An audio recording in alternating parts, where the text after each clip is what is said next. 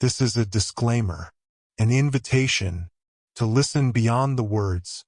Dear listeners, as you prepare to lose yourself in the tapestry of this tale, spun with care and woven with countless voices, allow me a moment to reflect on the nature of storytelling itself.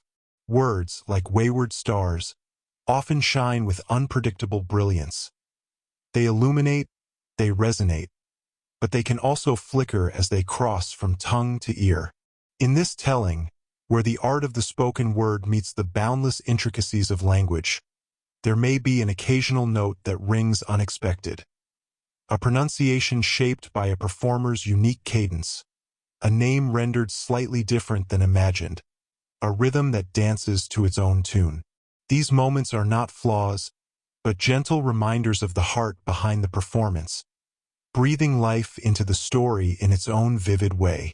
Rather than distractions, consider them the creases in an ancient map, the character of a voice etched with the echoes of the world it seeks to bring alive. They are the marks of a tale well told, alive with the imperfections that makes human. Lean into the magic, allow the story to wash over you, and trust that, no matter the shape of each word, the soul of the journey remains unchanged. Your willingness to listen with an open heart is the truest magic of all. Topsy Turvy, by Jules Verne. Chapter 1. In which the North Polar Practical Association rushes a document across two worlds. Then, Mr. Maston, you pretend that a woman has never been able to make mathematical or experimental science progress? To my extreme regret, I am obliged to, Mrs. Scorbitt, answered J.T. Maston, that there have been some very remarkable women in mathematics, especially in Russia. I fully and willingly agree with you. But, with her cerebral conformation, she cannot become an Archimedes, much less a Newton. Oh, Mr. Maston, allow me to protest in the name of my sex.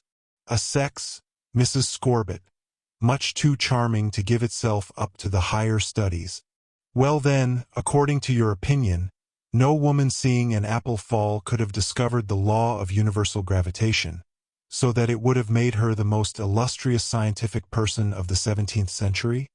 In seeing an apple fall, Mrs. Scorbitt, a woman would have but the single idea to eat it, for example, our Mother Eve.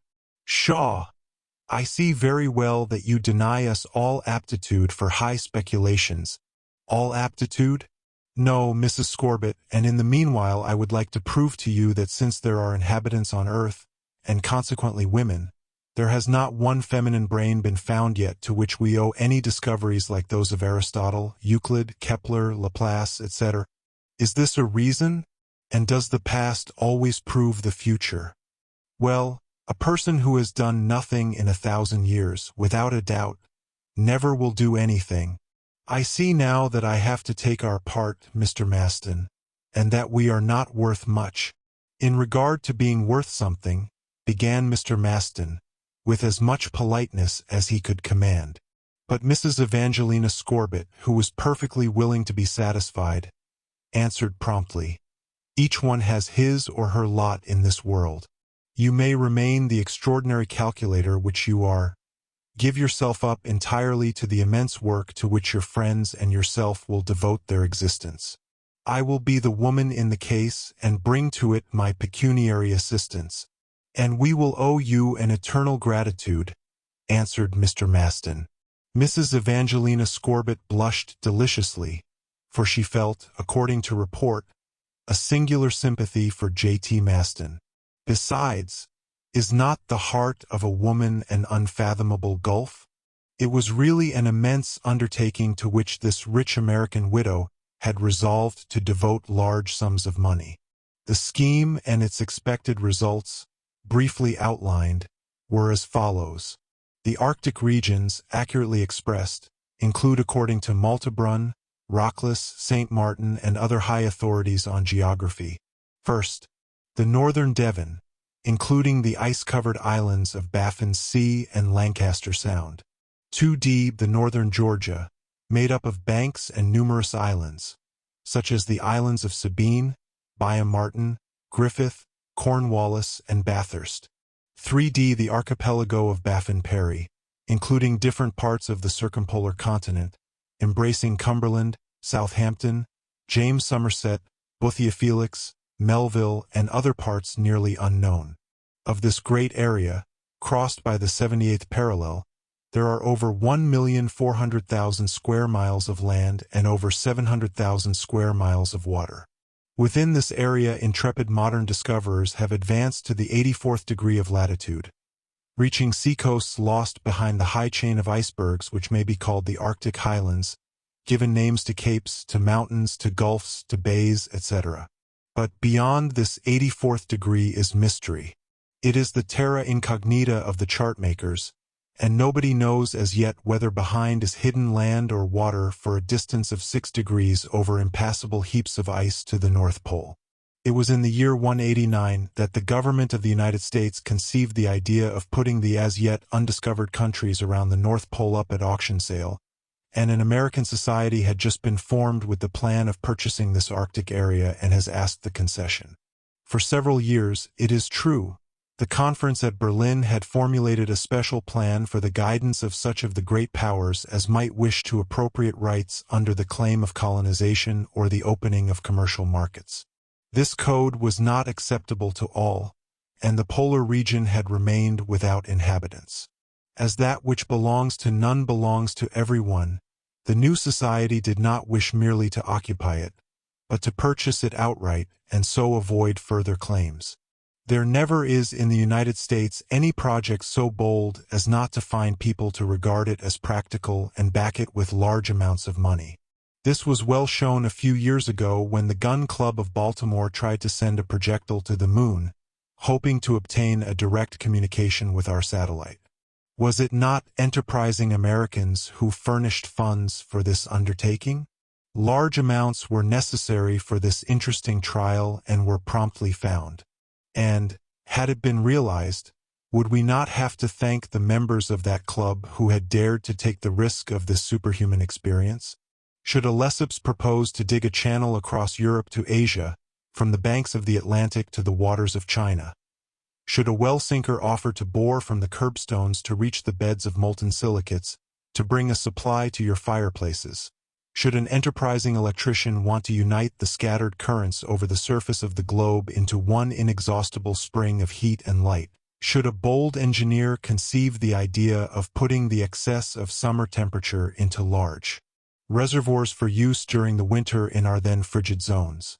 Should an anonymous society be founded to do any of 100 different similar things, there would be found Americans ready to head the subscription lists, and a regular stream of dollars would pour into the company safes as freely as the rivers of America flow into the ocean. It is natural to expect that opinions were very varied when the news spread that the Arctic region was going to be sold at auction for the benefit of the highest and final bidder, particularly when no public subscription list was started in view of this purchase, as the capital had all been secured beforehand. To use the Arctic region. Why, such an idea could only be found in the brain of a fool, was the general verdict. Nothing, however, was more serious than this project. A prospectus was sent to the papers of the two continents, to the European publications, to the African, Oceanic, Asiatic, and at the same time to the American journals. The American newspaper announcement read as follows: To the inhabitants of the globe. The Arctic region situated within the 84th degree could not heretofore have been sold at auction for the very excellent reason that it had not been discovered as yet. The extreme points reached by navigators of different countries are the following. 82 degrees 45 minutes, reached by the English explorer Parry in July 1847 on the 28th meridian west to the north of Spitzberg. 83 degrees 20 minutes 28 seconds, reached by Markham, with the English expedition of Sir John George Nares, in May 1867 on the 50th meridian west in the north of Grinnell Land. 83 degrees 35 minutes latitude, reached by Lockwood and Brainerd, of the American expedition under Lieutenant Greely in May 1882 on the 42nd meridian west in the north of Nares Land. The property extending from the 84th parallel to the pole on a surface of 6 degrees must be considered an undivided domain among the different states of the globe and not liable to be transformed into private property through a public auction sale. No one is compelled to live in this section, and the United States, relying on this non-ownership, has resolved to provide for the settlement and use of the domain. A company has been founded at Baltimore under the name of the North Polar Practical Association, representing officially the American Union. This company intends to purchase the said country according to the common law, which should then give them an absolute right of proprietorship to the continent, islands, inlets, waters, rivers, etc. In fact, of everything of which the Arctic region is composed. It is well understood by the law of nations that this title of proprietorship cannot be touched under any circumstances, no matter what shall happen. These conditions having been laid before all the powers, the Arctic region is to be sold at public auction for the benefit of the highest and last bidder. The date of the sale is set for the 3d of December of the current year, in the auction hall at Baltimore, Maryland, United States of America. Address for information: Mr. W. S. Forster, Temporary Agent for the North Polar Practical Association, 93 High Street, Baltimore. The reader may imagine how this communication was received by the public at large. Most people considered it as an absurd idea. Some only saw in it a sample of characteristic American humbug. Others thought that the proposition deserved to be fairly considered, and they pointed to the fact that the newly founded company did not in any way appeal to the public for pecuniary help, but was willing to do everything with its own capital. It was with its own money that it wanted to purchase the Arctic region. The promoters did not try to put gold, silver, and banknotes into their pockets and keep them for their own benefit. No, they only asked permission to pay for the land with their own money. Some people who claimed to know said that the company could have gone to work and taken possession of the country without any further ceremony, as it was their right as first occupants. But that is just where the difficulty came in, because until this time the pole seemed to be forbidden ground to anyone. Therefore, in case the United States should give possession of the country, the company wanted a regular title to it without trouble about the matter in the future. It was unjust to blame them in any way, as in such an affair too many precautions cannot be taken. Besides, the circular had a paragraph which provided for all future chances. This paragraph was capable of so many interpretations that the exact meaning of it could not be rendered even by those who studied it closely. It was stipulated that the right of proprietorship should not depend upon any chances or changes in the country, no matter whether these changes were in the position or climate of the country. What did this phrase mean? How could there ever be any changes in the geography or meteorology of a country like this one to be sold at auction? Evidently, said some shrewd ones, there must be something behind it. The commentators had free swing and exercised it with a will. One paper in Philadelphia published the following pleasant notice. Undoubtedly, the future purchasers of the Arctic region have information that a hard stone comet will strike this world under such conditions that its blow will produce geographic and meteorologic changes, such as the purchasers of the Arctic region will profit by. The idea of a blow with a hard stone planet was not accepted by serious people. In any case, it was not likely that the would-be purchasers would have been informed of such a coming event. Perhaps, said a New Orleans newspaper, the new company thinks the precession of the equinox will in time favor the conditions likely to lead to the utilization of this domain. And why not? Because this movement modifies the direction of the axis of our spheroid, observed another correspondent. Really, answered the Scientific Review of Paris. As Adhemer has predicted in his book on the ocean currents, the precession of the equinox, combined with the movement of the Earth's axis, will be such as to modify in a long period the average temperature of the different parts of the Earth and in the quantities of ice accumulated around the two poles. This is not certain, replied the Edinburgh Review, and, besides, supposing that this would be the case, Is not a lapse of 12,000 years necessary before Vega becomes our polar star in consequence of this movement, and the situation of the Arctic territory consequently changed in regard to its climate? Well, said the Copenhagen Dagblad, in 12,000 years it will be time to make preparations, and before that time risk nothing, not even a cent.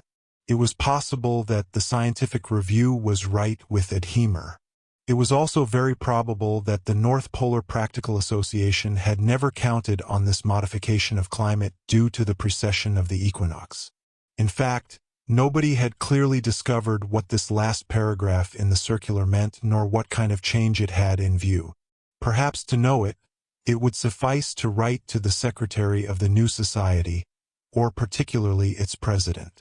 But the president was unknown. Unknown as much as the secretary and all other members of the council. It was not even known where the document came from.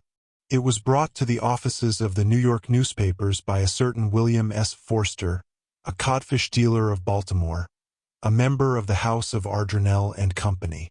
Everything was so quiet and mysterious in the matter that the best reporters could not make out what it was all about. This North Polar Association had been so anonymous that it was impossible even to give it a definite name. If, however, the promoters of this speculation persisted in making their personnel an absolute mystery, their intention was clearly indicated by the document spread before the public of two worlds. Really, after all, the question was the purchase of that part of the Arctic regions bounded by the 84th degree, and of which the North Pole was the central point. Nothing very exact concerning this region was known. The modern discoverers who had been nearest to this parallel were Parry, Markham, Lockwood, and Brainerd. In regard to the other navigators of the northern seas, they stopped far short of the above-mentioned point, such as Paez in 1874, to 82 degrees 15 minutes north of the land of Francis Joseph of New Zembla. Liaut in 1870 to 72 degrees 74 foot above Siberia. De Long in the Jeannette expedition in 1879 to 78 degrees 45 minutes around the islands which bear his name. Others went around New Siberia and Greenland to the end of the Cape Bismarck, but had not passed the 76th, 77th, or 78th degree of latitude. The North Polar Practical Association wanted then a country which had never been touched before by mankind or discoverers, and which was absolutely uninhabited. The length of this portion of the globe surrounded by the 84th degree, extending from the 84th to the 90th, making 6 degrees, which at 60 miles each make a radius of 360 miles and a diameter of 720 miles. The circumference, therefore, is 2,260 miles, and the surface 407 square miles. This is about the 10th part of the whole of Europe. A very desirable slice of land indeed. The document, as we have seen, also stated that these regions were not yet known geographically, belonged to no one and therefore belonged to everyone. But it could be foreseen that the adjoining states at least would consider these regions as the prolongation of their own possession towards the north and would consequently claim the right of ownership. Their pretensions would have more justice than those of discoverers who operated upon the whole of the Arctic countries and made explorations only for the glory of their own nation. The federal government represented in the new society intended to make their rights valuable and to indemnify them for the price of their purchase. However, it was the partisans of the North Polar Practical Association did not announce. The proprietorship was clear, and nobody being compelled to live there could object to the auction sale of this vast domain. The countries whose rights were absolutely established as much as those of any countries could be were 6 in number: America, England, Russia, Denmark, Sweden, Norway, and Holland. Other countries could claim discoveries made by their mariners and their travelers. France could interfere because some of her children had taken part in the expeditions sent out to conquer the territories around the pole. Among the others, the courageous Bellet, who died in 1853 in the islands of Beechey, during the Phoenix expedition sent in search of Sir John Franklin. Nor must one forget Dr. Octave Pavy, who died in 1884 near Cape Sabine, while the Greeley mission was at Fort Conger, and the expedition which, in 1838-39, had gone to the Sea of Spitzberg with Charles Marmier, Bervise and his courageous companions, would it not be unfair to forget them? But despite all this, France did not care to interfere in this commercial rather than scientific matter, and she abandoned all her rights for a share of the polar pie. The same of Germany. It had sent since 1671 the Hamburg expedition of Frederick Martens to the Spitzbergen, and in 1869 and 70 the expeditions of the Germania and of the Hansa, commanded by Koldervey and Heegman, which went as far as Cape Bismarck by going along the coast of Greenland.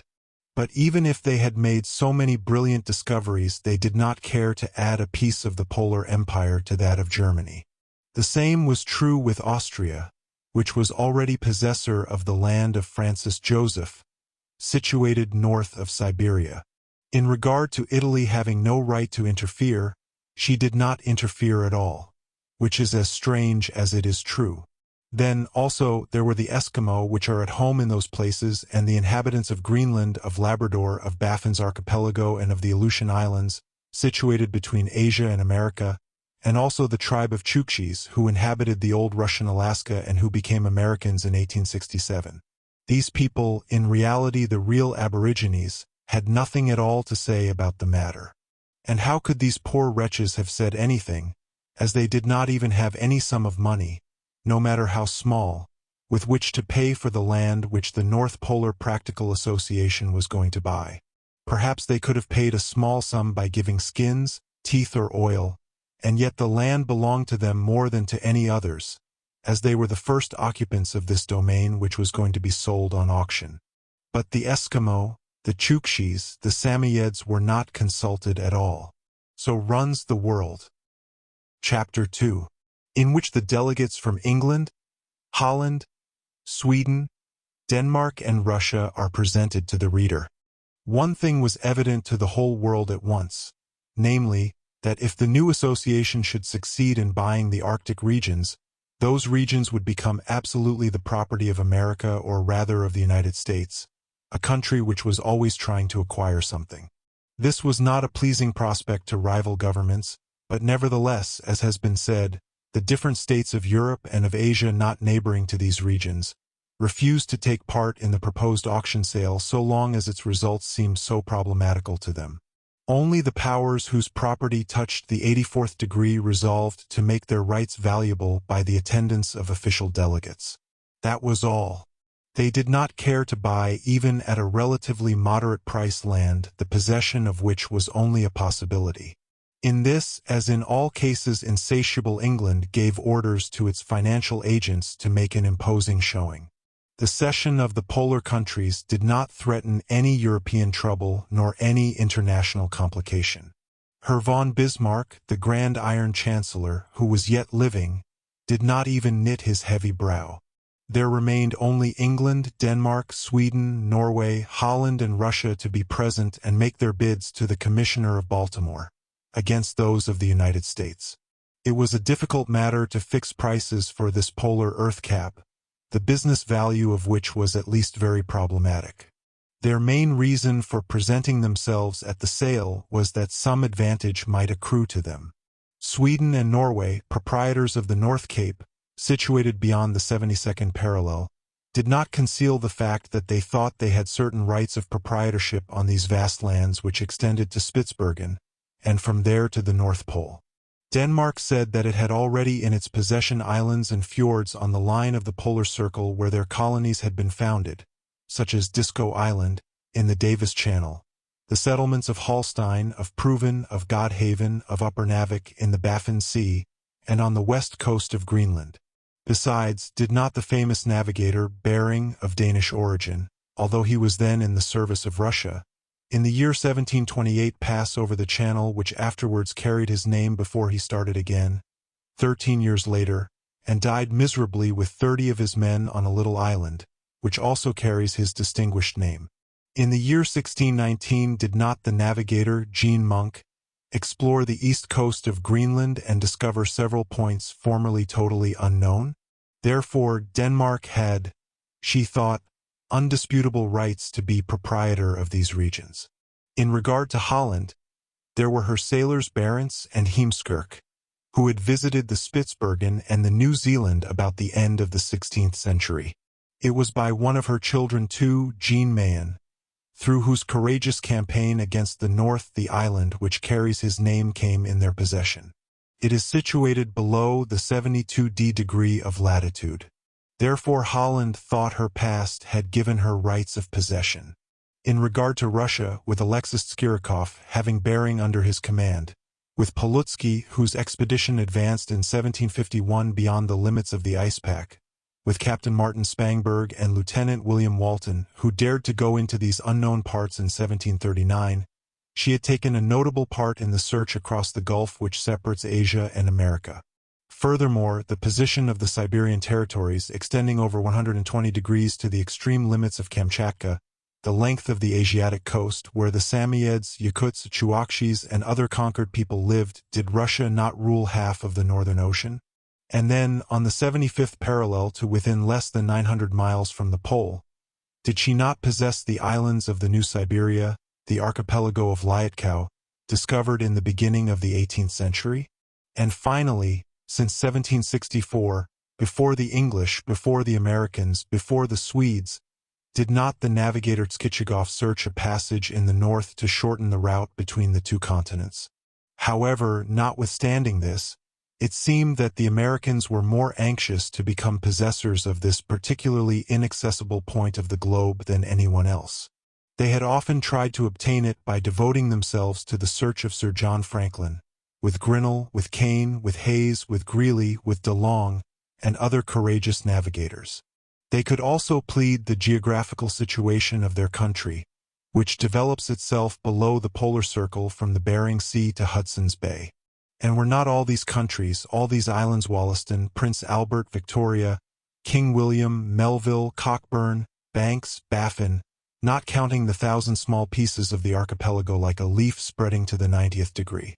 And then supposing that the North Pole should be attached by an uninterrupted line of territory to one of the large continents of the globe, would it not be more to America than to Asia or Europe? Therefore, nothing was more natural than the proposition to purchase this region by the federal government for the benefit of an American society. If any power had undisputable modern rights to possess the polar domain, it was certainly the United States of America. It must also be considered that the United Kingdom of Great Britain, which possessed Canada and British Columbia, numerous sailors of which had distinguished themselves in these Arctic countries, urged very good reasons for annexing this part of the globe to their vast empire, and its journals discussed the matter at great length. Yes, without a doubt, answered the great English geographer Cliptringan in an article in a London newspaper which made a great sensation. Yes, the Danes, the Hollanders, the Russians, and the Americans can be proud of their rights. As for England, she did not wish to let this country escape her. Did not the northern part of the continent already belong to them? Have not these lands, these islands which compose them, been discovered and conquered by English discoverers since Willoughby, who visited Spitsbergen and New Zealand in 1739, to McClure, whose vessel made in 1853 the passage of the Northwest?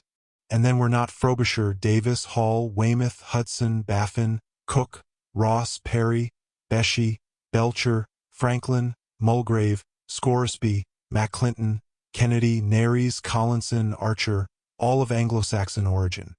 And what country could make a more just claim on the portion of these Arctic regions than that which these navigators had been able to acquire?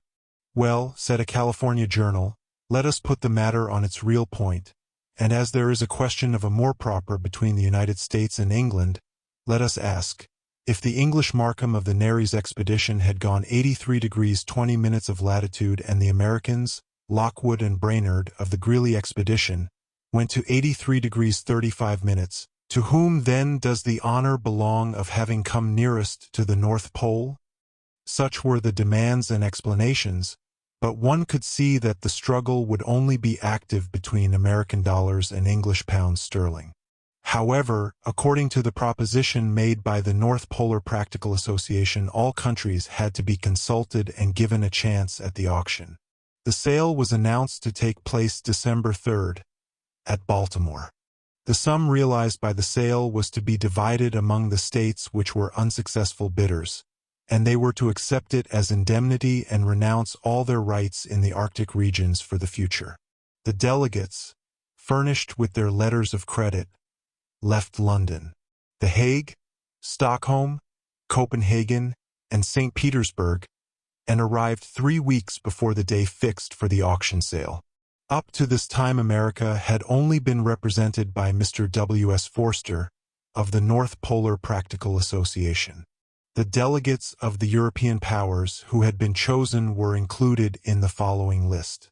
For Holland-Jacques Jansen, formerly Councillor of the Netherlandish India. 53 years old, stout, short, well-formed, small arms, small bent legs, round and florid face, grey hair. A worthy man, only a little incredulous on the subject of an undertaking the practical consequences of which he failed to see. For Denmark, Erik Baldenak, ex-sub-governor of the Greenlandish possessions. Of medium height, a little bent over, large and round head, so short-sighted that the point of his nose would touch his books, not willing to listen to any claim denying the rights of his country, which he considered the legitimate proprietor of the northern region. For the Swedish-Norwegian Peninsula, Jan Harold, professor of cosmography in Christiania. A genuine northern man, red-faced, beard and hair blonde. He regarded it as an established fact that the polar region, being only occupied by the Paleocrystic Sea, had absolutely no value. He was, however, not much interested in the matter and went there only as a duty. For Rushikal, Boris Kharkov, semi-military man, semi-diplomat. A stiff, stubby mustache, seeming uncomfortable in his citizen clothes and feeling absent-mindedly for his sword which he was accustomed to carry. Very much puzzled to know what was hidden in the proposition of the North Polar Practical Association, and whether it would not be the cause of international difficulties. Finally, for England, Major Donnellan and his secretary, Dean Toodrink. The last two named represented all the tastes and aspirations of the United Kingdom, its commercial and industrial instincts, its aptitude to consider, by a law of nature, the northern regions their own property just as any country which did not belong to anyone else. If there ever was an Englishman it was Major Donnellan, tall, meager, bony, nervous, angular, with a little cough, a head a la Palmerston on bending shoulders, legs well formed after his 60 years, indefatigable, a quality he had well shown when he worked on the frontiers of India. He never laughed in those days, and perhaps never had. And why should he?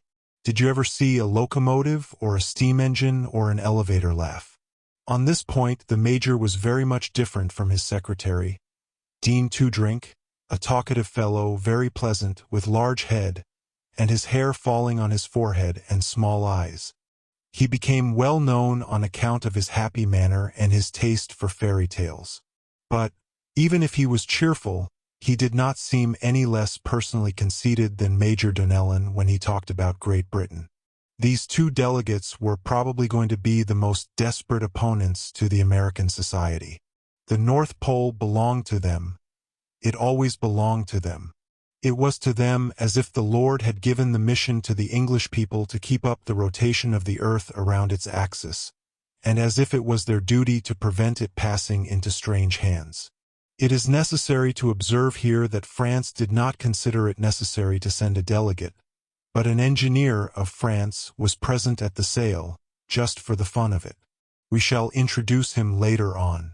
The delegates of the northern European states had arrived in Baltimore on different steamers, to give it the appearance that they had nothing at all to do with each other. They were really rivals. Each one of them had in his pocket the necessary means to fight against the American society. But they could not fight with equal force. One could dispose of a sum of money which amounted to nearly $1 million, another could pass that amount. And really to purchase a piece of our globe to reach which seemed an impossibility, this ought still appear to be dear. In reality the best provided for was the English delegate, to whose order the government had opened a very large credit. Thanks to this credit Major Donnellan would not have very hard work to conquer his adversaries of Sweden, Denmark, Holland, and Russia. In regard to America, well, that was a different thing. it would be much more difficult to win against the fusillade of dollars. At least it was very probable that the mysterious society must have enough money on hand to go on in their work. Therefore, the highest bidding, which might come to millions, was between America and England. As soon as the European delegates had landed, public opinion became more excited. The most singular stories were printed in the newspapers. False theories were established, based on the purchase of the North Pole. What was the society going to do with it? And what could they do with it? Nothing. Or perhaps it was all done to corner the iceberg market. There was even a journal in Paris, the Figaro, which upheld this curious idea. But for this it would be necessary to pass south of the 84th parallel. Be it as it may, however, the delegates who had avoided each other during their passage over the Atlantic became more and more associated after having arrived in Baltimore. Here is the reason. Since his arrival, each one had tried to open communications with the North Polar Practical Association separately, unknown to the other. That which they wished to know were the motives hidden at the bottom of this affair, and what profit the society hoped to make out of the sale. Now, until the present time, nothing indicated that the society had opened an office at Baltimore. No office, no employees. All that could be learned was, for information address only William S. Forster, High Street, Baltimore, and it did not look as though the honest consignee of codfish knew any more in this respect than the lowest street porter of the city. The delegates could, therefore, learn nothing from him. They were accordingly compelled to rely upon the more or less absurd guesses of the public at large. Was the secret of the society going to be kept impenetrable as long as it did not make it known itself? This was the question. Without doubt, it did not seem inclined to give any information on the subject until the purchase had been made. Therefore, it came that the delegates finished by seeing and meeting each other. They made visits to each other and finally came in close communication with each other, perhaps with the idea of making a front against the common enemy, or otherwise the American company. And so it happened that one evening they were all together in the Hotel Wolseley, in the suite occupied by Major Donnellan and his secretary, Dean Toodrink, holding a conference. In fact, this tendency to a common understanding was principally due to the advice of Colonel Boris Karkof, the best diplomat known. At first, the conversation was directed to the commercial and industrial consequences which the society pretended to gain by purchase of the Arctic domain. Professor Jan Harold asked if anyone had been able to gain any information on that point. All finally agreed that they had tried to get information from Mr. William S. Forster, to whom all letters should be addressed. "I have failed," said Eric Baldenak. "And I have not succeeded," added Jacques Jansen. "In regard to myself," answered Dean Toodrink, "when I presented myself at the stores in High Street in the name of Major Donnellan, I found a large man in black clothes, wearing a high hat with a white apron, which was short enough to show his high boots. When I asked him for information in the matter, he informed me that the South Star had arrived with a full cargo from Newfoundland, and that he was ready to furnish me with a fresh stock of codfish on account of Messrs. Ardrunel and Company. And," answered the former counselor of the Dutch Indies, always a little skeptical, "it would be much better to buy a load of codfish than to throw one's money into the ice water of the north." "This is not at all the question," says Major Donnellan, with a short and high voice. "The question is not the codfish, but the polar region." "Americans ought to stand on their heads," said Dean Toodrink, laughing at his own remark. "That will make them catch cold," finally said Colonel Karkof. "The question is not there," said Major Donnellan. "One thing only is certain, that for some reason or another America, represented by the NPPA, remark the word practical, wants to buy a surface of 407 square miles around the North Pole. A surface which is actually, remark the word actually, pierced by the 84th degree of latitude. We know it, Major Donnellan, and much more," said Jan Harold. "But what we do not know is how the said company will make use of those countries or waters, if they are waters from a commercial standpoint, This is not the question, answered for the third time Major Donnellan. A power wants to purchase with money a large part of the globe which, by its geographical situation, seems to belong especially to England, to Russia, said Colonel Kharkov, to Holland, said Jacques Jansen, to Sweden-Norway, said Jan Harold, to Denmark, said Eric Baldenek. The 5 delegates jumped to their feet, and it seemed as if the council would turn to harsh words, when Dean Toodrink tried to interfere the first time. "Gentlemen," said he in a tone of reconciliation, "this is not the question," following the expression of my chief, of which he made such frequent use. "As long as it has been decided that the northern regions are going to be sold at auction, they will naturally belong to such representative who will make the highest bid for same. As long as Sweden, Norway, Russia, Denmark, Holland, and England have given large credits to their delegates, would it not be best for these nations to form a syndicate and raise a sum of money against which America could not make a bid?" The delegates looked at each other. It was possible that Dean Toodrink had found the missing link. A syndicate at present, it is heard everywhere. Everything is syndicate nowadays: what one drinks, what one eats, what one reads, what one sleeps on. Nothing is more modern, in politics as well as business, than a trust. But an objection was started, or rather an explanation was needed, and Jacques Jansen tried to find out the sentiments of his colleagues by saying, "And afterwards, yes, after the purchase of the region by the syndicate, then what?" "But it seems to me that England," said the major in a rough voice, "and Russia," said the colonel, with nostrils terribly dilated, "and Holland," said the councillor. "As God has given Denmark to the Danish," observed Eric Baldenak "Excuse me. There is only one country," interrupted Dean Toodrink, "which has been given by our Lord, and that is the world." "And why?" said the Swedish delegate. "Did not the poet say, 'Deus nobis haec ostia fecit'?" said this merryman in translating, according to his fashion, the close of the 6th verse of the first eclogue of Virgil. All began to laugh except Major Donnellan, who stopped for the second time the discussion which threatened to finish badly. Then Dean Toodrink said, "Do not quarrel, gentlemen. What good will it do us? Let us rather form a syndicate." "And afterwards?" asked Jan Harold. "Afterwards," answered Dean Toodrink, "nothing more simple, gentlemen. After you shall have bought the polar domain, it will remain undivided among us, or will be divided after a regular indemnity to one of the states which have been purchasers. But our purpose would have already been obtained, which is to save it from the representative of America." This proposition did some good, at least for the present moment, as very soon the delegates would not fail to fight with each other, and pull each other's hair where there was any to pull. It would be at the moment when it was necessary to elect a final buyer of this immovable region, so much disputed and so useless. "In all cases," cleverly remarked Dean Toodrink, "the United States will be entirely out of the question." "It seems to me very sensible," said Eric Baldenak. "Very handy," said Colonel Kharkov. "Right," said Jan Harold. "Mean," said Jacques Jansen. "Very English," said Major Donnellan. Each one had given his opinion, hoping to convince his colleagues.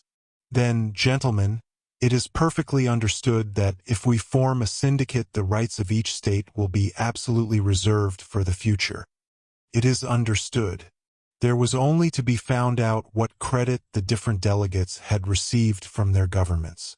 It was supposed that the whole, when added up, would represent such an enormous sum that there would not be the least doubt that the APPA-NPPA would fail to surpass this amount of money. This question of funds was met by Dean Toodrink. Complete silence. Nobody would answer, "Show your pocketbook." Empty their pockets into the safes of a syndicate. Make known in advance how much each country would bid at the sale. No haste was shown. And if there should be a disagreement in this new-formed syndicate in the future, and circumstances should compel each one to make his own bids, and should the diplomat Kharkov feel insulted at the trickery of Jacques Jansen, who would be insulted at the underhand intrigues of Jan Harold, who would refuse to support the high pretensions of Major Donnellan, who, himself, would not stop to embroil each one of his associates, and now to show their credits that was showing their play, when it was necessary to live up to it. There were really two ways only to answer the proper but indiscreet suggestion of Dean Toodrink. Either to exaggerate the credits, which would be very embarrassing because it would then be the question of the payment, or to diminish them to such a point that they would be ridiculous and not to the purpose of the scheme. The ex-counselor had this idea first, but it must be said to his credit, he did not seriously hold it. His colleagues, however, followed suit. "Gentlemen," said Holland, through its mouthpiece, "I regret. But for the purpose of the Arctic regions I can only dispose of 50 Richthaler." "And I of 35 rubles," said Russia. "And I of 20 kronors," said Norway-Sweden. "And I of 15 kronen," said Denmark. "Well," said Major Donnellan, in a tone well befitting the disdainful attitude so common and natural to the English character, "then it would be better that you make the purchase, gentlemen, as England can only put up at the most 1 shilling and 6 pence, and with this ironical remark the conference of the delegates of old Europe was at an end. Chapter 3, in which the Arctic regions are sold at auction to the highest bidder. Why was this sale on the 3d of December going to be held in the regular auction hall, where usually only such objects as furniture, utensils, tools, instruments, etc., or art pieces, pictures, medals, and antique objects were sold? Why, so long as it was a piece of realty, was it not sold before a referee or a court of justice appointed for such sales? And why was the aid of a public auctioneer necessary when a part of our globe was going to be sold? How could this piece of the world be compared with any movable object when it was the most fixed thing on the face of the earth? Really, this seemed to be quite illogical, but it was not so, since the whole of the Arctic regions was to be sold in such a way that the contract would be valuable. Did this not indicate that, in the opinion of the NPPA, the immovable object in question contained something movable? This singularity puzzled even the most eminently sagacious minds to be found in the United States. On the other hand, there had been such a sale in the past already. One portion of our planet had been sold in the auction rooms with the help of a public appraiser to the highest public bidder. And this case had happened in America.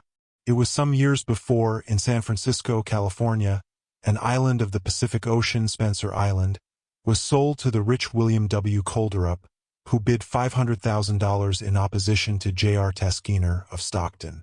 This island had cost $4 million. It is true it was an island which had inhabitants, only a few miles away from the coast, with forests, water, productive and solid, with fields and prairies, in condition to be cultivated, and not a vague wild region of water covered with eternal ice, defended by impenetrable icebergs, which very probably nobody would ever live in. It was thought, therefore, that the unknown polar region would never bring so high a price if sold at auction. Nevertheless, on the day of the sale, a great many serious and curious people assembled to learn the end of the affair. The sale could hardly fail to be interesting. Ever since their arrival in Baltimore, the European delegates had found themselves very much gazed at and always surrounded by many people.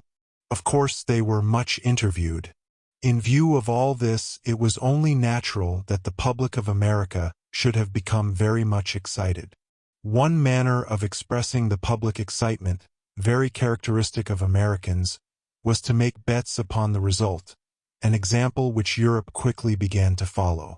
Divided as the American citizens were into those of New England, those of the Middle States, Western States, and Eastern States, there was only one wish, and that was for the well-being of their country. But there was still a great deal of uncertainty. It was neither Russia, nor Sweden, nor Norway, nor Denmark, nor Holland, the chances of which they dreaded most. But it was England, with its territorial ambitions, with its only too well-known tendency to swallow everything, and its world-known Bank of England notes. Large sums of money were placed on the result. Bets were made on America and Great Britain the same as on racehorses, and in almost all cases even money was put up. Some offers were made of 12 and 13.5 to 1 on Denmark, Sweden, Holland, and Russia, but none would take such an offer. The sale commenced at 12 o'clock. Since early in the morning all business had been stopped in the street on account of the large crowd.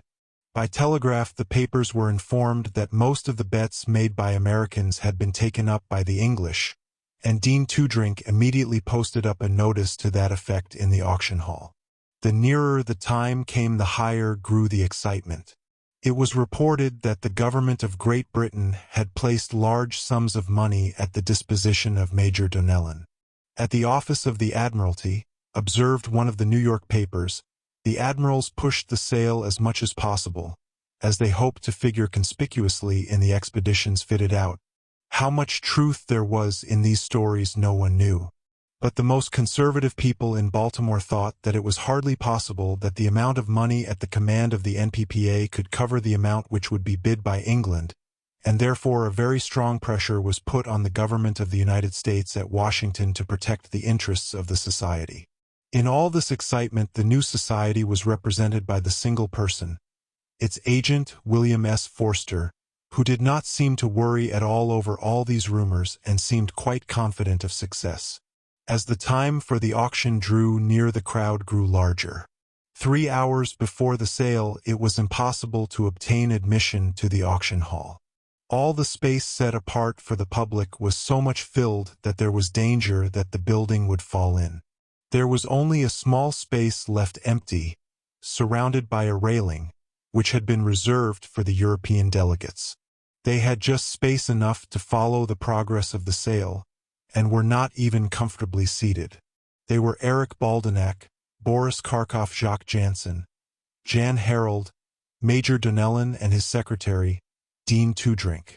They formed a solid group, standing together like soldiers on a battlefield.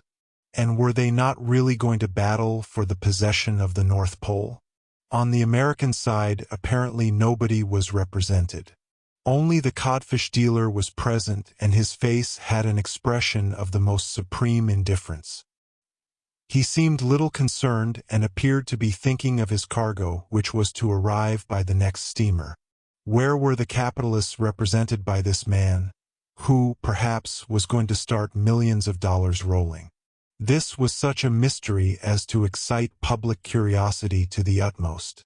No one doubted that Mr. J. T. Maston and Mrs. Evangelina Scorbett had something to do with the matter, but what could one guess on? Both were there, lost in the crowd, without any special place, surrounded by some members of the Baltimore Gun Club, friends of Mr. Maston. They seemed to be the least interested spectators in the hall. Mr. William S. Forster even did not seem to recognize them. The auctioneer began by saying that contrary to the general rule, it was impossible to show the article about to be sold. He could not pass from hand to hand the North Pole. Neither could they examine it nor look at it with a magnifying glass or touch it with their fingers to see whether the plating was real or only artificial, or whether it was an antique, which it really was, he said. It was as old as stone, it was as old as the world, since it dated back to the time the world was made. If, however, the North Pole was not on the desk of the public appraiser, a large chart, clear in view of all interested persons, indicated with marked lines the parts which were going to be sold at auction. 17 degrees below the polar circle was a red line, clearly seen on the 84th parallel, which marked the section on the globe put up for sale. It appeared that there was only water in this region covered with ice of considerable thickness. But this was the risk of the purchaser. In any case, he would not be disappointed in the nature of his merchandise by any misrepresentation. At 12 o'clock exactly, the public auctioneer entered by a little trapdoor cut in the boards of the floor and took his place before the desk. His crier, Flint, had already arrived, and was walking up and down as agitated as a bear in a cage. Both were glad at the prospect, as they thought that the sale would run up to an enormous sum and put a large and acceptable percentage in their pockets. Of course, the sale would have to be made under the regular, real American rule, ready cash. The amount of money, no matter how large it would be, must be raised by the delegates. At this moment, a large bell ringing with vigor indicated that the bidding was going to begin. What a solemn moment! Many hearts quivered in that neighborhood. A minor riot spread among the crowd outside and reached into the hall, and Andrew R. Gilmore, the auctioneer, had to wait until quiet was restored. He got up and looked steadily at his assistants. Then he let his eyeglasses fall on his breast and said in as quiet a voice as possible, "Gentlemen, according to the plan of the federal government, and thanks to the acquiescence given it by the European powers, we will sell a great fixed mass, situated around the North Pole, all that is within the limits of the 84th parallel, continents, waters, bays, islands, icebergs, solid parts or liquid, whatever they may be." Then, turning towards the wall, he said, "Look at this chart, which has been outlined according to the latest discoveries. You will see that the surface of this lot contains 407,000 square miles. Therefore, to make the sale easier, it has been decided that the bids should be made for each square mile. Each cent bid, for instance, will be equal to 407,000 cents and each $407,000 on the total purchase." A little silence, please, gentlemen. This request was not superfluous, because the impatience of the public had reached such a degree that the voice of a bidder would hardly be heard. After partial silence had been established, thanks to the industry of the crier, Flint, who roared like a foghorn, Mr. Gilmore resumed as follows. "Before beginning, I will mention only one condition of the sale. No matter what changes should happen, either from a geographical or meteorological standpoint, this region, after being sold to the highest bidder, is absolutely his own beyond any dispute, and the other countries have no right of possession whatever as long as the territory is not outside of the limits of the 84th degree north latitude." Again was this singular phrase mentioned at a very important moment. Some laughed at it, others considered it very seriously. "The bids are open," said the public auctioneer in a loud voice, and while his little ivory hammer was rolling in his hand he added in an undertone, "We have offers at 10 cents the square mile.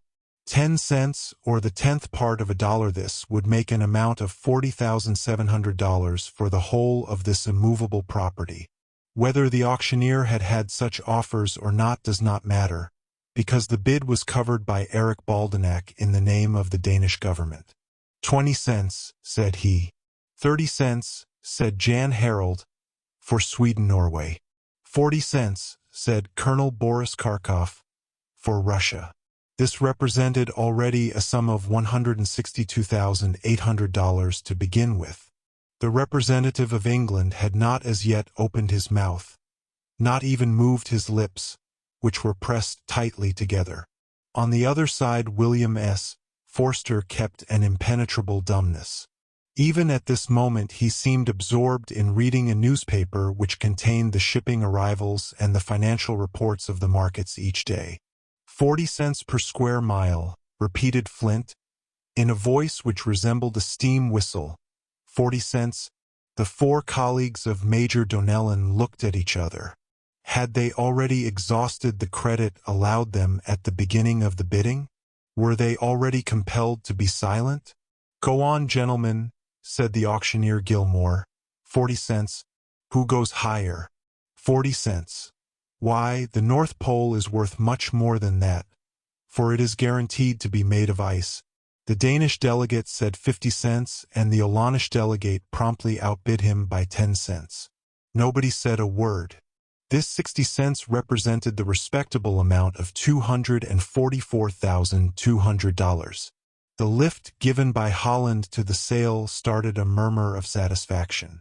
It seemed that the persons who had nothing in their pockets and nothing to their names were the most interested of all in this contest of dollars. At the moment Jacques Jansen made his offer, Major Donnellan looked at his secretary, Dean Toodrink, and, with an almost imperceptible negative sign, kept him silent.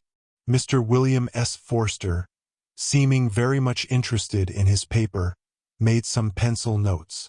Mr. J.T. Maston only replied to the smiles of Mrs. Evangelina Scorbett with a nod of the head. "Hurry up, gentlemen. A little life. Don't let us linger. This is very weak, very slow," said the auctioneer. "Let me see. Nobody says more. Must I knock down the North Pole at such a price? And as he spoke his hammer went up and down just like the cross in a priest's hands when he wishes to bless his people. 70 cents, said Jan Harold, with a voice which trembled a little. 80, immediately responded Colonel Boris Karkov. Hurry up. 80 cents, said Flint, whose eyes were burning with excitement. A gesture of Dean to drink made Major Donnellan jump up like a spirit. 100 cents, said he with a short and sharp tone, becoming in one who represented Great Britain. That one word made England responsible for $407,000. The friends of the bidders for the United Kingdom made a great hurrah, which was repeated like an echo by the outside crowd. The bidders for America looked at each other with disappointment. For $107,000, this was already a very large figure for such a region as the North Pole. For $107,000 for ice, icebergs, and ice fields? And the man of the NPPA did not say one word, did not even raise his head. Would he decide to make at last one overwhelming bid? If he wanted to wait until the Danish delegates, those of Sweden, Holland, and Russia had exhausted their credit, it would seem that the proper moment had come. Their faces plainly showed that, before the 100 cents of Major Donnellan, they had decided to quit the battlefield. 100 cents the square mile, said the auctioneer for the second time. 100, 100, 100, cried out Flint, making a speaking trumpet of his half-closed hand. Nobody goes higher? Questioned auctioneer Gilmore. Is it heard? Is it understood? No regrets afterwards? We will sell it now. And he took his position and, looking at his clerk, said, once, twice, 110, very quietly, said William S. Forster, without even raising his eyes, after having turned the page of his paper. Hip, hip, hip, shouted the crowd who had put most of the money on America in the bets. Major Donnellan was astonished. His long neck turned in all directions and he shrugged his shoulders, while his lips worked with great excitement. He tried to crush this American representative with one look, but without success. But Mr. Forster, cool as a cucumber, did not budge. 140, said Major Donnellan. 160, said Forster. 180, said the Major with great excitement. 190, said Forster. 199, roared the delegate of Great Britain. With this he crossed his arms and seemed to defy the United States of America. One might have heard a mouse run, or a miller fly, or a worm creep. All hearts were beating. A life seemed hanging on the lips of Major Donnellan. His head, generally restless, was still now. Dean Toodrink had sat down and was pulling out his hairs one by one. Auctioneer Gilmore let a few moments run by. They seemed as long as centuries. The codfish merchant continued reading his paper and making pencil figures which had evidently nothing at all to do with the question. Was he also at the end of his credit? Did he intend to make a last offer? Did this amount of 199 cents for each square mile, or $793,000 for the whole of the fixture at sale, seem to him to have reached the last limit of absurdity? 199 cents, repeated the public auctioneer. We will sell it, and his hammer fell on the table before him. 199, cried the helper. Sell it, sell it. And everyone was looking at the representative of the NPPA. That surprising gentleman was blowing his nose on a large bandana handkerchief, which nearly covered his whole face. Mr. J. T. Maston was looking at him intently, and so was Mrs. Evangelina Scorbett. It could easily be seen by their anxious faces how much they tried to suppress their violent emotion. Why was Forster hesitating to outbid Major Donnellan? As for the imperturbable Forster, he blew his nose a second time, then a third time with the noise of a real foghorn.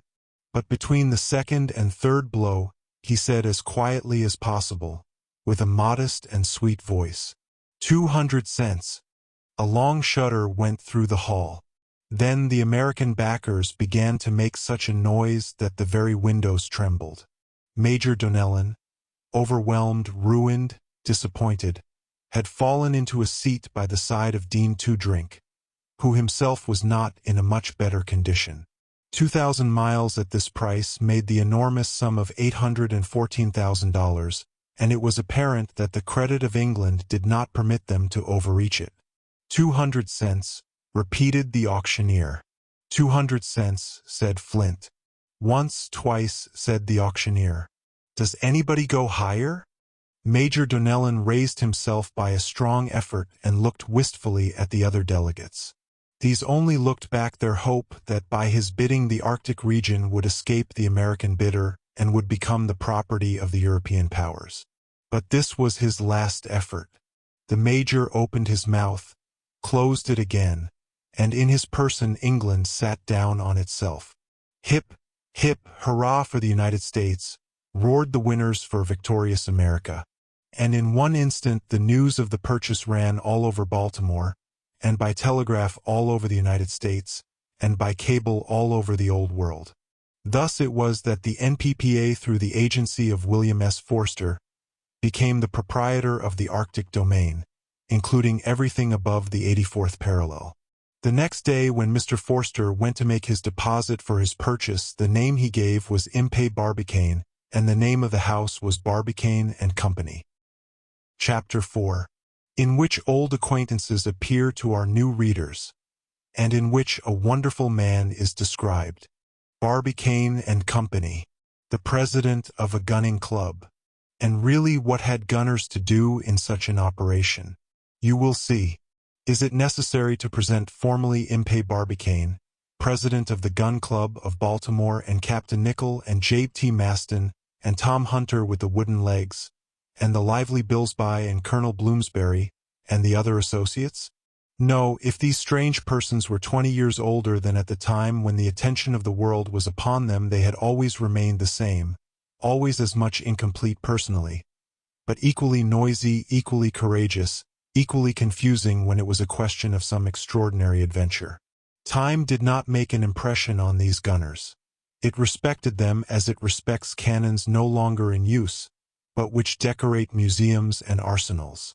If the Gun Club had 1,833 members in it when it was founded, names rather than persons, for most of them had lost an arm or leg, if 30,575 corresponding members were proud to owe allegiance to the club, these figures had not decreased. On the contrary, and even thanks to the incredible attempt which they had made to establish direct communication between Earth and Moon, its celebrity had grown in an enormous proportion. No one can ever forget the report on this subject which was made by this club and which deserves a few words of mention here. A few years after the Civil War, certain members of the Gun Club, tired of their idleness, proposed to send a projectile to the moon by means of a Columbiad monster. A cannon 900 feet long, 9 feet broad at the bore, had been especially made at Moon City and had then been charged with 400,000 pounds of gun cotton. From this cannon, a small cylindro-conical bomb had been flung towards the stars with a pressure of 6 millits-pounds per square inch. After having made a grand curve, it fell back to the earth, only to be swallowed up by the Pacific Ocean at 27 degrees 7 minutes of latitude and 41 degrees 37 minutes of longitude west. It was in this region that the frigate Susquehanna of the American Navy had fished it up to the surface of the ocean, to the great comfort of its occupants. Occupants? Yes, occupants. For 2 members of the Gun Club, its president, Impey Barbicane, and Captain Nichol, accompanied by a Frenchman well known for his boldness in such cases, had been in this flying machine. All 3 of them came back well and healthy from this dangerous trip. But if the 2 Americans were here ready to risk any similar thing, the French Michel Ardan was not. On his return to Europe he brought a fortune with him, although it astonished a good many people, and now he is planting his own cabbage in his own garden, eating them and even digesting them, if one can believe the best-informed reporters. After this discharge of the cannon, Impey Barbicane and Captain Nichol had lived on their reputation in comparative quietness. As they were always anxious to do another thing like it, they dreamt and tried to find out something else. Money they had in plenty. Out of 5.5 million which had been raised for them by subscription, they had nearly $200,000 left. This money was raised in the old and new worlds alike. Besides, all they had to do was to exhibit themselves in their projectile in America, and they could always realize large amounts of money. They had earned all the glory which the most ambitious mortal would look for. Impey Barbicane and Captain Nicholl would have been well able to keep quiet and idle if this very idleness did not torment them. And it was simply no doubt to do something that they had gone to work and bought this part of the Arctic region.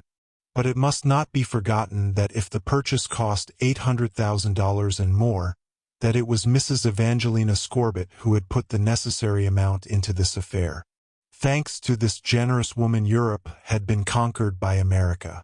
Since their return, President Barbicane and Captain Nicholl had enjoyed a supreme celebrity. But there was another man who deserved credit in the matter.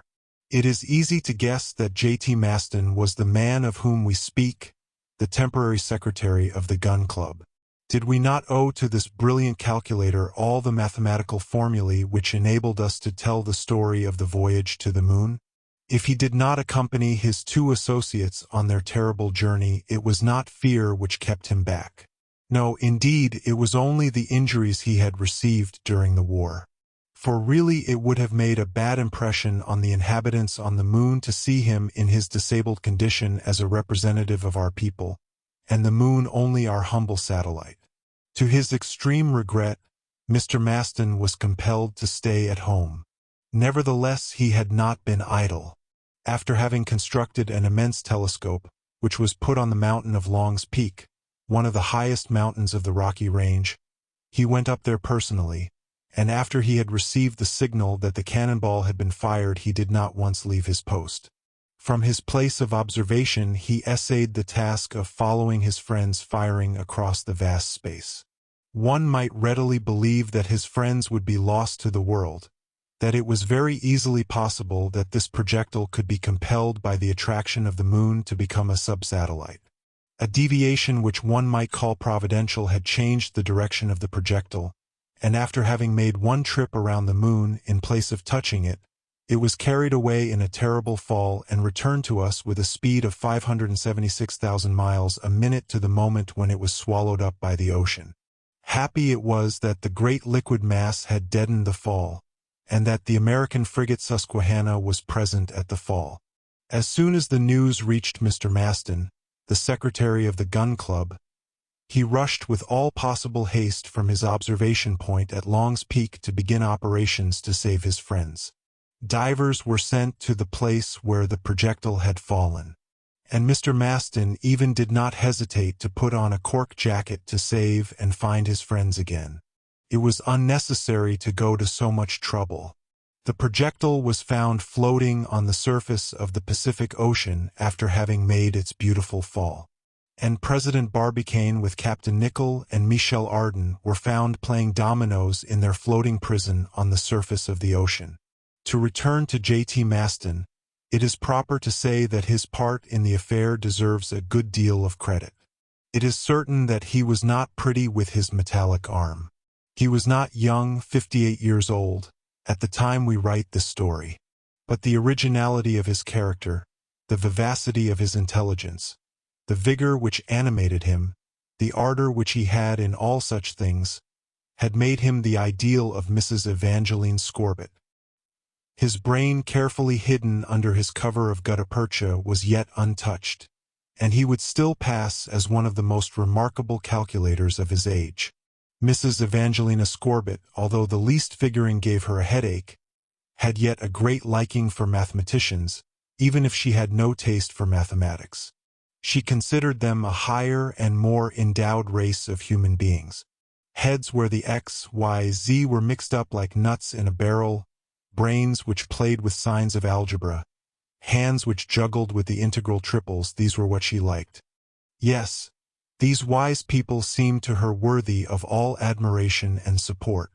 She felt herself drawn strongly towards them, And J.T. Maston was exactly that kind of man and one she adored, and her happiness would be complete if they two could be made one. This was the end of her mathematics.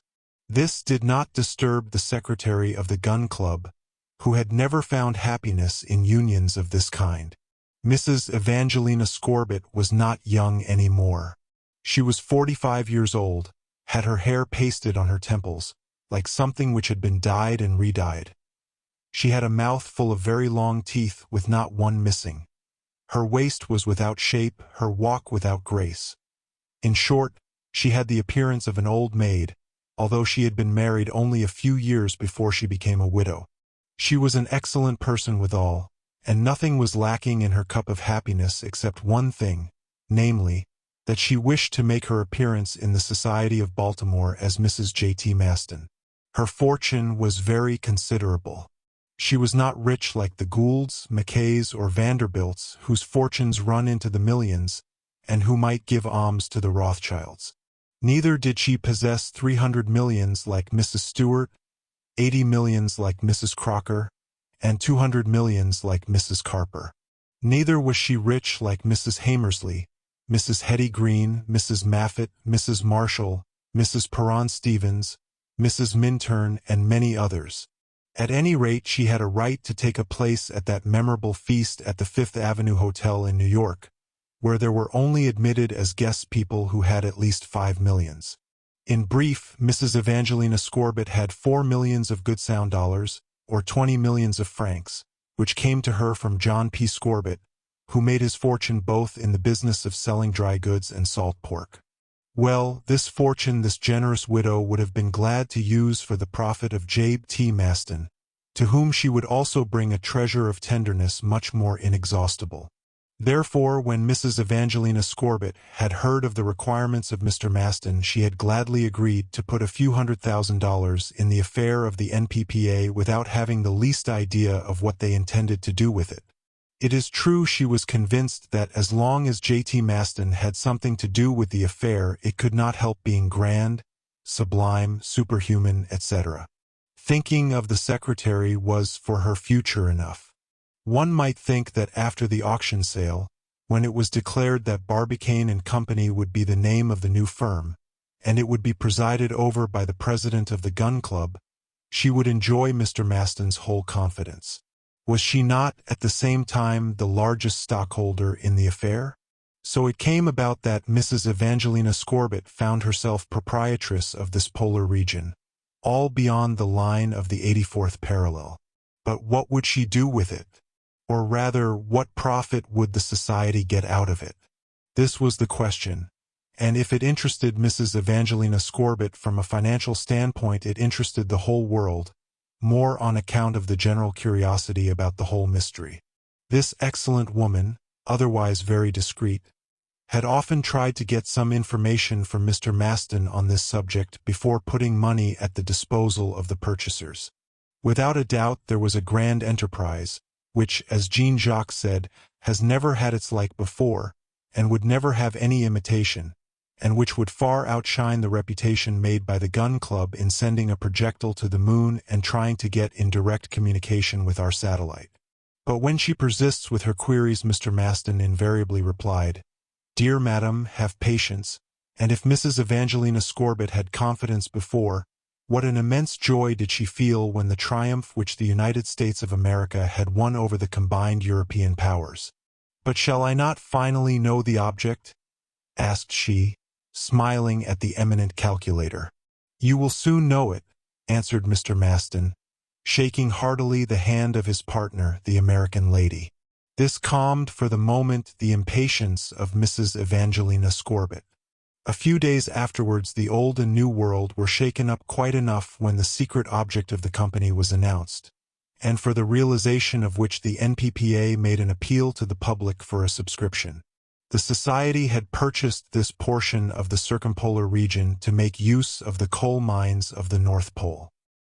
Chapter 5, in which the possibility that coal mines surround the North Pole is considered. Are there coal mines at the North Pole? This was the first question suggested to intelligent people. Some asked why should there be coal mines at the North Pole? Others with equal propriety asked why should there not be? It is well known that coal mines are spread all over the world. There are many in different parts of Europe. America also possesses a great many, and it is probable that the United States mines are the richest of all. There are also many in Asia, Africa, and Australia. The more our globe becomes known, the more mines are discovered. We will not be in need of coal for at least hundreds of years to come. England alone produces 160 million tons every year, and over the whole world it is estimated 400 million tons are yearly produced.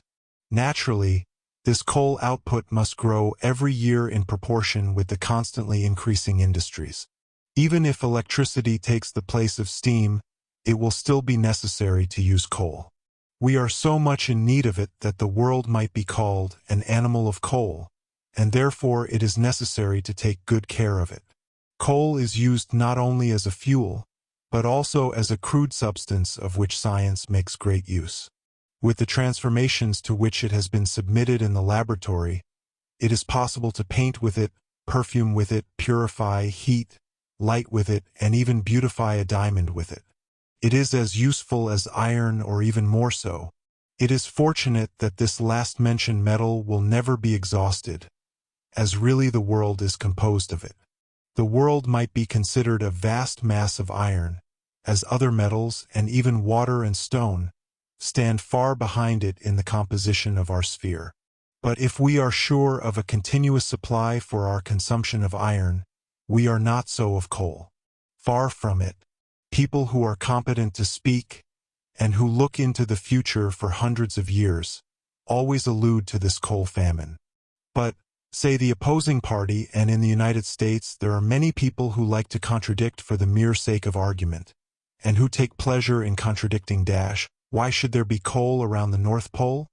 Why, answered those who took the part of President Barbicane, because very probably at the geological formation of the world, the sun was such that the difference of temperature around the equator and the poles were not appreciable.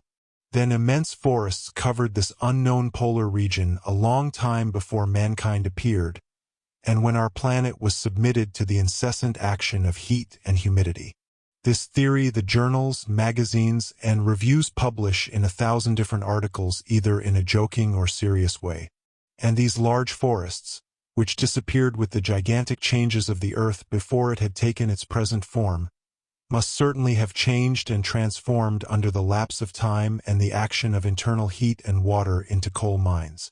Therefore nothing seemed more admissible than this theory, and that the North Pole would open a large field to those who were able to mine it. These are facts, undeniable facts.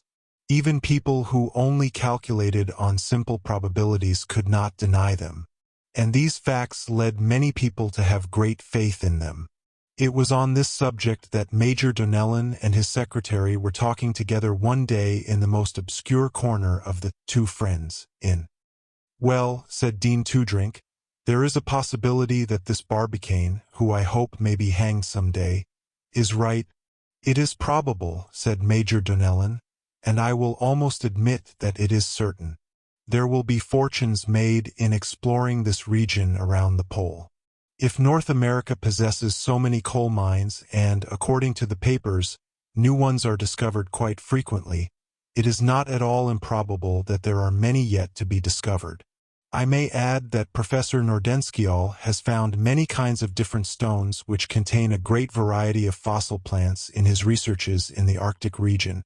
"Higher up?" asked Dean Toodrink. "Higher up, or rather further up, in a northerly direction," answered the Major.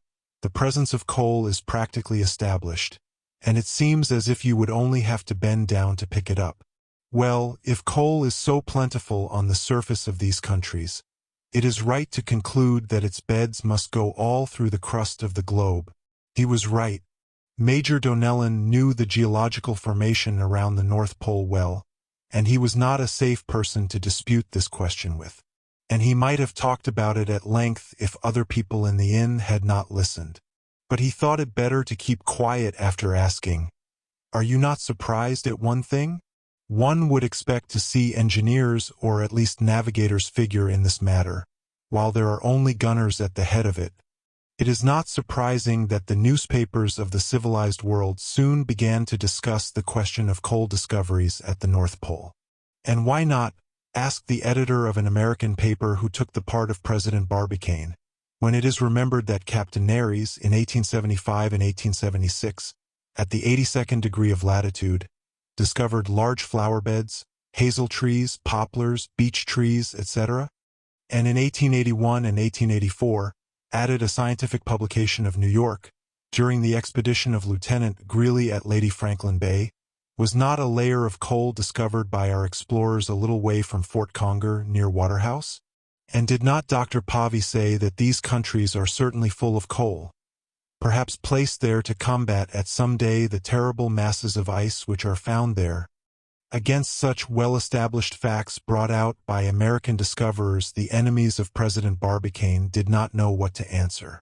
And the people who asked why should there be coal mines began to surrender to the people who asked why should there be none. Certainly there were some, and very considerable ones, too. The circumpolar ice cap conceals precious masses of coal contained in those regions where vegetation was formerly luxuriant. But if they could no longer dispute that there were really coal mines in this Arctic region, the enemies of the association tried to get revenge in another way. Well, said Major Donnellan one day after a hard discussion which had arisen in the meeting room of the gun club, and during which he met President Barbicane face to face, "All right. I admit that there are coal mines. I even affirm it, there are mines in the region purchased by your society, but go and explore them, ha! Ha! Ha! That is what we are going to do," said Impey Barbicane. "Go over the 84th degree, beyond which no explorer as yet has been able to put his foot. We will pass it, reach even the North Pole," said he. "We will reach it." And after hearing the president of the gun club answer with so much coolness, with so much assurance, to see his opinion so strongly, so perfectly affirmed, even the strongest opponent began to hesitate. They seemed to be in the presence of a man who had lost none of his old-time qualities, quiet, cold, and of an eminently serious mind, exact as a clock, adventurous, but carrying his practical ideas into the rashest enterprises. Major Donnellan had an ardent wish to strangle his adversary, but President Barbicane was stout and well able to stand against wind and tide, and therefore not afraid of the Major. His enemies, his friends, and people who envied him knew it only too well.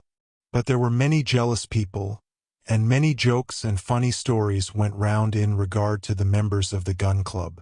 Pictures and caricatures were made in Europe, and particularly in England, where people could not get over the loss which they suffered in the matter of pounds sterling. "Ah," said they, "this Yankee has got it in his head to reach the North Pole. He wants to put his foot where, up to the present time, no living soul has yet been. He wants to build palaces and houses and, perhaps, the White House of the United States, in a part of the world which has never yet been reached, while every other part of the world is so well known to us."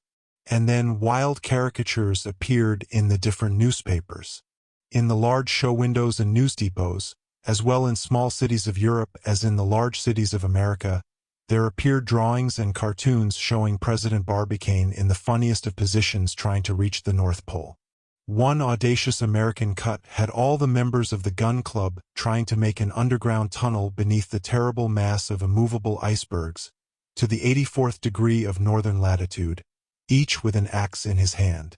In another, Impey Barbicane, accompanied by Mr. J.T. Maston and Captain Nicholl, had descended from a balloon on the much-desired point, and after many unsuccessful attempts and at the peril of their lives, had captured a piece of coal weighing about half a pound.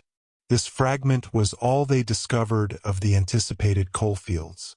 There were also pictures made of J.T. Maston, who was as much used for such purposes as his chief.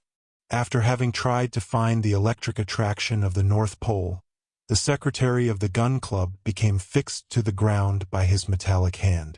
The celebrated calculator was too quick-tempered to find any pleasure in the drawings which referred to his personal conformation. He was exceedingly annoyed by them, and Mrs. Evangelina Scorbitt, it may be easily understood, was not slow to share his indignation. Another drawing in the Lantern of Brussels represented the members of the council and the members of the gun club tending a large number of fires. The idea was to melt the large quantities of ice by putting a whole sea of alcohol on them, which would convert the polar basin into a large quantity of punch. But of all these caricatures, that which had the largest success was that which was published by the French Chivalry, under the signature of its designer, Stop. In the stomach of a whale, Impey Barbicane and J.T. Maston were seated playing checkers and waiting their arrival at a good point. The new Jonah and his secretary had got themselves swallowed by an immense fish, and it was in this way, after having gone under the icebergs, that they hoped to gain access to the North Pole. The president of this new society did not care much about these pictures, and let them say and write and sing whatever they liked. Immediately after the concession was made and the society was absolute master of the northern region, appeal was made for a public subscription of $15 million. Shares were issued at $100 to be paid for at once, and the credit of Barbicane and Company was such that the money ran in as fast as possible. The most of it came from the various states of the Union. So much the better, said the people on the part of the NPPA, the undertaking will be entirely American. So strong, indeed, were the foundations upon which Barbicane and Company were established that the amount necessary to be subscribed was raised in a very short time, and even thrice the amount. Everybody was interested in the matter, and the most scientific experts did not doubt its success. The shares were reduced 1/3, and on December 16th the capital of the society was $15 million in cash. This was about 3 times as much as the amount subscribed to the credit of the gun club when it was going to send a projectile from the Earth to the Moon. Chapter 6, in which a telephone communication between Mrs. Scorbitt and J.T. Maston is interrupted. President Barbicane was not only convinced that he would reach his object when the amount which had been raised took another obstacle out of his way. Had he not been perfectly sure of success, he would not have made an application for a public subscription. And now the time had come when the North Pole would be conquered. It was felt certain that President Barbicane and his Council of Administration had means to succeed where so many others had failed. They would do what neither Franklin, nor Kane, nor De Long, nor Nares, nor Greeley had been able to accomplish. They would pass the 84th parallel. They would take possession of the vast region purchased at an auction sale. They would make this country the 39th star in the flag of the American Union. Fake was all that the European delegates and their friends in the Old World could say. Nothing was more true, however, and this practical, logical means of conquering the North Pole, which was so simple that it was almost childish, was one which J.T. Maston had suggested to them. It was that brain, where ideas were constantly evolving, which had laid out this great geographical project in a way which could not but succeed. It cannot be too often repeated that the secretary of the Gun Club was a remarkable calculator, we might say a postgraduate calculator. But a single day was needed by him to solve the most complicated problems in mathematical science. He laughed at these difficulties whether in algebra or in plain mathematics. You should have seen him handle his figures, the signs which make up algebra, the letters in the alphabet, representing the unknown quantities, the square or crossed lines representing the way in which quantities are to be operated. All signs and lines, and radicals used in this complex language were perfectly familiar to him, and how they flew around under his pen, or rather under the piece of chalk which he attached to his iron hand, because he preferred to work on a blackboard. And this blackboard 6 feet square, this was all he wanted. He was perfectly at home in his work. Nor was it figures alone which he used in his calculations. His figures were fantastic, gigantic, written with a practiced hand. His 2 and 3 were as nice and round as they could be. His 7 looked like a crutch and almost invited a person to hang on it. His 8 was as well formed as a pair of eyeglasses, and the letters with which he established his formulas, the first of the alphabet, A, B, C, which he used to represent given or known quantities, and the last, X, Y, Z, which he used for unknown quantities to be discovered, particularly the X, and those Greek letters D, A, really, and Archimedes might have been well proud of them. And those other signs, made with a clean hand and without fault, it was simply astonishing. His plus showed well that this sign meant an addition of one object to the other. His dash, if it was a little smaller, was also in good shape. His equals, too, showed that Mr. Maston lived in a country where equality was not a vain expression, at least amongst the people of the white race. Just as well were his and his colon used in expressing proportions.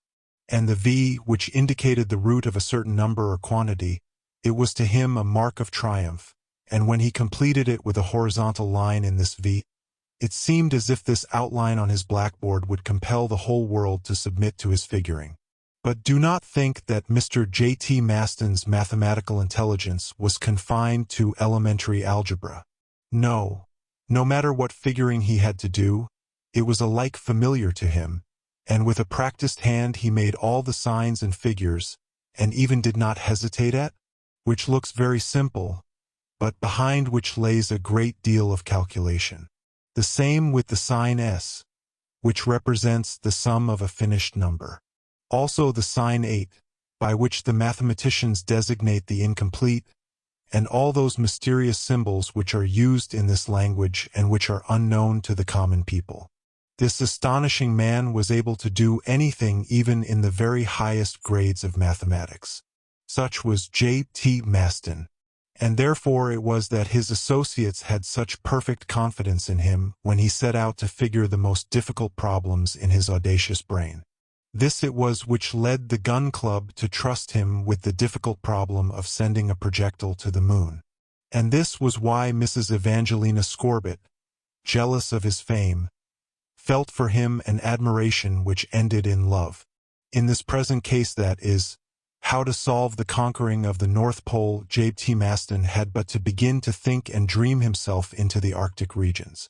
To reach the solution, the secretary had but to undertake certain mathematical problems, very complicated, perhaps, but over which in all cases he would come out ahead. It was safe to trust Mr. J.T. Maston, even where the smallest and simplest mistake would have meant a loss of millions. Never, since the time his youthful brain began to think of mathematics, had he committed a mistake, not even 1/1000th of an inch if his calculations were made up on the length of an object. If he had made a mistake of only the smallest amount, he would have torn his gutta-percha cap from his head. Now let us see him while engaged in his calculations, and for this purpose we must go back a few weeks. It was about a month before the publication of the circular addressed to the inhabitants of the Old and New Worlds that Mr. Maston had undertaken to figure out the elements of a scheme in which he had promised his associates the greatest success. For a number of years Mr. Maston had lived at number 179 Franklin Street, one of the most quiet streets of Baltimore, far away from the center of business, for which he did not care anything, far away from the noise of the great crowd, which disgusted him. There he occupied a modest little house known by the name of Ballistic Cottage, having for his income only his pension allowed to him as a retired officer of artillery and the salary which he received as secretary of the Gun Club. He lived alone, served by his Negro Firefire. This Negro was not an ordinary servant. He was rather an appreciative friend and treated his master as if he were his own brother. Mr. Maston was a decided bachelor, having an idea that being a bachelor was the only sensible way of living in the present world. He knew the proverb, "A woman can draw more with one hair than 4 oxen at the plow," and he disproved it. If he occupied his cottage alone, it was only because he wished to do so. We know that he only had to make the motion to change his solitude of 1 to a company of 2 and his small income to the income of a millionaire. He did not doubt it. Mrs. Evangelina Scorbitt would have been only too happy to, but up to this time Mr. Maston had not been happy to, and it seemed certain that these two beings, so well made one for the other, at least this was the opinion of the tender widow, would never reach the transformation period. The cottage was a very simple one. A ground floor with a veranda and a floor over it. A small parlor and small dining room, with a kitchen and another room in an outbuilding stand at the back of the garden. Upstairs his sleeping room and his working studio, looking on the garden, and where the noise of the outer world could never penetrate. Within these walls there had been made calculations which would have made Newton, Euclid, or Laplace jealous. How different was the mansion of Mrs. Evangelina Scorbitt, situated in the richest quarter of New Park, with facade of balconies, finished in the finest architecture, half Romanesque, half Gothic, with its richly furnished apartments, its grand halls, its picture galleries, in which French artists held the highest places. Its magnificent staircase, its great number of domestics, its stables, its coach houses, its garden with the finest of flowers, statues, fountains, and the tower on the top of the building, on which the blue and gold coat of arms of the Scorbitt family was upon a glittering banner. 3 miles, 3 long miles at least separated the palace at New Park from the ballistic cottage, but a private telephone wire connected there, and in answer to "hello, hello," a conversation could be carried on between the mansion and cottage. If the persons could not look at each other, they could at least hear each other. It will astonish none to hear that time upon time Mrs. Scorbitt began talking and ringing on the telephone to Mr. Maston when he was busily engaged with his figures. Then the calculator had to quit his work with some reluctance. He received a friendly "How do you do?" from Mrs. Scorbitt, which he answered with a grunt, which was sweetened into a kindly greeting by the distance over the telephone. After a conversation he was glad to go back to his figures. It was on the 3d of December, after a long and last conference, that Mr. Maston took leave of his friends and members of the club to begin to do his share of the work. It was a very important work with which he had charged himself, for it was the question of figure mechanical appliance which would enable him to gain access to the North Pole, and which would allow him to make use of those large fields of snow now covered with impenetrable ice. He estimated that he needed at least a week to accomplish this mysterious calculation, exceedingly complicated and delicate to handle, involving several deep and important problems.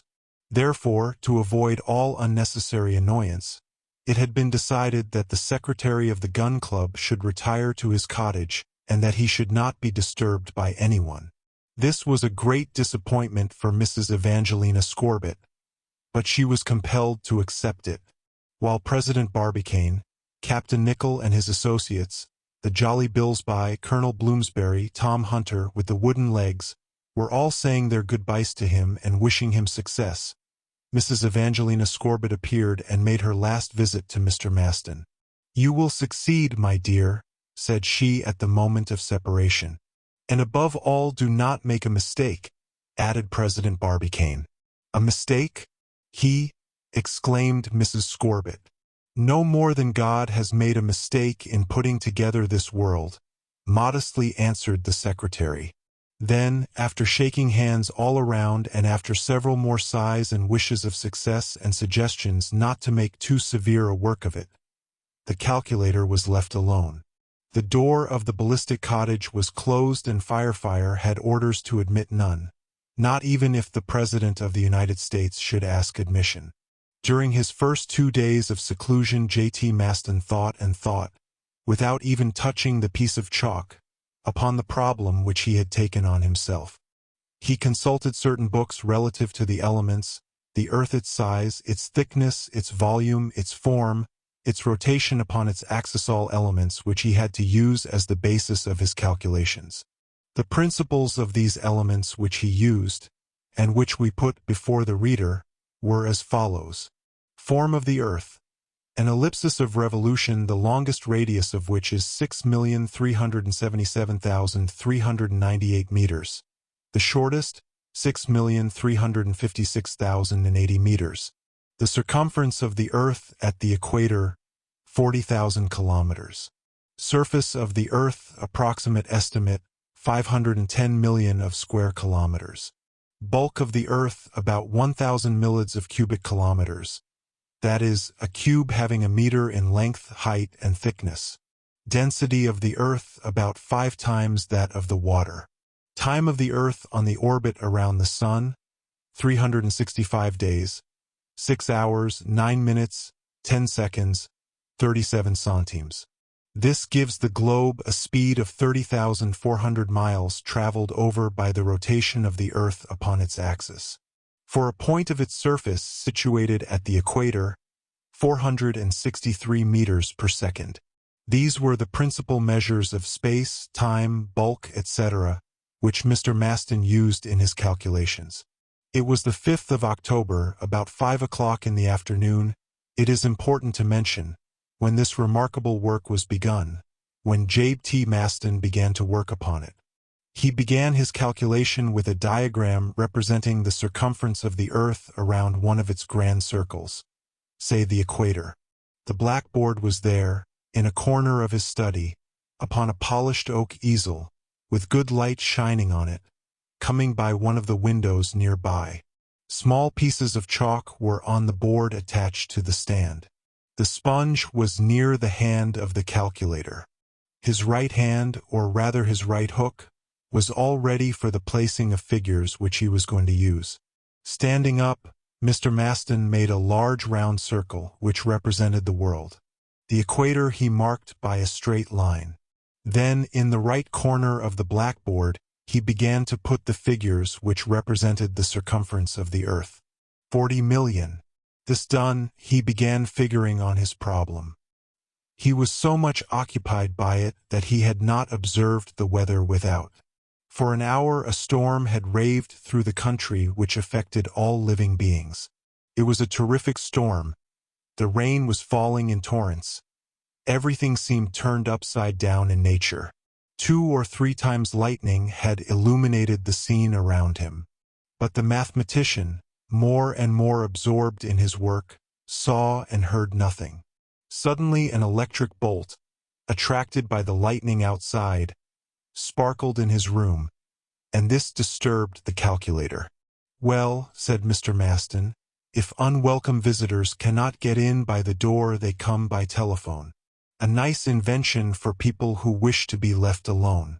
I will go to work and cut off the electric wire, so I will not be disturbed again while my figuring lasts." With this he went to the telephone and said sternly, "Who wants to talk to me? Just make it short." The reply came back, "Did you not recognize my voice, my dear Mr. Maston? It is I, Mrs. Scorbitt. Mrs. Scorbitt. She will never give me a moment's rest," uttered Mr. Maston to himself in a low voice that she could not hear.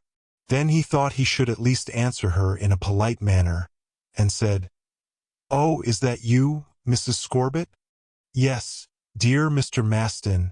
And what can I do for Mrs. Scorbitt?" asked Maston. "I want to tell you that a terrible storm and lightning is destroying a large part of our city." "Well," he replied, "I cannot help it, but I want to ask whether you have thought to close your windows?"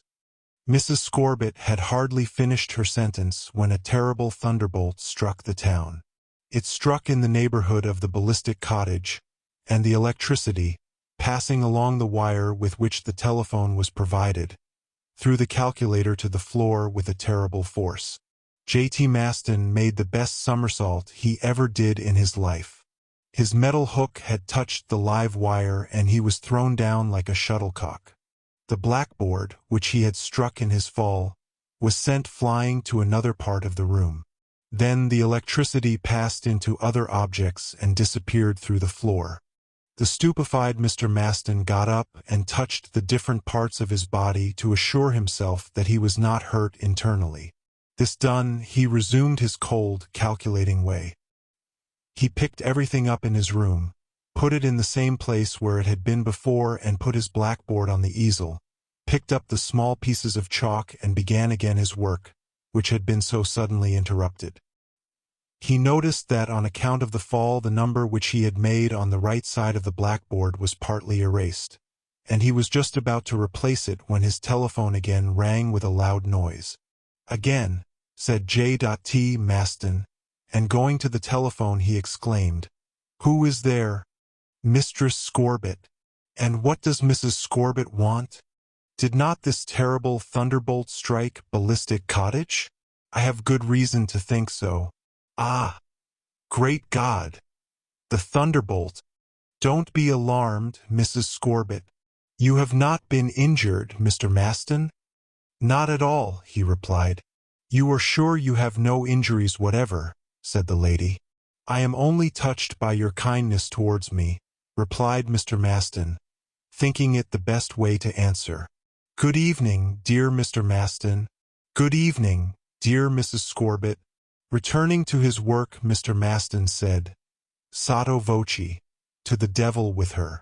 If she had not handled the telephone at such a time, I would not have run the risk of being hurt by electricity." Mr. Maston did not wish to be interrupted in his work again, and so took down his telephone and cut the wire. Then, taking again as basis the figure which he had written, he added different formulas of it, and finally a certain formula which he had written on his left side, and then he began to figure in all the language of algebra.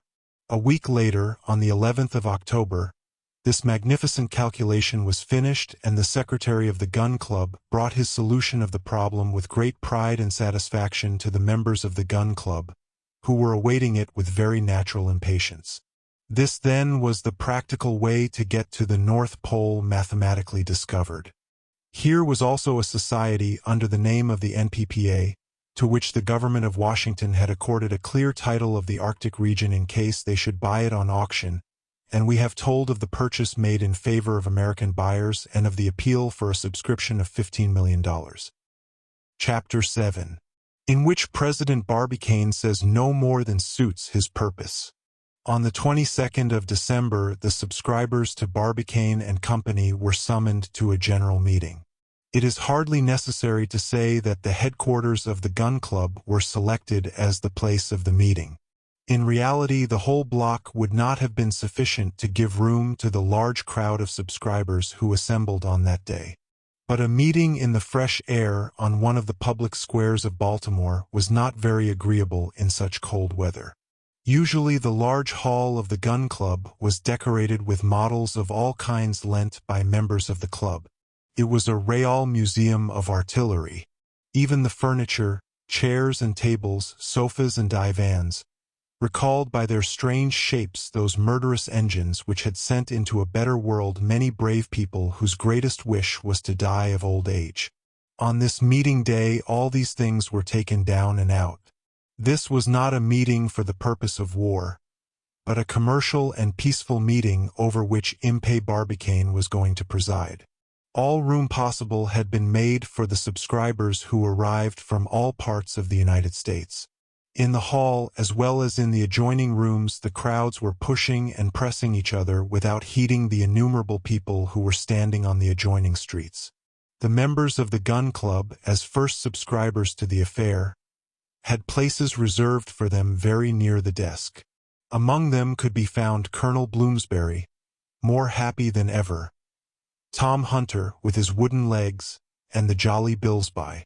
Very snug in a comfortable armchair was Mrs. Evangelina Scorbut, who should really have had a place on the right hand of the president, as she was in reality the owner of the Arctic region. Several other ladies were in the crowd. They could readily be seen by their large and much decorated hats in many different colors. The large crowd on the outside tried to push into the hall, and one might easily have thought that all the people present were not merely helpmates of the members of the Gun Club, but rather their personal friends. The European delegate Swedish, Norwegians, Danish, English, Dutch, and Russian occupied reserved seats, and if they had bought any stock in this society, it was only each one individually to such an extent as to justify a vote in the proceedings. After they had been so closely united in purchasing these regions, they were united now only to annoy the purchasers. It may easily be imagined what intense curiosity they had to hear the important communication which the President was about to make to them. This communication undoubtedly would throw some information on the point as to how the society would proceed to reach the North Pole. Was this not a more difficult thing than merely to make use of the coal mines? If there should be any objections to make, you may be assured that Major Donnellan, backed up by his secretary Dean Toodrink, would make them, and the other delegates would not be very slow in adding their word also. The Major had firmly decided to harass and annoy his rival, Impey Barbicane, as much as he possibly could. It was 8 o'clock in the evening. The hall, the parlors, and all quarters occupied by the gun club blazed with lights which the Edison electroliers throw out. As soon as the doors were thrown open for the public, a terrible crowd jammed into the hall. But everyone became silent as the ushers announced that the Council of Administration was coming.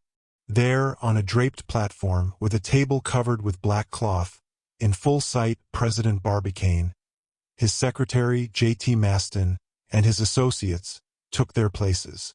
A triple round of cheers, followed by hearty tigers, rang through the hall and out to the adjoining streets. Very solemnly Mr. Maston and Captain Nicholl took their seats. Then the president, who had remained standing, opened the proceedings. He put his right hand in his trousers pocket and his left hand in his vest front and began as follows. Lady and gentlemen subscribers, the Council of Administration has called a meeting in these headquarters of the Gun Club to make an important communication to you. You have learned by the circulars and through the discussions in the papers that the object of our club is to explore the large coal fields situated in the Arctic regions, which we have recently purchased and to which we hold a title from the American government. The amount of money raised by public subscription will be used for these purposes. The success which will be attained by it surpasses belief, and the dividends your money will bring you will be unsurpassed in the commercial or financial history of this or any other country. Here applause was heard for the first time, and for a moment the orator was interrupted. You do not forget, said he, how we have proved to you that there must be vast coal fields in these regions, perhaps also fields of fossil ivory. The articles published on this subject do not allow any doubt that coal fields are there, and coal is now, the basis of all our commercial industry. Without mentioning the coal which is used every year in firing and heating, we might think of coal used for many other purposes, of which I could mention 100 different ones. It is certain that coal is the most precious substance, and will someday, on account of the large consumption of it, fail in its supply. Before 500 years have passed, the coal mines which are at present in use will have stopped giving coal. 300 years, cried one of those present. 200 years, answered another. Let us say at some time sooner or later, continued the president calmly, and let us suppose, too, that we will even discover new coal fields yet, whose coal will give out, say at the end of the 19th century. Here he stopped to give his listeners a chance to grasp the idea. Then he began again. Therefore, we come here, subscribers, and I ask you to rise and go with me to the North Pole immediately. Everybody present got up and seemed about to rush away and pack their trunks, as if President Barbicane had a vessel ready to take them direct to the North Pole. But a remark made by Major Donnellan in a clear and loud voice brought them back to reality and stopped them at once. Before starting, he asked, I would like to know by what means we can reach the North Pole? Either by water or land, or by air, quietly answered President Barbicane. All the people present sat down, and it may readily be understood with what a feeling of curiosity. In spite of all the devotion and courage of previous explorers, the 84th parallel has thus far been the northern limit reached, and it may fairly be supposed that this is as far north as anybody will ever get by the means employed at the present day. Up to the present time we have only used boats and vessels to reach the icebergs, and rafts to pass over the fields of ice. People should not adopt such rash means and face the dangers to which they are exposed through the low temperature. We must employ other means to reach the North Pole. It could be seen by the excitement which took hold of the auditors, that they were on the point of hearing the secret which has been so vigorously searched for by everyone. And how will you reach it? Demanded the delegate of England. Before 10 minutes have passed you will know it, Major Donnellan, said President Barbicane, and I may add in addressing myself to all the stockholders, that they should have confidence in us as the promoters of this affair, for we are the same who have tried to send a projectile to the moon. Yes, cried Dean Two-Drink, sarcastically, they tried to go as far as the moon, and we can easily see that they are here yet. President Barbicane ignored the interruption. Shrugging his shoulders, he said in a loud voice, "Yes, ladies and gentlemen, in 10 minutes you will know what we are going to do." A murmur, made up of many ihs and ohs, followed this remark. It seemed to them as if the orator had said in 10 minutes they would be at the North Pole. He then continued in the following words. First of all, it is a continent which forms this Arctic region, or it is an ocean, and has Commander Nares been right in calling it Paleocrystic Ocean, which means an ocean of old ice? To this question I must answer that I think he was not right. This is not sufficient, exclaimed Eric Baldenak. It is not the question of supposing, it is the question of being certain. Well, we are certain, came the answer to this furious inquirer. Yes, it is a solid continent and not an ice ocean which the NPPA has purchased and which now belongs to the United States, and which no European power has the right to touch. A little murmur came from the neighborhood of the delegates of the Old World. Bah, they said. It is full of water, a regular wash basin which you will not be able to empty. Dean Two-Drink, as usual, made most of the remarks and met the hearty applause of his associates. No, sir, answered President Barbicane, quickly. There is a regular continent, a platform which rises like the Gobi Desert in Central Asia, 3 or 4 kilometers above the surface of the ocean. This is very easy to be seen from the observations made in the neighboring countries, of which the polar region is only an extension. After their explorations have not Nordenskiold, Perry and Maygard stated that Greenland gets higher and higher towards the North Pole.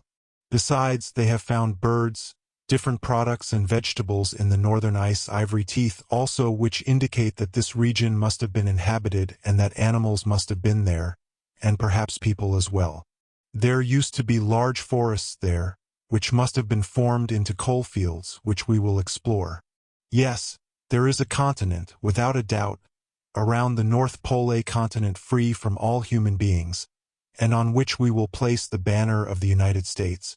At this remark the auditors expressed great delight. When the noise had finally subsided, Major Donnellan could be heard to remark, "Well, 7 minutes have already gone by of the 10 which, as you say, would be sufficient to reach the North Pole. We shall be there in 3 minutes, coolly answered President Barbicane. But even if this be a continent which constitutes your purchase, and if it is a raised country, as we may have reasons to believe, it is also obstructed by eternal ice, and in a condition which will make exploration extremely difficult, responded the Major. Impossible, cried Jan Harold, who emphasized this remark with a wave of his hand. Impossible, all right, said Impey Barbicane. But it is to conquer this impossibility that we have purchased this region. We will need neither vessels nor rafts to reach the North Pole. No, thanks to our operations, the ice and icebergs, new or old, will melt by themselves, and it will not cost $1 of our capital nor 1 minute of our time. At this there was absolute silence. The most important moment had come. Gentlemen, said the president of the gun club, Archimedes only asked for a lever to lift the world. Well, this lever we have found. We are now in a position to remove the North Pole. What? Remove the North Pole? Cried Eric Baldenak. Will you bring it to America? Asked Jan Harold. Without doubt President Barbicane did not wish to explain himself just yet. For he continued, in regard to this point of leverage do not tell it. Do not tell it, cried one of his associates with a terrible voice. In regard to this lever keep the secret, cried the majority of the spectators, taking up the cry. We will keep it, said President Barbicane. Naturally, the European delegates were very much vexed at this remark. This will be easily understood. In spite of all these exclamations, the orator never had any intention of making his plan known. He continued to say, "We obtained our object, thanks to a mechanical device, one which has no precedent in the annals of industrial art. We will undertake it and bring it to a successful finish by means of our capital, and how I will inform you forthwith." "Here, here," said the others present. "First of all, the idea of our plan comes from one of the ablest, most devoted and illustrious calculators and one of our associates as well," said President Barbicane. "One to whom we owe all the calculations which allows us to have our work in such good condition. As the exploration of the North Pole is not a piece of play, the removal of the pole is a problem which could only be solved by the highest calculations. Therefore we have called the assistance of the Honorable Secretary, Mr. J.T. Maston." Hip, hip, hip, hurrah, for J.T. Maston, exclaimed all the auditors, seemingly electrified by the presence of this extraordinary calculator. Mrs. Evangelina Scorbitt was deeply touched by this recognition of the celebrated mathematician, who had already entirely gained her heart. He contented himself with turning his head to the right and left, bowing and thanking his auditors. "Already, dear subscribers," said President Barbicane, "since the great meeting in honor of the arrival of the Frenchman, Michel Ardan, in America, some months before our departure for the moon," and this confident Yankee spoke of the trip to the moon as quietly as if it were no more than a trip to New York. J.T. Maston had already said to himself, "We must invent machines to move the North Pole. We must find a point for action and put the axis of the Earth in the right direction from the object. Well, any or all of you who listen to me find it if you can. I can only say the machines have been invented, the point of leverage has been found, and now let us pay our attention to the question of fixing, in the right way, for our end of the axis of the Earth." Here he stopped speaking, and the astonishment which was expressed on the faces of his auditors it is impossible to describe. "What?" cried Major Donnellon. "You then have the idea of putting the axis of the Earth in another direction?" "Yes, sir," answered President Barbicane promptly. "We have the means of making a new one which will hereafter regulate the routine of day and night." "You want to modify the daily rotation of the Earth?" repeated Colonel Kharkov with fire in his eyes. "Absolutely, but without affecting its duration," answered President Barbicane. "This operation will bring the pole at or about the 67th parallel of latitude. Then the Earth will be similar to the planet Jupiter, whose axis is nearly perpendicular to the plane of its orbit. Now this movement of 23 degrees 28 minutes will be sufficient to give at our North Pole such a degree of heat that it will melt in less than no time the icebergs and field which have been there for thousands of years." The audience was out of breath. Nobody thought of interrupting the orator, even to applaud him. All were taken in by this idea so ingenious and simple of modifying the axis on which this earthly spheroid is rotating. And as for the European delegates, well, they were simply stupefied, paralyzed, and crushed. They kept their mouths shut in the last stage of astonishment. But the hurrahs seemed to rend the hall asunder, when President Barbicane made the additional remark, "It is the sun which will take upon himself the melting of the icebergs and fields around the North Pole, and thus make access to the same very easy. So, as people cannot go to the pole will come to them." Chapter 8. Yes, just like Jupiter. Since that memorable meeting in honor of Michel Ardan, the Honorable J.T. Maston had talked and thought of nothing else but the changing of the axis of the Earth. He had studied the subject as much as possible and found out all the facts and figures about it. As the problem had been solved by this eminent calculator, a new axis was going to take the place of the old one upon which the Earth was now turning, and the world would otherwise remain the same. In the scheme, it would be possible for the climate around the North Pole to become exactly the same as that of Trondheim in Norway in the spring. Naturally, then the large amount of ice would melt under the ardent sun. At the same time, the climates would be distributed over our sphere like those now on the surface of Jupiter. In other words, the new formed society of Barbicane was going to change everything at present on the surface of the Earth. And the creation of this new axis was possible, just as soon as the platform of which Archimedes had dreamed and the lever imagined by J.T. Maston were at the disposal of these courageous engineers. And as they had decided to make a secret of their invention until a future time, people could not do anything else but make their own figures. This was what all the papers did, calling on the most scientific persons and learning as well something from the most ignorant persons. If there really were people living on the surface of Jupiter, they had a good many advantages over those on the Earth, advantages which had all been narrated and explained in the meeting which was held before the trip to the Moon. All these advantages would come to the people living on the Earth if Barbicane and company could accomplish what they intended to do. 24 hours would then always separate two noons from each other. Twilight and dawn would always be as they are now. But the most curious thing of all would be the absence of the different seasons of the year. Now there were summer, winter, fall, and spring. The people living on Jupiter did not know these seasons at all. After this experiment, people living on this globe would not know them either. As soon as the new axis would be in smooth working order, there would be no more ice regions, nor torrid zones, but the whole world would have an even temperature climate. What, after all, is the torrid zone? It is a part of the surface in which the people can see the sun twice yearly at its zenith, and the temperate zone but a part where the sun never goes to the zenith, and the icy region but a part of the world which the sun forgets entirely for a long time, and around the North Pole this extends for 6 months. It is simply the position of the sun which makes a country exceedingly hot or cold.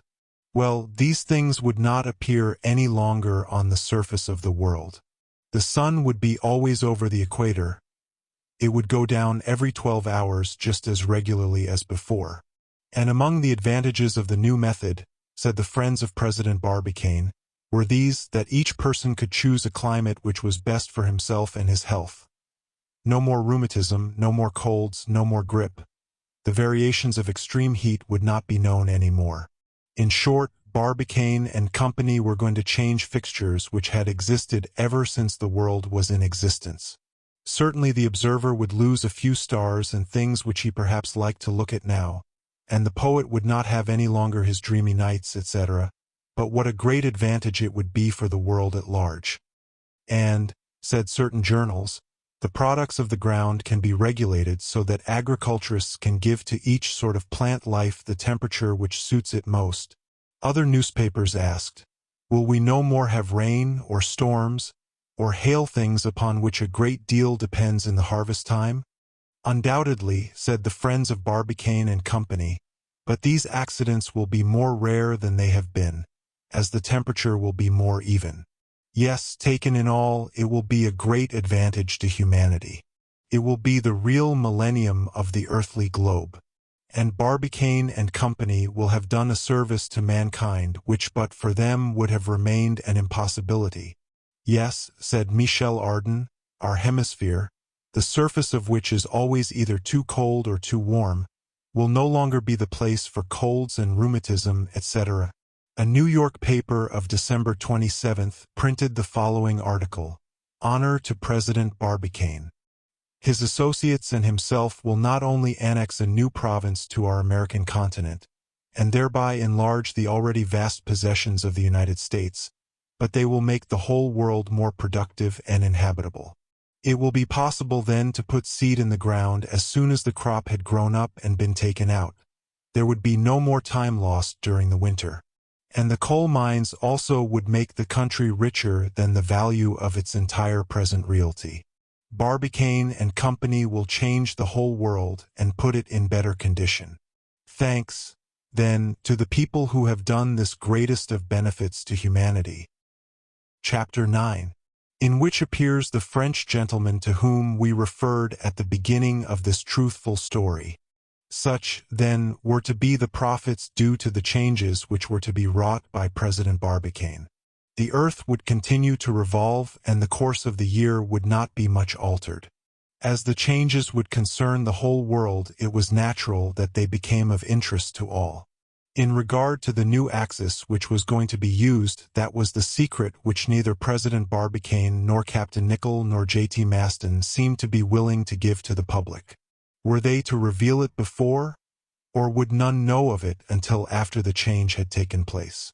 A degree of uncertainty began to fill the American mind. Criticisms very natural and to be expected were made in the papers. By what mechanical means was this project to be carried out which would bring about this change? It would necessarily demand a terrible power.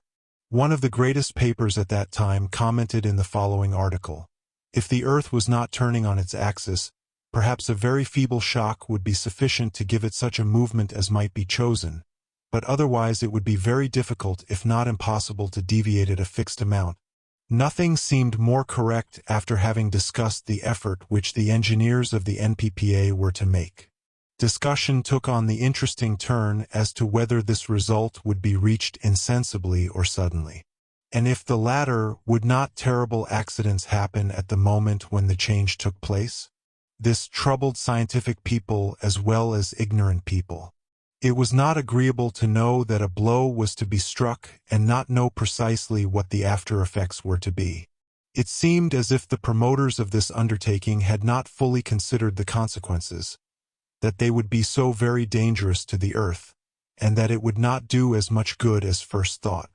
The European delegates, more than ever angry at the loss which they had suffered, resolved to make the most of this question and to excite the public as much as possible upon it so as to turn feeling against the members of the Gun Club. It will not be forgotten that France had absolutely nothing to do with these delegates, as it had no intentions of buying the Arctic region. However, a Frenchman had come to Baltimore, and for his own personal benefit and information had watched with great interest the proceedings of the Gun Club. He was an engineer not more than 35 years old. He had been first in the Polytechnic School, and came out of it with the highest honors. He was without doubt as skillful a calculator as Mr. J.T. Maston. This engineer was a very intelligent young man, very original, always pleasant, and with most amiable manners. He always spoke very frankly and used plain language, no matter whether he was speaking in earnest or in fun. He even went so far as to use slangy expressions when they served his purpose. He could sit for hours at his table and figure and calculate, making his figures and calculations as fast as he could write with a pen.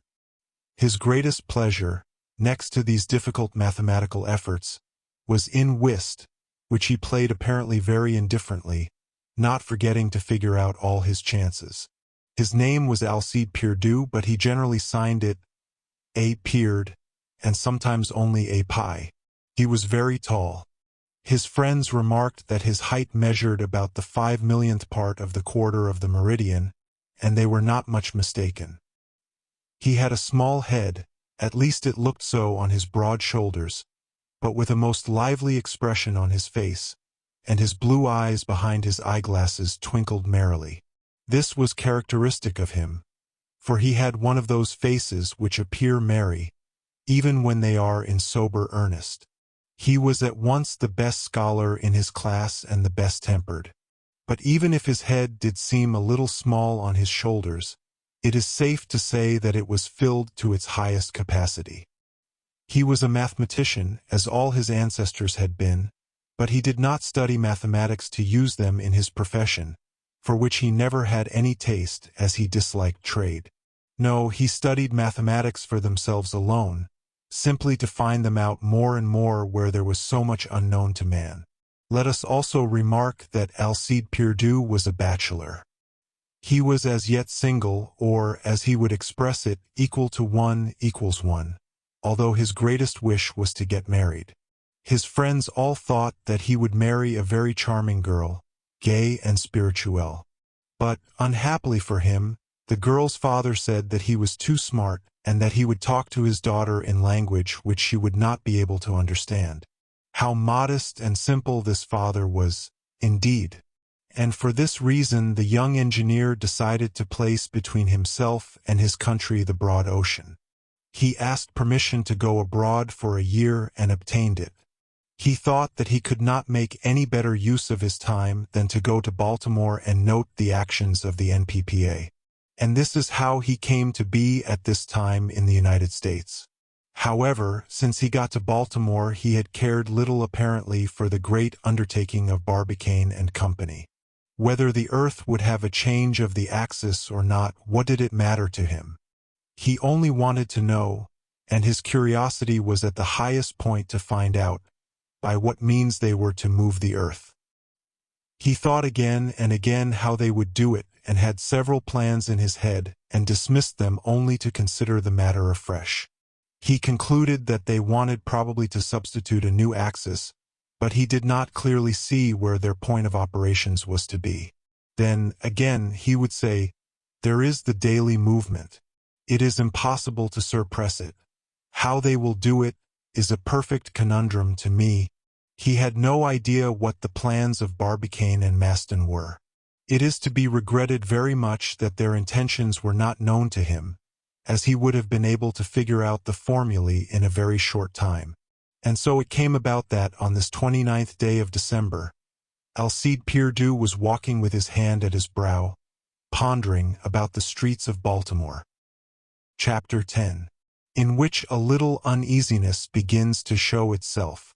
A month had elapsed since the meeting of the Gun Club and the stockholders of the new formed society, and public opinion was getting much altered.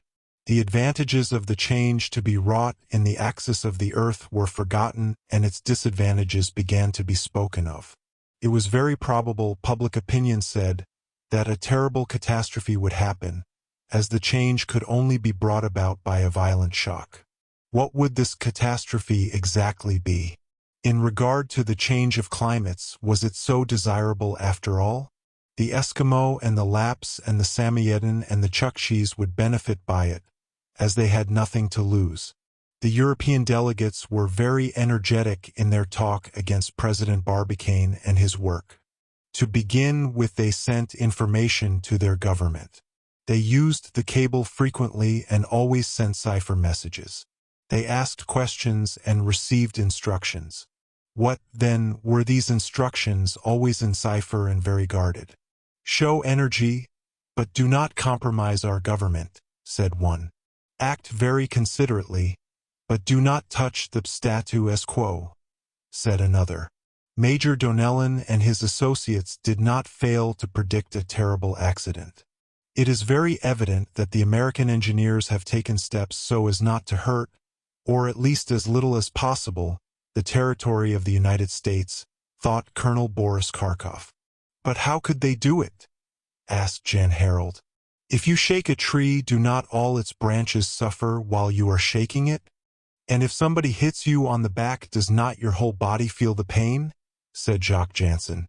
"That is, then, what this strange paragraph of the document meant," said Dean Toodrink. "That is the reason why they mentioned certain geographical changes." "Yes," said Eric Baldenak, "that is what we have to fear. This change will throw the sea out of its basin, and should the ocean leave its present quarters, would not certain inhabitants of this globe find themselves so located that they could not readily communicate with their fellow citizens? It is very possible that they may be brought into such a density of surrounding medium," said Jan Harold gravely, "that they will be unable to breathe." "We will see London at the top of Mount Blanc," exclaimed Major Donnellon. And with his legs crossed and his head thrown back, this gentleman looked straight up as if the capital of his country was already lost in the clouds. In short, it became a public danger and a most annoying one. True, it was only a question of a change of 23 degrees and 28 minutes, but this change might bring about a great movement of the oceans as the new Earth flattened itself around the pole. Protestations were heard from all over, and the government of the United States was asked to interfere. It was best not to try the operation at all. The consequences of it might destroy this world. God has done all things well. It was not necessary to better his work, were the comments. And yet there were people light-hearted enough to make merry at the whole matter. "Look at these Yankees," they said. "They want to turn the Earth on its axis. If the earth had shown any faults in its motion, it would be all right to better it. But it had gone on for millions of years and always as regularly as clockwork. Instead of answering such questions, engineer Alcide Pierdeux tried to find which would be the countries and directions, figured out by mathematician Maston, in which the test would take place, the exact point of the globe where the work would begin. As soon as he should know this, he would be master of the situation and know exactly the place which would be in the most danger. It has been mentioned before that the countries of the old continent were probably connected with those of the new across the North Pole. Was it not possible, it was asked in Europe, that President Barbicane and Captain Nicholl and J.T. Maston had considered only how to save their own country from any ill consequences which might come from the shock? He was a Yankee. It was pointed out they were all Yankees, and particularly this man Barbicane, who had created the idea of going to the moon. In any case, it was argued the whole New World, from the Arctic regions to the Gulf of Mexico, would not have to fear anything from the shock. It is even probable, on the other hand, that America would profit immensely by it and gain some territory. Who knows what is lying in the two oceans which wash the American coast? Was it not probable that there was some valuable territory which they wished to take possession of? Asked people who never saw anything but the dark side of a question. Is it sure that there is no danger? Suppose J.T. Maston should make a mistake in his calculations? And could not the president have made a mistake when he came to put his apparatus in working order? This might happen to the smartest people. They might not always put the bullet in the target, or they might neglect to put the cannonball into the cannon, were the comments of these nervous folk. This uneasiness was fomented by the European delegates. Secretary Dean Toodrink published several articles in this line, and even stronger ones were put by him in the Standard. Jan Harald put some in the Swedish journal Aftonblad, and Colonel Boris Karkov in a Russian journal which had a large circulation. Even in America opinions differed. The Republicans were friends of President Barbicane, but the Democrats declared themselves against him. A part of the American press agreed with the European press. And as in the United States the papers had become great powers, paying yearly for news about $20 million, they had great influence on the people. In vain did other journals of large circulation speak in favor of the NPPA. In vain did Mrs. Evangelina Scorbitt pay as high as $10 a line for articles showing the advantages of this invention. In vain did this ardent widow try to demonstrate that everything was perfectly correct, and that J.T. Maston could never commit an error in figuring. Finally, America took fright in the matter and was inclined to be governed by Europe. But neither President Barbicane nor Secretary Maston of the Gun Club seemed to care what was said.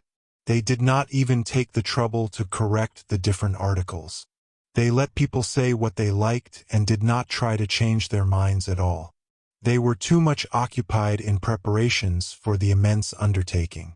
It is indeed strange that the public, who were at first so enthusiastic and so certain of success, should so suddenly turn and go against this operation. Soon, however, in spite of the money Mrs. Evangelina Scorbitt spent on the matter, the president and secretary of the club came to be considered dangerous characters by the people of the two worlds. The government of the United States was asked officially by the European powers to interfere and examine the matter. The originators were to openly show their ideas and by what means they hoped to accomplish what they intended. They would have to inform the government which parts of the world would be most in danger and, in short, tell everything which the public demanded to know. The government at Washington was compelled to do what they were asked. The uprising of public sentiment in the northern, southern, and middle states of the Union did not allow them any other course.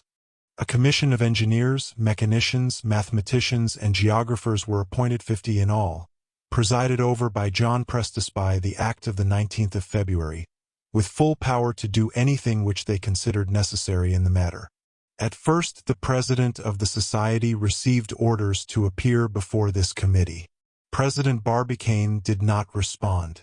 Agents went to his house in Baltimore, but the president was gone. Where was he? No one knew.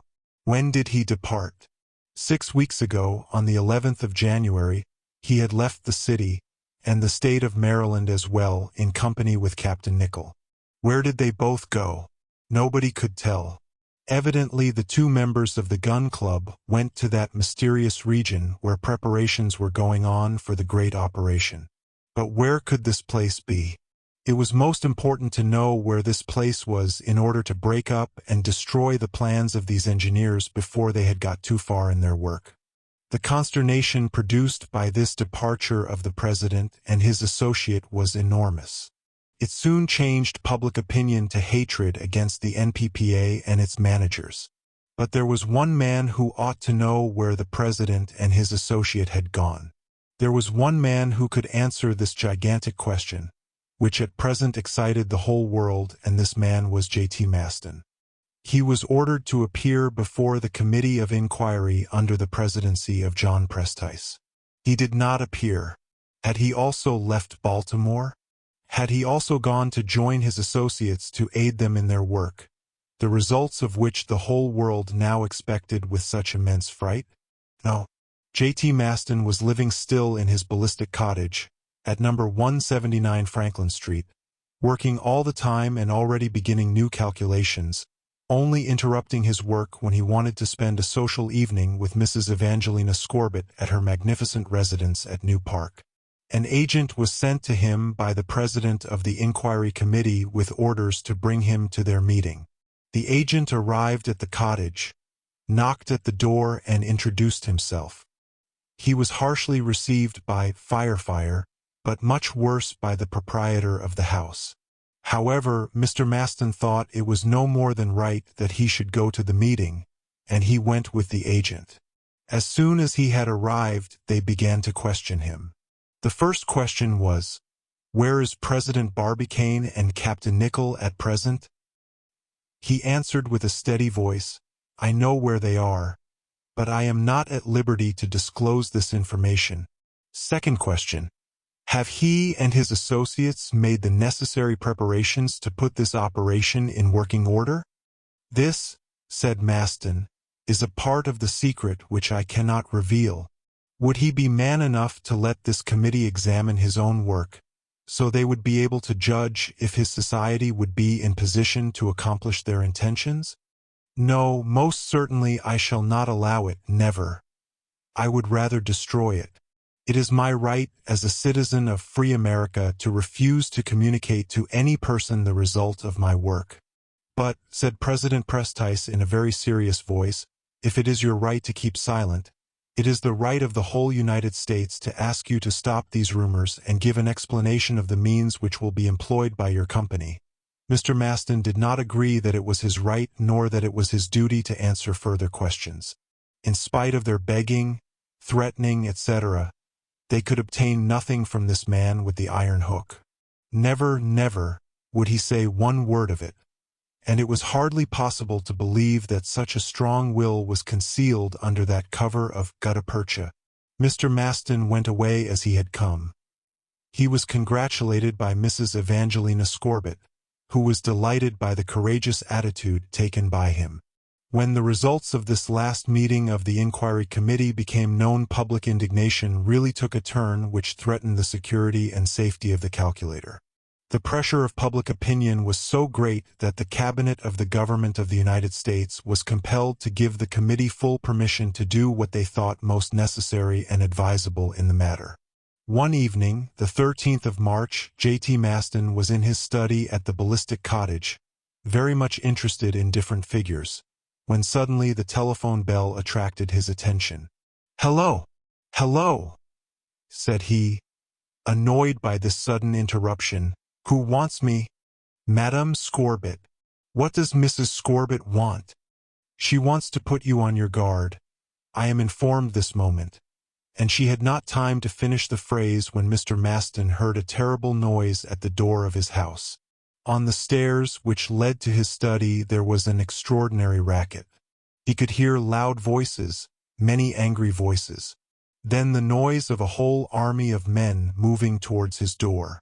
It was his servant Firefire, who was trying to keep the intruders from breaking into the house and disturbing the home of the master. A moment afterwards the door was violently opened and a policeman appeared, followed by several others. This policeman had a warrant to make a visit to the house and to take possession of all papers and also of J.T. Maston himself. The angry secretary of the gun club reached for his revolver, and would have certainly defended himself had he not been suddenly disarmed. He was held by officers, and all his papers were put in a bundle. Suddenly he made a bold effort, freed himself, grabbed his notebook, out of which he tore the last page and began to chew it very quickly. "Now you can take it," said he, "for it will be no good to you." An hour afterwards he was a prisoner in the jail of Baltimore. This was undoubtedly the best that could happen to him, as it was extremely dangerous for him to be at liberty due to the then excited state of the public mind. Chapter 11. What was found in the notebook of J.T. Maston, and what it no longer contained. The notebook, which was taken possession of by the police, had 30 pages covered with formulae and figures, including all the calculations of J.T. Maston. It was a work of the higher mathematics, which could only be appreciated by the highest mathematicians. The following formula, Equation 1, which was also to be found in the calculation of from the Earth to the Moon, held a prominent place in these calculations. The majority of people could not understand anything of what was written in the notebook, but it would have given satisfaction to give out the results, which everyone expected with so much curiosity. And so it was that all the newspapers and the inquiry committee as well tried to read the formulae of this celebrated calculator. In the work of Mr. Maston were found some problems correctly executed, others half-solved, etc. The calculations had been made with great exactness, and of course the inquiry committee supposed that they were absolutely correct. If the plan was carried out fully, it was seen that without a doubt the Earth's axis would be greatly changed, and that the terrible disasters which were predicted would take place with full force. The reports made by the inquiry committee to the different newspapers ran as follows. The idea followed by the Administrative Council of the NPPA, and the object of which is to substitute a new axis for the old one, is to be carried out by means of the recoil of a piece of ordnance fixed at a certain point of the earth. If the barrel of this device is immovably fixed to the ground, it is not at all doubtful that it will communicate its shock over our whole planet. The engine adopted by the engineers of the society is then nothing else but a monster cannon, the effect of shooting which would be absolutely nothing if it were pointed vertically. To produce its highest effect it is necessary to point it horizontally towards the north or south, and it is this last direction which has been chosen by Barbicane and Company. Under these conditions the recoil will produce a movement of the Earth towards the north, a movement similar to that of one billiard ball touched very slightly by another. This was really just what the clever Alcide Pierdeux had predicted. As soon as the cannon has been fired off, the center line of the Earth would be displaced in a parallel direction to that of the recoil. This would change the direction of the orbit somewhat, and consequently the duration of the year, but in such a mild way that it must be considered as absolutely free from bad results. At the same time the Earth takes a new movement of rotation around an axis in the plane of the equator, and the daily rotation will then be accomplished indefinitely upon this new axis, as if no daily movement had existed previous to the shock. At present this movement is made around the lines of the poles, and in combination with the accessory force produced by the recoil there was created a new axis, the pole of which moves from the present to the amount of a quantity called x. In other words, if the cannon is fired at the moment when the vernal equinox, one of the intersections of the equator, and the ecliptic is at the nadir of the point of shooting, and if the recoil is sufficiently strong to displace the old pole 23 degrees, 28 minutes, the new axis becomes perpendicular to the direction of the Earth's orbit, the same as it is for the planet Jupiter. What the consequences were expected to be we already know, as President Barbicane had indicated them at the meeting of the 22d of December. But, given the mass of the Earth and the quantity of momentum which she possesses, is it possible to conceive a piece of ordnance so strong that its recoil will be able to produce a modification in the actual direction of the real pole, and especially to the extent of 23 degrees 28 minutes? Yes, if a cannon or a series of cannons are built with the dimensions required by the laws of mechanics, or, in lieu of these dimensions, if the inventors were in possession of an explosive strong enough to impel a projectile with the necessary velocity for such a displacement. Now, taking as a basis model the cannon of 27 centimeters of the French Marine Corps, which throws a projectile of 180 kilograms with an initial velocity of 500 meters a second, by giving to this piece of ordnance an increased dimension of 100 times, that is, 1,000,000 times in volume, it would throw a projectile of 180,000 tons. Or, in other words, if the powder had strength sufficient to give to the projectile an initial velocity 5,600 times greater than that of the old black powder used for a cannon, the desired result would be obtained. In fact, with a velocity of 2,800 kilometers a second, a velocity sufficient to go from Paris to St. Petersburg in 1 second, there was no doubt that the recoil of the projectile acting against the earth would put everything again in a state of quietude. Well, extraordinary as it may appear, J.T. Maston and his associates had in their possession exactly this explosive, of a nearly unlimited power, and of which the gunpowder used to throw the ball of the Olympiad towards the moon gave but a faint idea. It was Captain Nicholl who had discovered it. The substances which entered into its composition were only imperfectly entered in the notebook of Mr. Maston, and he merely named it melimelonite. All that was known was that it was formed by the reaction of a melimello of organic substances and azotic acids. No matter what the explosive was, with the power which it possessed, it was more than sufficient to throw a projectile weighing 180,000 tons outside of the Earth's attraction. And it was evident that the recoil which it would produce to the cannon would have the effect of changing the axis, displacing the North Pole 23 degrees and 28 minutes, bringing the new axis in the direction of the ecliptic, and, as a consequence of this, affecting all the changes so justly dreaded by the inhabitants of the earth. However, there was one chance for humanity to escape the consequences of this trial, which was to provoke such revulsions in the geographical and climatic conditions of the globe. Was it possible to build a cannon of such dimensions that it was to be 1,000,000 times greater in volume than the one of 27 centimeters? It was doubtful. That was just the point and one of the reasons for thinking the attempt of Barbicane and company would not succeed. But there was the other possibility, for it seemed that the company had already begun to work on their gigantic project. Now the question arose, where was their place of operations? No one knew, and consequently it was impossible to overtake these audacious operations. It was well known that Barbicane and Nicholl had left Baltimore and America. They had gone away 2 months ago. Where were they? Most certainly at that unknown point of the globe where the operations were underway for their grand object. It was evident that this place was indicated on the last page of the notebook of J.T. Maston. On this point there was no doubt. But this last page had been torn out and eaten up by the accomplice of Impey Barbicane, and Maston sat imprisoned in the Baltimore City prison and absolutely refused to speak. This was the condition of affairs. If the president succeeded in making this monster cannon and its projectile, in a word, if the operation was carried out under the above stated conditions, it would modify the Earth's axis, and within 6 months the Earth would be subject to the consequences of this audacious attempt of Barbicane and company. This would come on the 22d day of September, 12 hours after the passage of the sun over the meridian of the place X. The facts that were known were, first, that the shooting would be done with a cannon 1,000,000 times larger than the cannon of 27 centimeters. 2d, that the cannon would be loaded with a projectile of 180,000 tons. 3d, that the projectile would be animated with a velocity of 2,800 kilometers.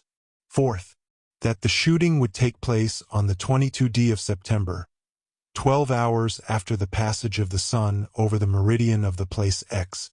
Was it possible to deduce under these facts where was the spot X, where the operation was to take place? Evidently not, said the inquiry committee. There was nothing by which to calculate where the point X was, as nothing in the calculations of Mr. Maston indicated through which point of the globe the new axis was to pass, or, in other words, on which part of the present Earth the new poles would be situated. Therefore, it would be impossible to know which would be the elevated and submerged countries, due to the changed surface of the ocean, or which parts of the Earth would be transformed into water, and where water would be transformed into land. It was evident that the maximum change in the ocean surface would be 8.415 meters, and that in certain points of the globe various areas would be lowered and raised to this amount. All, however, depended upon the location of the point X, or where the shooting was to take place. In other words, X was the secret of the promoter of this uncertain affair. We have, said the committee, only to mention again that the inhabitants of the world, no matter in what part of it they are living, are directly interested in knowing this secret, as they are all directly reatened by the actions of Barbicane and Company. Therefore all the inhabitants of Europe, Africa, Asia, America, and Australia are advised to watch all gun foundries, powder factories, etc., which are situated in their territory, and to note the presence of all strangers whose arrival may appear suspicious, and to advise the Inquiry Committee at Baltimore by wire immediately. Heaven grant that this news may arrive before the 22d of September of the present year, as that date threatens to disturb the order established since the creation in our earthly system. Chapter 12, in which J.T. Maston heroically continues to be silent. According to a former story, a gun was to be employed to throw the projectile from the Earth to the Moon. Now the gun was to be employed to change the Earth's axis. The cannon, always the cannon. These gunners of the gun club had nothing else in their heads but the cannon. They had a real craze for the cannon. Was this brutal engine again threatening the universe? Yes, we are sorry to confess it. It was a cannon which was uppermost in the mind of President Barbicane and his associates. After the Columbiad of Florida, they had gone on to the monster cannon of the place X. We may almost hear them shout with a loud voice, "Take aim at the moon. First act, fire. Change the axis of the earth. Second act, fire." And the wish which the whole world had for them was, "To hell." Third act, fire. And really their scheme justified the popular opinion. As it was, the publication of this last report of the committee in the newspapers produced an effect of which one can scarcely form an ideal. The operation to be tried by President Barbicane and Captain Nicholl, it was very clear, was going to bring about one of the most disastrous interruptions in the daily routine of the earth. Everybody understood what the consequences of it would be. Therefore, the experiment of Barbicane and Company was generally cursed, denounced, etc. In the Old as well as in the New World, the members of the NPPA had at the time only enemies. If there were indeed a few friends left to them among their cranky American admirers, they were very few. Regarding only their personal security, President Barbicane and Captain Nicholl had acted wisely in leaving Baltimore and America. It was safe to believe that some accident had happened to them. They could not without divine punishment threaten 1,400 million inhabitants by a change wrought in the habitability of the earth. But how was it possible that the two leaders of the gun club had disappeared without leaving any trace behind them? How could they have sent away the material and assistance which were necessary to such an operation without anyone seeing them? 100 railroad cars, if it was by rail, 100 vessels, if it was by water, would not have been more than sufficient to transport the loads of metal of coal and of melimelonite. It was entirely incomprehensible how this departure could have been made incognito. However, it was done. And still more serious it appeared when it was known after inquiry that no orders had been sent to the gun foundries or powder factories, or the factories which produce chemical products in either of the two continents. How inexplicable all this was! Without doubt it would be explained some day. At any rate, if President Barbicane and Captain Nicholl, who had mysteriously disappeared, were sheltered from any immediate danger, their colleague, Mr. Maston, was under lock and key and had to face all the public indignation. Nothing could make him yield, however. Deep at the bottom of the cell which he occupied in the prison of Baltimore, The secretary of the gun club gave himself up more and more to thinking of those distant associates whom he was not able to follow. He pictured the vision of President Barbicane and his associate Captain Nicholl preparing their gigantic operation at this unknown point of the globe, with nothing in their way. He saw them build their enormous device, combining their melimelonite, molding the projectile which the sun would so soon count as one of its small satellites. This new star was to have the charming name Scorbetta, in gallant acknowledgment of the love and esteem felt towards the rich capitalist widow of New Park. J.T. Maston calculated the days which would elapse before the one on which the gun would be fired. It was already the beginning of April. In 2 months and a half the meridian star, after having stopped on the Tropic of Cancer, would go back towards the Tropic of Capricorn. 3 months later it would traverse the equatorial line at the fall equinox. And then these seasons, which have appeared annually for millions of years, and which have changed so regularly, will be brought to an end. For the last time in 189 the sphere would have submitted to this succession of days and nights. Truly, this was a magnificent work, superhuman, even divine. J.T. Maston forgot the Arctic region and the exploration of the coal mines around the pole, and he only saw, in his mind's eye, the cosmographic consequences of the operation. The principal object of the association was now to make those changes and displacements which were to remodel the face of the earth. But that was just the point. Did the earth wish to change her face at all? Was she not still young and charming with the one which God had given her at the first hour of her creation? Alone and defenseless in his prison cell, nothing could induce Mr. Maston to speak about the matter, no matter what plan was tried. The members of the inquiry committee urged him daily to speak, and visited him daily, but they could obtain nothing. It was about this time that John Prestice had the idea of using an influence which might possibly succeed, and this was the aid of Mrs. Evangelina Scorbett. Everyone knew what feelings the generous widow entertained for Mr. Maston, how devoted she was to him, and what unlimited interest she had in this celebrated calculator. Therefore, after deliberation of the committee, Mrs. Evangelina Scorbett was authorized to come and go, visiting the prisoner as much as she liked. Was she not threatened just as well as any other person on this earth by the recoil of this monster cannon? Would her palace at New Park be spared any more than the smallest hut of the Indian? Was not her very existence just as much in doubt as that of the savage living on the furthest isle of the Pacific Ocean? That is what the president of the inquiry committee gave her to understand, and for this reason she was begged to use her influence with the mathematician.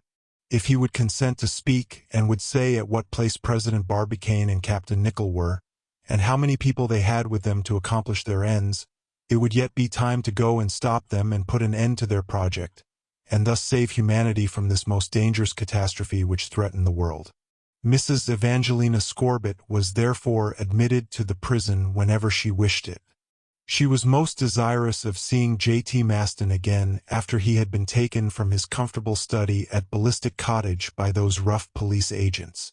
If any impolite person had on the 9th of April put his ear at the door of his cell, the first time when Mrs. Scorbett entered, he would have heard the following conversation. "Ah, at last, my dear Maston.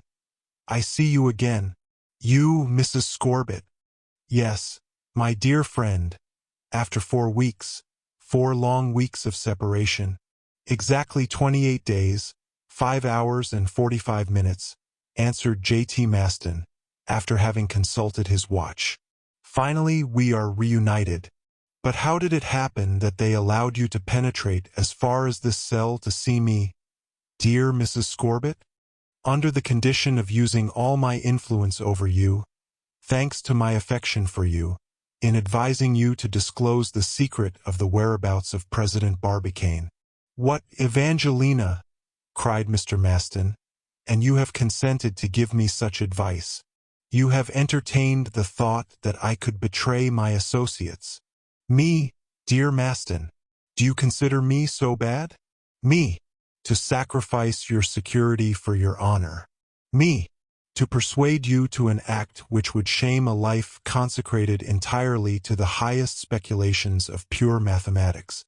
Bravo, Mrs. Scorbitt. I see in you once more the generous patron of our society. No, I have never doubted your great heart. Thank you, Mr. Maston.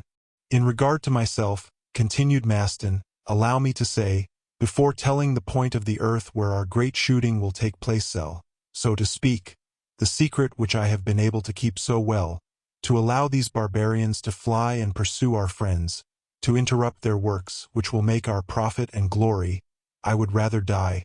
Splendid, Mr. Maston, cried Mrs. Evangelina Scorbitt.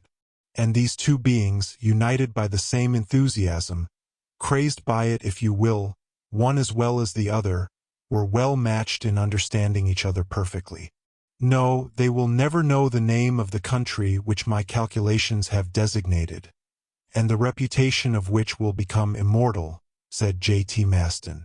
They can silence me if they like, but they will never have the secret from me. And they can kill me with you, said Mrs. Evangelina Scorbitt. I will also be mute. It is lucky, dear Evangelina, that they are ignorant of your knowledge of the place. Do you believe that I would be capable of betraying it, because I am only a woman? Betray my associates and you? No, my friend, no. If they should raise the whole city and country against you, if the whole world would come to the door of this cell to take you away, I shall be there, too, and we will at least have one consolation. We will die together. As if there could be any greater consolation, and Mr. Maston could dream of a sweeter death than dying in the arms of Mrs. Evangelina Scorbitt. And so ended the conversation every time that this excellent woman visited the prisoner. And when the inquiry committee asked her what the result was, she would say, "Nothing as yet. Perhaps with time I shall be able to reach my point." Ah, women, women! What are women? In time, she urged. But time went on with fast steps. Weeks went round like days, days like hours, and hours like minutes. It was already May. Mrs. Evangelina Scorbitt had not been able to get any information from J.T. Maston, and where she had failed there was no hope of any other person succeeding. Was it, then, necessary to accept this terrible shock without interfering in any way? No, no. Under such circumstances resignation was impossible. The European delegates became more and more out of spirits. There was wrangling between them every day. Even Jacques Jansen woke up out of his Dutch placidity and annoyed his colleagues greatly by his daily charges and countercharges. Colonel Boris Karkof even had a duel with the secretary of the inquiry committee in which he only slightly injured his adversary. And Major Donnellon, well, he neither fought with firearms nor with bare fists, quite contrary to English use, and he only looked on while his secretary, Dean Toodrink, exchanged a few blows according to prize-ring rules with William S. Forster, the phlegmatic dealer in codfish, the straw man of the NPPA, who really knew absolutely nothing of the affair. The whole world was leagued against the United States and wanted to hold the Americans responsible for the actions of one of their number, the celebrated Impey Barbicane. There was talk of recalling the ambassadors and the foreign ministers at present accredited to this most reckless government at Washington and of declaring war against the United States. Poor United States! It only wished to lay its hands on Barbicane and company. In vain did the Republic reply to the powers of Europe, Asia, Africa, and Australia that they were at liberty to arrest these adventurous Americans wherever they found them. Nobody would listen patiently to such talk. And so, far away, President Barbicane and his associate were occupied in preparing their great operation. As nothing could be found of them, the foreign countries began to say, "You have their accomplice. Now it is sure that Mr. Maston knows where these people are and what they are doing. Make him speak, this man, Mr. Maston. Why not use hot oil, melted lead, etc.? Why not use such means as were used formerly under circumstances less grave and for cases which only interested a few private people?" But it was answered that, while such means were justified in former times, They could not be used at the end of a century as far advanced as the 19th century was. Therefore, J.T. Maston had nothing to fear in that line. All that was left to hope was that he would finally consider the enormity of his crime and would decide to reveal his secret, or that some accident would reveal it for him. Chapter 13. At the close of which J.T. Maston utters an epigram. Time went on, however, and very likely also the works of Barbicane and Captain Nicholl, who were going on also under these very surprising conditions. No one knew where. How was it possible, it was asked, that an operation which required the establishment of a considerable iron foundry, the erection of high blast furnaces, capable of melting a mass of metal 1,000,000 times as large as the Marine Corps cannon of 27 centimeters, and a projectile weighing 180,000 tons, all of which necessitated the employment of several thousand workmen, their transport, their management, etc. Yes, how was it possible that such an operation could go on without the interested world getting any knowledge of it? In which part of the Old or New World had Barbicane and Company secretly established a foothold so that no hint was given to people living in the vicinity? Was it on a deserted island in the Pacific Ocean or in the Indian Ocean? But there were no more deserted islands. The English had gobbled them all up. Perhaps the new society had discovered one for this special purpose. Perhaps, one remarked, they might be in some part of the Arctic regions. No, this could not be, as it was simply because they could not be reached that the NPPA was going to remove them. Therefore, to look for President Barbicane and Captain Nicholl on one of these islands or in some inaccessible point was simply wasting time. Did not the notebook taken away from J.T. Maston state that the shooting would take place on or about the equator? And all the countries around it were inhabited by some people. It seemed impossible for them to be so secreted in any part of the habitable world without someone informing the committee at Baltimore. Now, what did Alcide Pierdeux think of all this? He was dreaming of all kinds of consequences which this operation would have. That Captain Nicholl had invented an explosive of such tremendous power, that he had found the melimelonite, with an expansive force 3,000 or 4,000 times stronger than that of the most violent explosive known, and 5,600 times stronger than the good old black gunpowder of our ancestors. This was astonishing enough, very astonishing. But it was not impossible at all. One can hardly know what the future will bring in these days of progress when devices exist to destroy whole armies at very long distances. In any event, the change of the Earth's axis, produced by the recoil of a piece of ordnance, was not sufficiently novel to astonish the French engineer. Then, considering the plans of President Barbicane, he said, "It is evident that the Earth receives daily the recoil of all the blows which are given on its surface. Hundreds of thousands of people amuse themselves daily by sending thousands of projectiles weighing a few kilograms or millions of projectiles weighing a few grams, and even when I walk or jump, or when I stretch out my arm, all this takes place on the surface of our sphere and adds to or checks its motion. Is, then, your great machine of such a nature as to produce the recoil asked for? How in the name of candor can this recoil be sufficient to move the Earth? And if the calculations of this fellow J.T. Maston prove it, it is easy enough to show it." Alcide Pierdeux could not but admire the ingenious calculations of the secretary of the Gun Club, which were communicated by the members of the Inquiry Committee to those wise people who were able to understand them. And Alcide Pierdeux, who was able to read algebra like one would read a newspaper, found in this sort of reading matter an inexpressible charm. If these changes were to take place, what a terrible catastrophe it would be. Towns would be turned upside down, oceans would be thrown out of their beds, people killed by millions. It would be an earthquake of incomparable violence. If besides, said Alcide Pierdeux, this damnable powder of Captain Nicholl were less strong, we might hope that the projectile would again strike the earth after the shooting, and after having made the trip around the globe, then everything would be replaced in a very short time and without having caused any very great destruction. But do not worry about that. Thanks to their melimelonite, the bullet will go its way and not return to the earth to beg her pardon for having deranged her by putting her back again in her place. Pierdeux finally said, If the place of shooting were known, I would soon be able to say upon which places the movement would have the least and where the greatest effect. The people might be informed in time to save themselves before their cities and houses had fallen under the blow. But how were we to know it?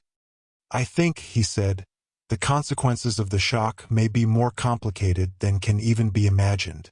The volcanoes, profiting by this occasion, would vomit like a person who is seasick. Perhaps a part of the ocean might fall into one of their craters. It would make small difference then. It is entirely possible that we might have explosions which would make our earth jump. Ah, this Satan Maston! Imagine him juggling with our earthly globe and playing with it as if he were playing billiards. So talked and reasoned Alcide Pierdeux. Soon these terrible hypotheses were taken up and discussed by the newspapers. The confusion which would be the result of the scheme of Barbicane and Company could only result in terrible accidents.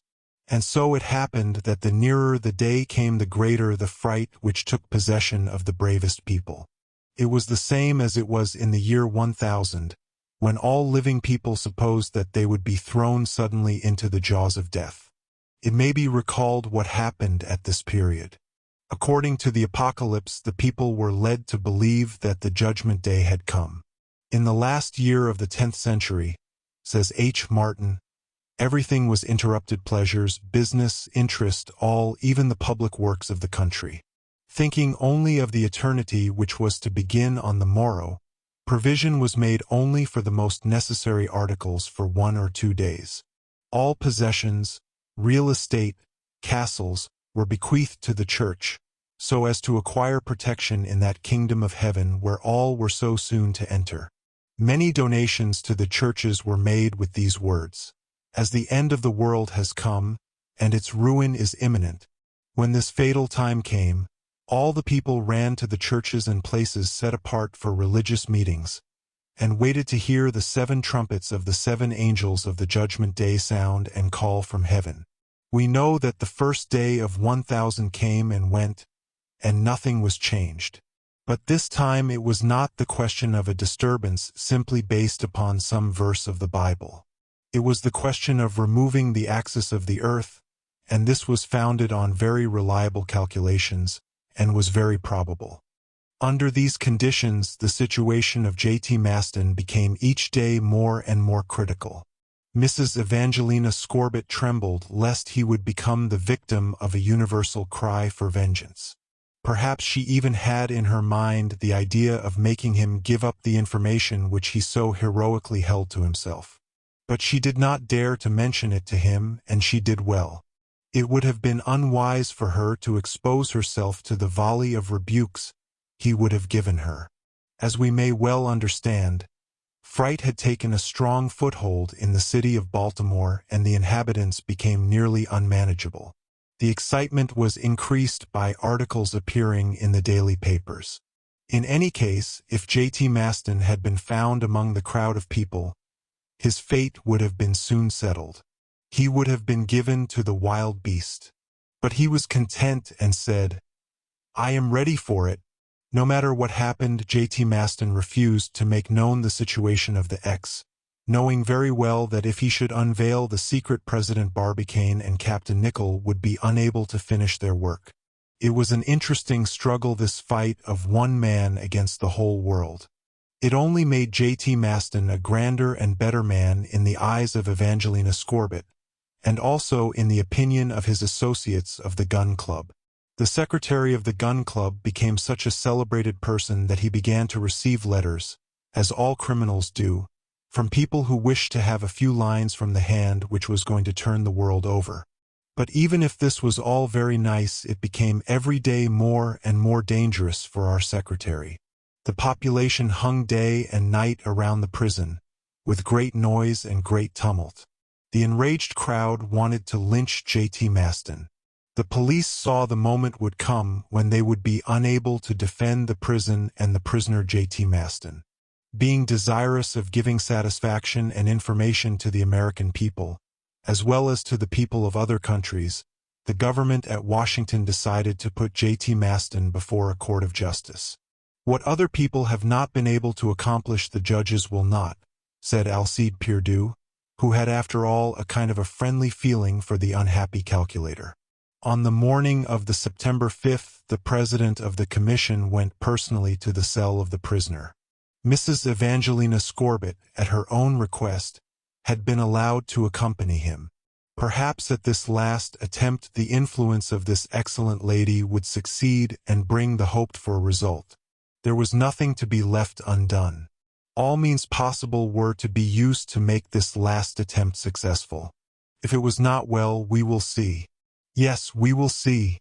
What we would see is the hanging of this brute Maston, said the people, and the event would have come off in all its horror if the people could have it their way. So it happened that at 11 o'clock J.T. Maston was ushered into the presence of Mrs. Evangelina Scorbett and John Prestice, president of the inquiry committee.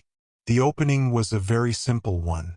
The conversation consisted of the following questions and answers, very rapid on one side and very quiet on the other. And even under these circumstances the calm, quiet speaker was J.T. Maston. "For the last time will you answer?" asked John Prestice. "Answer what?" ironically observed the secretary of the gun club. "Answer the question, where is the place in which your associate, Barbicane, is at present? I have told it to you 100 times. Repeat it for the 101st time. He is where the shooting will take place." "Where will the shooting take place?" "Where my associate, Barbicane, is." "Have a care, J.T. Maston." "For what?" "For the consequences of your refusal to answer, the result of which will be dashed. To prevent you from learning that which you should not know, what we have the right to know. That is not my opinion.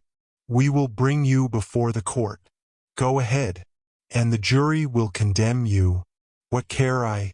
And as soon as judgment is rendered it will be executed."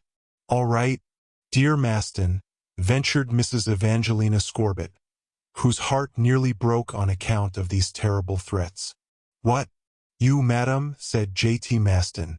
She hung her head and was silent. "And do you want to know what this judgment will be?" "If you wish to tell it," said J.T. Maston. "That you will suffer capital punishment, as you deserve." "Really?" "That you will be hanged as sure, sir, as 2 and 2 make 4. "Then, sir, I have yet a chance," said J.T. Maston, reflectingly. "If you were a little better mathematician you would not say that 2 and 2 are 4. You simply prove that all mathematicians have been fools until today in affirming that the sum of two numbers is equal to one of their parts. That is, 2 and 2 are exactly 4. "Sir!" cried the president, absolutely puzzled. "Well," said J.T. Maston, "if you would say, as sure as 1 and 1 are 2, all right. That is absolutely evident, because that is no longer a theorem. This is a definition." After this lesson in simple arithmetic the president of the committee went out, followed by Mrs. Evangelina Scorbett, who had so much admiration for the calculator that she did not venture to look at him. Chapter 14. Very short, but in which x takes a geographical value. Very luckily for J.T. Maston, the federal government received the following telegram sent by the American consul stationed at Zanzibar. To John S. Wright, Minister of State, Washington, USA. Zanzibar, September 13th, 5 a.m., local time. Great works are being executed in the Wamasai, south of the chain of Kilimanjaro. For 8 months President Barbicane and Captain Nicholl have been established there with a great number of black help under the authority of Sultan Bali Bali. This is brought to the knowledge of the government by its devoted Richard W. Trust, Consul, and this was how the secret of J.T. Maston became known. And therefore, were the secretary of the gun club still in prison, he could not have been hanged. But, after all, who knows whether he would not rather have been glad to meet with death in the full glory of his life than to live on with all the chances of disappointment. Chapter 15. which contains a few interesting details for the inhabitants of the earthly sphere. Finally, the government of Washington had found out the place where Barbicane and Company were operating. Should they doubt the authenticity of this cable? No, that was not reasonable. The consul at Zanzibar was a very reliable person, and his information could be accepted without doubt. It was further corroborated by later telegrams. It was really in the center of the region of Kilimanjaro in the African Wamasai, a little under the equatorial line, where the engineers of the NPPA were going to accomplish their gigantic works. How could they have secretly reached this lost country, at the foot of the celebrated mountain, discovered in 1849 by Doctors Rebviani and Krapf, ascended by the travelers Otto Ehlers and Abbott? How were they able to establish their workshops there, erect a foundry and bring a large number of help, or at least enough to succeed? How had they been able to establish friendly relations with the dangerous tribes of the country and their sovereigns, as cunning as they were cruel? This we do not know, and perhaps it would never be known, as there were only a few days left before the 22d of September would arrive. J.T. Maston heard from Mrs. Evangelina Scorbett that the mystery of Kilimanjaro had been unveiled by a telegram sent from Zanzibar. "Great Scott!" he exclaimed, sawing the air with his iron hand. "Well, we do not travel by telegram yet, nor by the telephone, and in 6 days the matter will be finished." Those who saw and heard this remarkable man utter these words were astonished at the energy in the old gunner. J.T. Maston was right. There was no time left to send agents to Wamasai with orders to arrest President Barbicane. They would even have been too late had they departed from Algiers or Egypt, even from Aden, Madagascar, or Zanzibar, as they would have met thousands of difficulties in this mountainous region, and perhaps they would have met with an army composed of followers of the Sultan, who was interested in the matter. Therefore, all hope of preventing this operation had to be given up. But if prevention was impossible, nothing seemed more easy than the figuring out of the terrible consequences, as the exact situation of X was now known. This problem was difficult enough, but all algebraists and mathematicians of large reputation ought to be able to solve it. As the cable of the consul of Zanzibar had been sent direct to the Minister of State at Washington, the federal government wanted to keep it secret at first. They wished as well that its contents were published all over the country, so that they could indicate what the results would be of this displacement of the axis and the uprising of the oceans, and thus the inhabitants of the world might learn which place of refuge was open to them according to the section of the globe in which they lived. And it is easy to understand how anxious the people were to learn their fate. On the 14th of September, the cable dispatch was sent to the office of the observatory at Washington, with orders to figure out the final consequences upon geographical locations. 2 days afterwards, the problem was all worked out. The Old World was notified of the results by cable and the New World by telegram. After this calculation had been published by thousands of papers, it was the only thing talked of in the great cities and everywhere. What will happen? This was the question which everybody was asking at every point of the globe. The following was the notice made by the observatory at Washington. Important notice. The operation which is being tried by President Barbicane and Captain Nicholl is as follows. The production of a recoil on the 22d of September at midnight by means of a cannon 1,000,000 times larger in volume than the cannon of 27 centimeters, throwing a projectile of 180,000 tons, with a powder giving it a velocity of 2,800 kilometers. Now, if this shooting takes place below the equatorial line, nearly on the 34th degree of latitude west of the meridian of Paris, at the foot of Kilimanjaro, and if it is directed towards the south, these are the mechanical effects which it will have on the Earth's sphere. Instantly, in consequence of the shock acting with the daily movement, a new axis will be formed and, as the old axis will be displaced to the amount of 23 degrees and 28 minutes, according to the figures obtained by J.T. Maston, the new axis will be perpendicular to the direction of the ecliptic. Which point will the new axis start from? As the point of shooting is known, it has been easy to calculate this. In the north, the extremity of the new axis will be situated between Greenland and Grinnell N, exactly on that part of Baffin's Sea where it cuts the Arctic polar circle. In the south, it will be on the line of the Antarctic Circle, a few degrees east of Adelialand.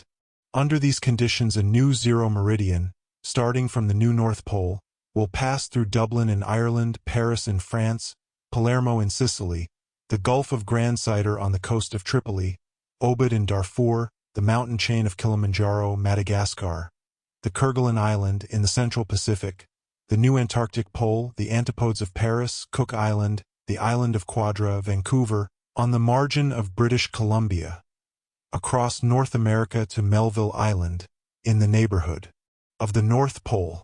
In connection with this new axis of rotation, starting from Baffin's Bay in the north to Adelialand in the south, a new equator will be formed above which the sun will travel without ever changing his daily course.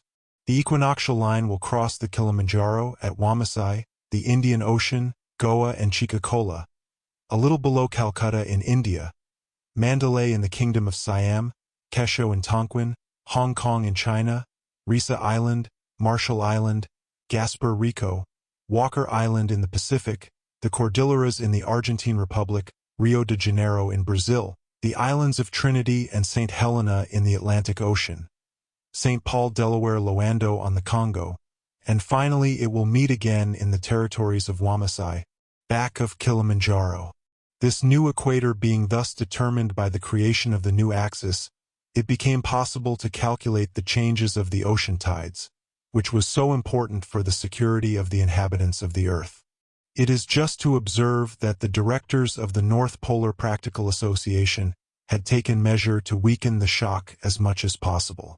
If the shooting had been towards the north, the consequences of it would have been much more disastrous for the more civilized parts of the earth. On the other hand, shooting towards the south, the consequences would only be felt most in parts less populated and less civilized.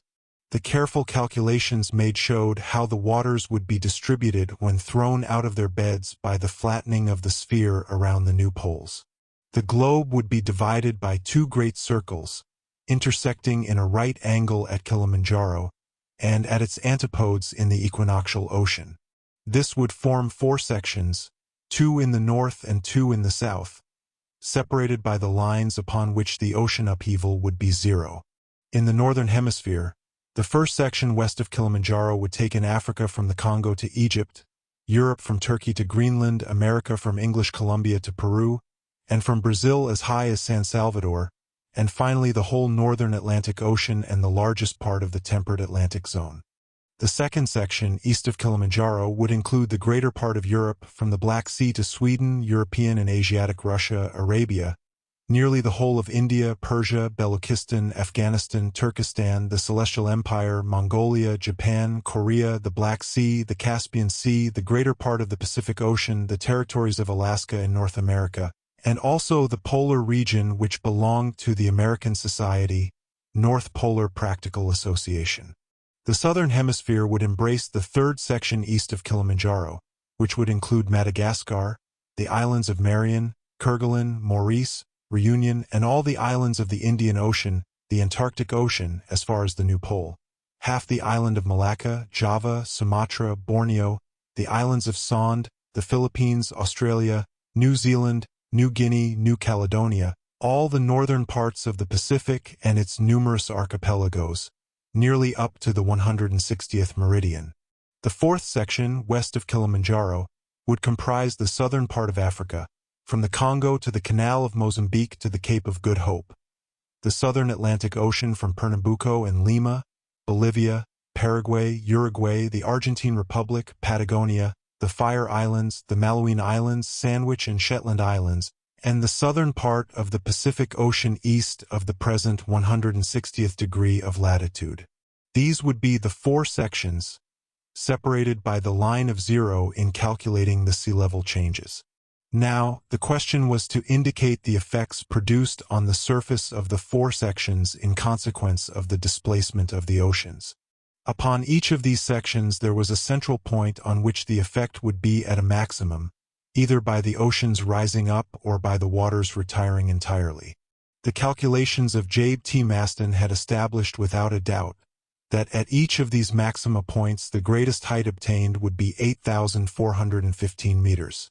It was therefore certain that the consequences would be most severe against the security of those points through the operation carried out by Barbicane and Company.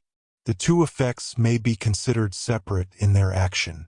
In two of the sections situated opposite each other in the northern hemisphere and in the southern as well, the oceans would retreat and invade the two other sections, opposing each other in each of the two hemispheres. In the first section, the Atlantic Ocean would be nearly entirely emptied and the maximum point of depression being nearly at the region of Bermuda, where the ground would appear, if the depth of the ocean was inferior at that point to 8,415 meters. Consequently, between Europe and America vast territories would be discovered which the United States, England, France, Spain, and Portugal could claim according to the geographical situation, as these powers might wish to do. It must be observed that in consequence of the falling of the oceans the air will also fall equally as much. Therefore the barometric pressure of Europe and that of America will be modified to such an extent that cities, situated even 20 or 30 degrees from the maxima points, would only have the quantity of air which is now actually found in a height of 1 league in the atmosphere. The principal cities, such as New York, Philadelphia, Charleston, Panama, Lisbon, Madrid, Paris, London, Edinburgh, Dublin, Cairo, Constantinople, Danzig, Stockholm on one side, and the cities corresponding in latitude on the other side, would keep their normal position with regard to the general level of the air. In regard to Bermuda, air would be missing there the same as it would be wanting to aeronauts who go higher than 8,000 meters. Therefore, it would be impossible to live there. The same effect would obtain in the opposite section, which would contain the Indian Ocean, Australia, and a part of the Pacific Ocean, which would be thrown partly on the southern seacoasts of Australia. The air into which they would be thrown would be very clear. There was no doubt on that point, but it would not be dense enough for human wants. These in general were a part of the modifications which would take place in the two sections in which the oceans would be more or less emptied. There would undoubtedly appear new islands and mountains in such parts as the water did not entirely abandon.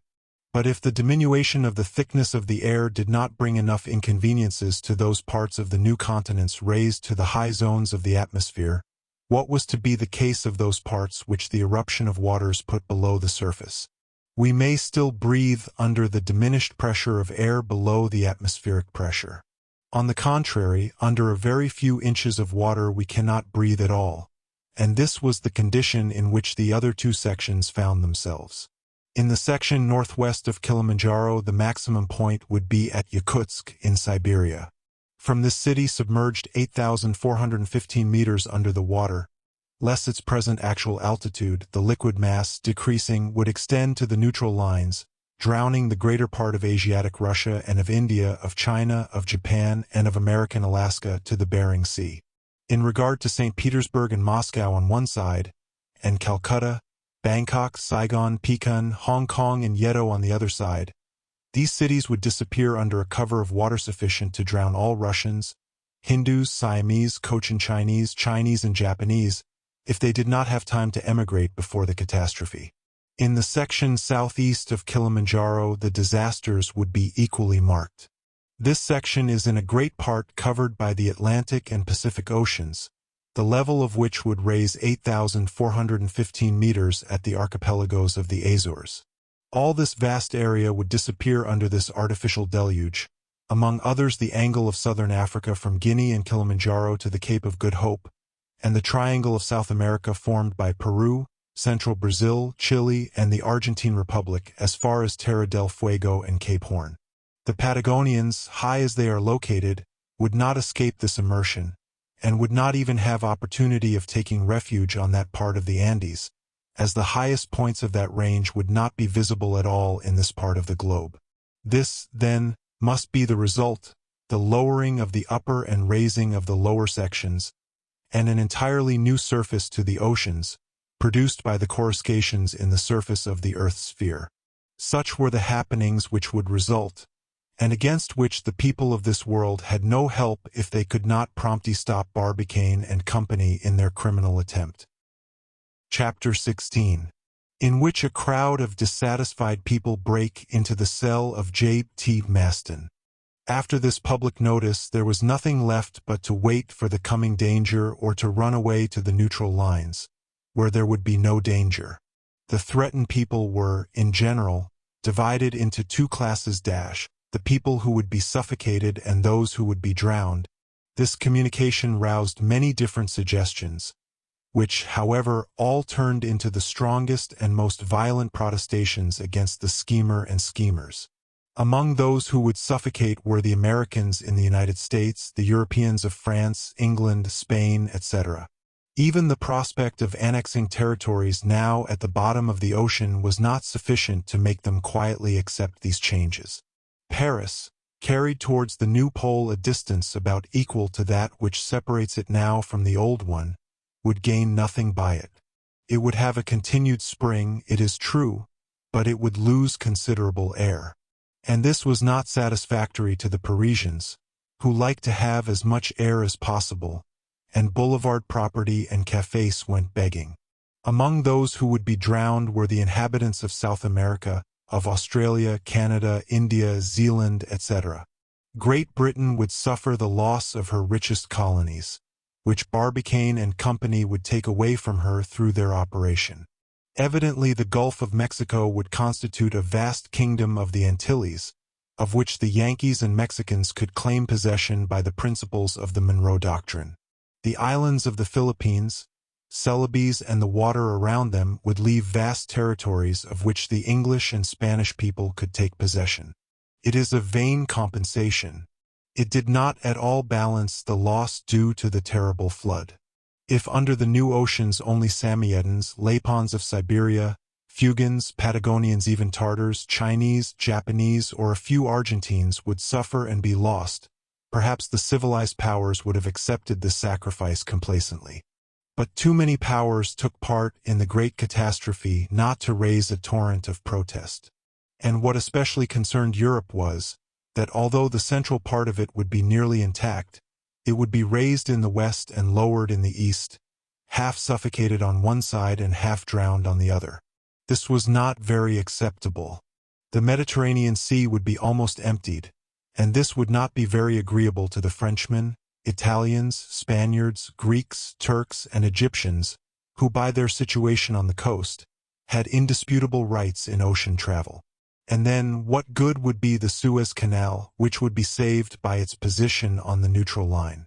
But what use could be made of this immense work of Lesseps when there was no longer the Mediterranean on one side of the isthmus and the Red Sea on the other, at least within any reasonable distance of it? No, never, never would England consent to see Gibraltar, Malta, and Cyprus transformed into mountain-tops, lost in the clouds, so that its men of war could no longer approach them. No, she would not be satisfied with the possession of some of the territory which would be gained from the Atlantic Ocean. Major Donnellan had, however, prepared already to return to Europe to secure his rights on this new territory in case the operation of Barbicane and company should succeed. It is seen how protests came from all parts of the world, even from states where the changes would be imperceptible, because their people were interested in some other direction more or less. These protestations became more and more violent after the arrival of the cablegram from Zanzibar which indicated the point of shooting, and which it was found necessary to publish the above report to explain. President Barbicane and Captain Nicholl, as well as J.T. Maston, were put under the ban of humanity and declared outlaws. But what a business all this created for the newspapers! What sales they had and how the circulations ran up, how on many occasions they were forced to print extra editions. It is perhaps the first time in journalistic history that they were all united with each other, as they generally quarrel incessantly. This was not a European or an American affair. It was an affair which concerned the whole world. It was like a bomb falling into a powder magazine. In regard to Maston, it looked as if his last hour had come. A rabid crowd rushed into his prison on the evening of September 17th, with the intention of lynching him, and the jailer did not put any obstacles in their way. They rushed along the corridor, but the cell of J.T. Maston was empty. Mrs. Evangelina Scorbitt had come to his help with a heavy purse of gold, and he had made his escape. The jailer had been bribed by an amount of money on which he could live the rest of his life without working. He remembered that Baltimore, Washington, New York, and many of the principal cities of America were on the line of those parts which would be razed, and which would still have enough air for the daily consumption of their inhabitants. J.T. Maston had gained a quiet resting spot and a safe place from the enraged crowd of people, and so this great man owed his life to the devotion of a loving woman. There were only 4 days to wait, for days only before the gigantic operation of Barbicane and Company would be accomplished. The public notice had been read far and wide and had created as much public excitement as such a momentous document only could. If there were at the beginning a few skeptics on the subject, there were none at present. The various governments had notified in haste those of their provinces which would be raised into the air and those, a much larger number, the territory of which would be overrun with water. In consequence of this advice sent by telegraph over the 5 continents of the world, an emigration began such as had never been seen before. Every race was represented, white, black, brown, yellow, etc., in one chromatic procession. Unhappily, time was wanting for all to secure safety. The hours were now counted. A few months' notice would be required for the Chinese to leave China, the Australians, Australia, the Siberians, Siberia. In some instances, the danger was a local one as soon as the place of the shooting was known, so the fright became less general. Some provinces and even some states began to feel easy again. In a word, except in the regions directly threatened, there was only felt an apprehension of the terrible shock. And during all this time Alcide Pierdeux was saying to himself, "How in the wide world can President Barbicane make a cannon 1,000,000 times larger than that of 27 centimeter? This Maston, I would like very much to meet him, to have with him a talk upon this subject. This does not agree with anything sensible. It is too enormous and too improbable. Be this as it may, the failure of the operation was the only hope which was left for certain parts of the world to escape more terrible destruction." Chapter 17. What had been done at Kilimanjaro during 8 months of this memorable year. The country of Wamasai is situated in the eastern part of Central Africa, between the coast of Zanzibar and the regions of the large lakes, where the Victoria Nyanza and the Tanganyika form a great interior ocean. The part best known is that which has been visited by the Englishman Johnston, Count Tekeli, and the German Dr. Meyer. This mountainous land is under the sovereignty of Sultan Bali Bali, whose people consist of 30,000 or 40,000 Negroes. 3 degrees below the equator is situated the chain of Kilimanjaro, which here reaches its greatest altitude. Among other peaks is the Mount of Kibo, with an altitude of 5,704 meters. The important ruler of this region has under his domination towards the south, north, and west the vast and fertile plains of Wamasai, which stretch from the Lake of Victoria Nyanza across the province of Mozambique. A few leagues below Kilimanjaro is the small village of Kasongo, the regular residence of the Sultan. This capital is in reality only a large hamlet. It is occupied by a very intelligent and industrious people, who work themselves as industriously as their slaves under the iron rule which Bali Bali imposes on them. This Sultan rightly ranked as one of the most remarkable rulers of those people of Central Africa who try to escape the influence, or more correctly the domination of England. At this capital of Kasongo, President Barbicane and Captain Nicholl, accompanied by 6 men who were devoted to them, arrived in the first week of January of the current year.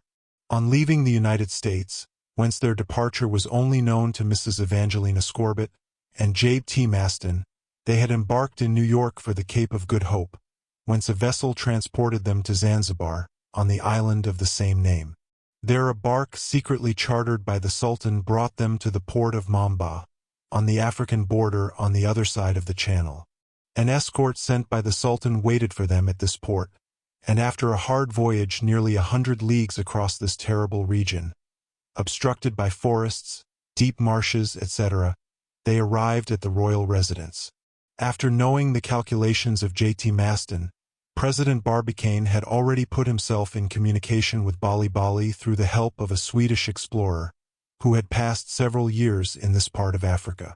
As the Sultan had become one of their most ardent admirers since their trip to the moon, a trip whose reputation had gone as far as these countries, he had a great friendship for these courageous Yankees.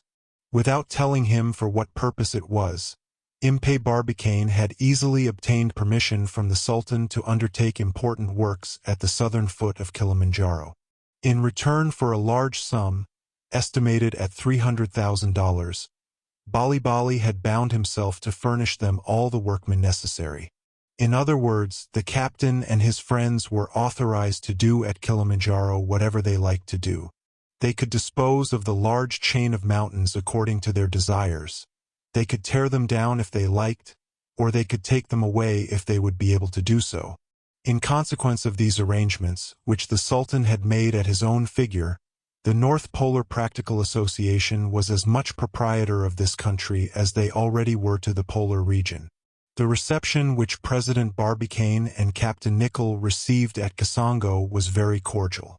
Bali displayed an admiration amounting to adoration for these celebrated travelers who had made this dangerous voyage to reach the country around the North Pole. He had, in short, an extraordinary sympathy for the creators of these mysterious operations which were going to be accomplished in his kingdom. He also promised them absolute secrecy on his part as well as on the part of his people, whose cooperation was assured to them. Not a single Negro who worked at their shop would be allowed to leave them for a single day under pain of the most severe punishment. This is how this operation was veiled in mystery, so that the most active and sharpest agents of America and Europe failed to penetrate it. If it was finally discovered, it must have been that the Sultan modified his severe rules after the accomplishment of the works, and that there were traitors and babblers even amongst the Negroes. In this way Richard W. Trust, consul at Zanzibar, had received wind of what was going on at Kilimanjaro. But then at that date, the 13th of September, it was too late to stop President Barbicane in the accomplishment of his design. And now, why had Barbicane and company chosen the Wamasai for the theater of their operations? First, because the country suited them in regard to its geographical situation, as it was in a very little known part of Africa, and as it was very far from the territory usually visited by travelers. Then, the mass of Kilimanjaro offered them all the qualities of solidity and material necessary for their work. And, moreover, on the surface of this country were found the raw materials which they needed in a condition very easy to handle. A few months before leaving the United States, President Barbicane had learnt from the Swedish explorer that at the foot of Kilimanjaro iron and coal were plentiful on the ground. No mines to dig into, no fields to explore 1,000 feet deep in the earth's shell. Iron and coal were so plentiful even for this great undertaking that they only had to stoop down to pick it up. In other words, there existed in the neighborhood of this mountain enormous fields of nitrate of soda and of iron pyrites, which were necessary for the manufacture of melimelonite. President Barbicane and Captain Nicholl had taken with them only 10 people, of whom they were absolutely sure, and no one else. These 10 men had to supervise the 10,000 Negroes put at their disposal by Bali, and to them was given the task of manufacturing the monster cannon and its not less monster projectile. 2 weeks after the arrival of President Barbicane and his associate at Wamasai, 3 large workshops were established at the southern foot of Kilimanjaro, one for the cannon foundry, the second for the manufacture of the projectile, and the third for the manufacture of the melimelonite. Now, first of all, how had Barbicane and company met the problem of manufacturing a cannon of such colossal dimensions? We will see and understand at the same time that the difficulty of creating such a device was not easily comprehensible by the inhabitants of the world. In reality, the making of a cannon 1,000,000 times larger than that of 27 centimeters was a superhuman work. Already great difficulties had been met in the manufacture of pieces of 42 centimeters diameter, which would throw projectiles of 780 kilos with 274 kilograms of powder. Barbicane and Company did not think of these difficulties. It was not a cannon, not even a mortar which they intended to make, but simply a gallery bored in the massive rock of Kilimanjaro, a shaft of a mine, if you wish to call it so. Evidently this shaft of a mine, this enormous elongated mine, could replace a metal cannon the fabrication of which would have been as dear as difficult and to which it would be necessary to give an unwieldy thickness to avoid all risk of an explosion. Barbicane and Company had always entertained the idea of operating in this manner, and if the notebook of J.T. Maston mentioned a cannon, it was that of 27 centimeters which had been used in the calculations as a basis. Consequently, a spot was chosen at a height of 100 feet on the southern slope of the chain. Nothing would be in the way of the projectile when it would fly out of the mouth of this tunnel bored in the massive rock of Kilimanjaro. It was with extreme precision and not without very hard work that the men could dig this gallery. But Barbicane and Company could readily make perforations with simple machines put in action by means of compressed air which was secured by using the powerful falls of water from the mountains. In the holes bored through the headings of the shaft were placed charges of melimelonite, and nothing more was necessary than this violent explosive to shiver the rock, extremely hard as it was. The thousands of workmen, led by their 10 cooperators under the general direction of Barbicane and Company, labored with a great deal of zeal and intelligence to bring the work to a speedy end. At the end of 6 months, the shaft measured 27 meters in diameter and the lining of it 6 meters in thickness. As it was absolutely necessary that the projectile should glide through a bore perfectly smooth, the interior of it was covered with a casting exactly prepared. In reality, this part of the work was very similar to that of the celebrated Columbiad of Moon City, which had sent the projectile to the moon. But such work as this is impossible to the ordinary engineers of this world at present. As soon as the boring was finished, the workmen pushed on with the work at the second workshop. At the same time that this metallic lining was being made, they were also employed at making the enormous projectile. For this operation it was necessary to obtain a cylindrical mass which would weigh 80 million kilograms, or 180,000 tons. It must be understood that there was never any idea of melting this projectile in one single piece. It had to be manufactured in 1,000-ton pieces, which would be hoisted one after the other into the shaft and put in place over the chamber where the melimelonite was stored. After having been jointed each to the other, these pieces would form a compact whole, which would fit the sides of the tubular lining. In regard to the construction of the massive furnaces to effect the melting of the metal, there was met perhaps the greatest difficulty. 10 furnaces of 10 meters each in height were at the end of a month in working order and able to produce each 180 tons per day. This would be 1,800 tons for 24 hours, 180,000 tons after 100 workdays. In regard to the third workshop, made for the manufacture of the melimelonite, the work was easily done, but under such secret precautions that the composition of this explosive it has not been possible to state perfectly. Everything went along splendidly.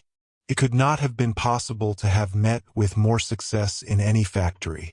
One would hardly expect to escape an accident of some sort on a 300,000 franc job.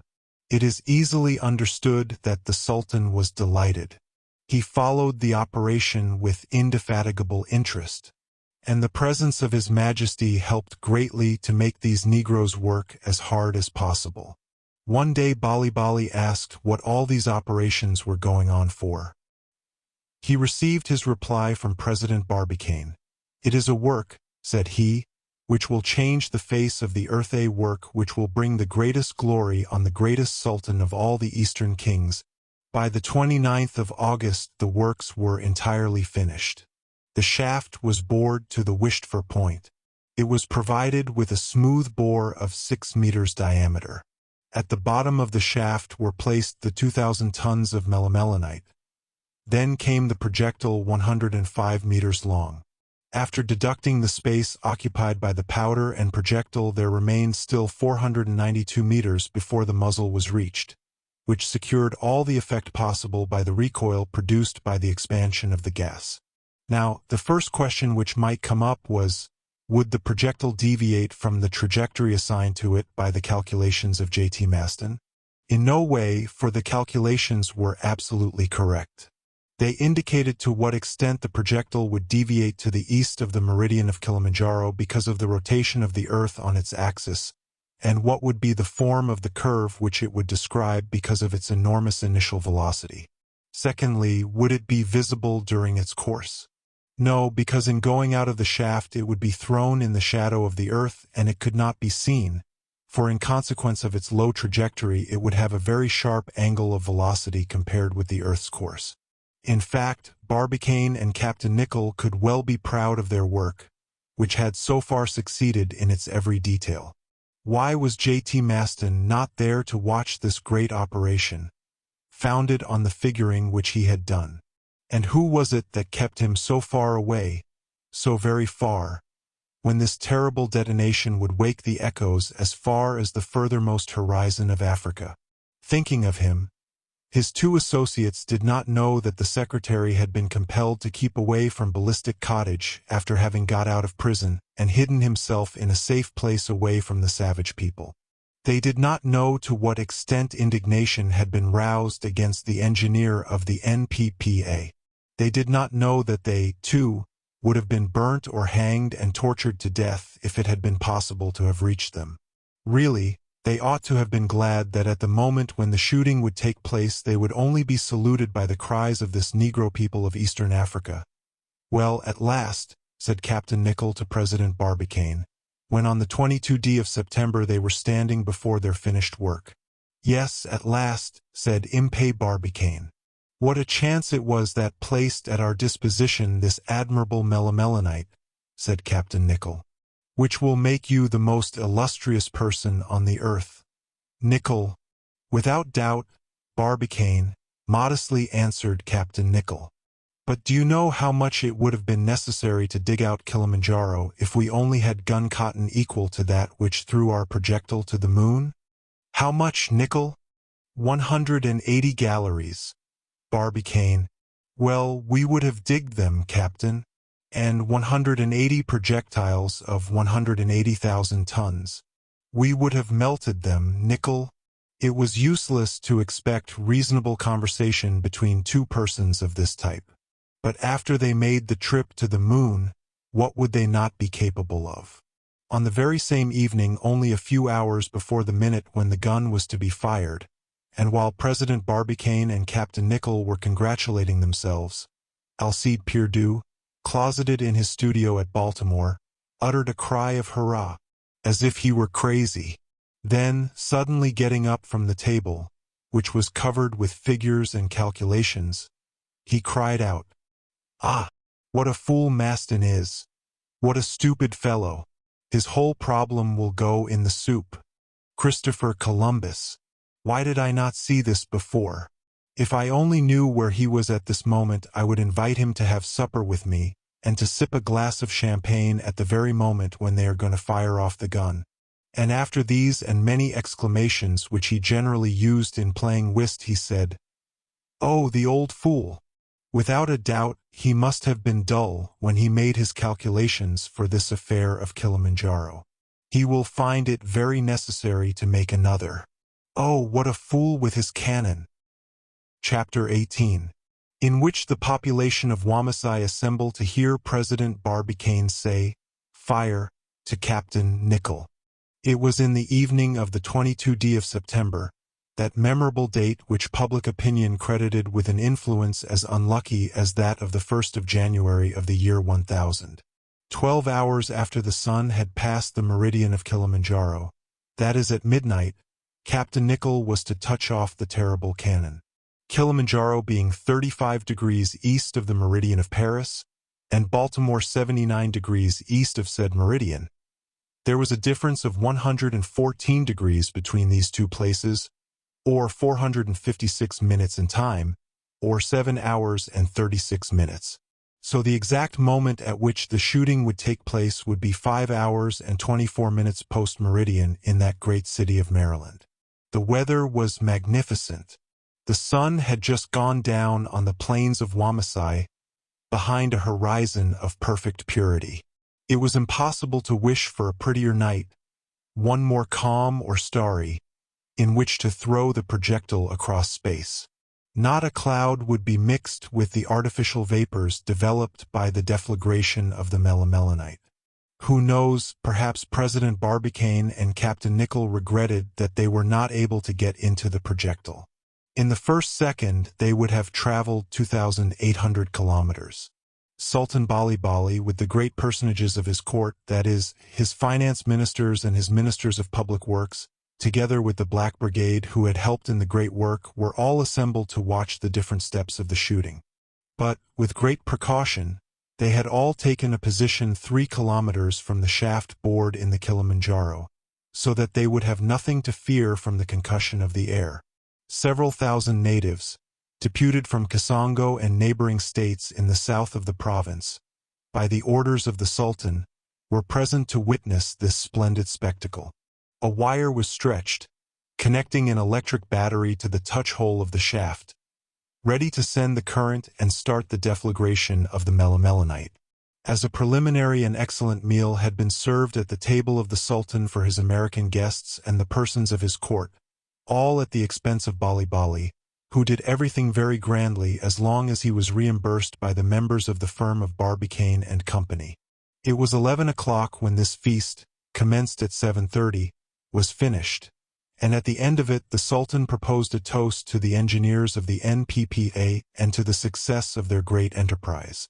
An hour yet, and the change in the geographical and climatic conditions of the earth would be accomplished.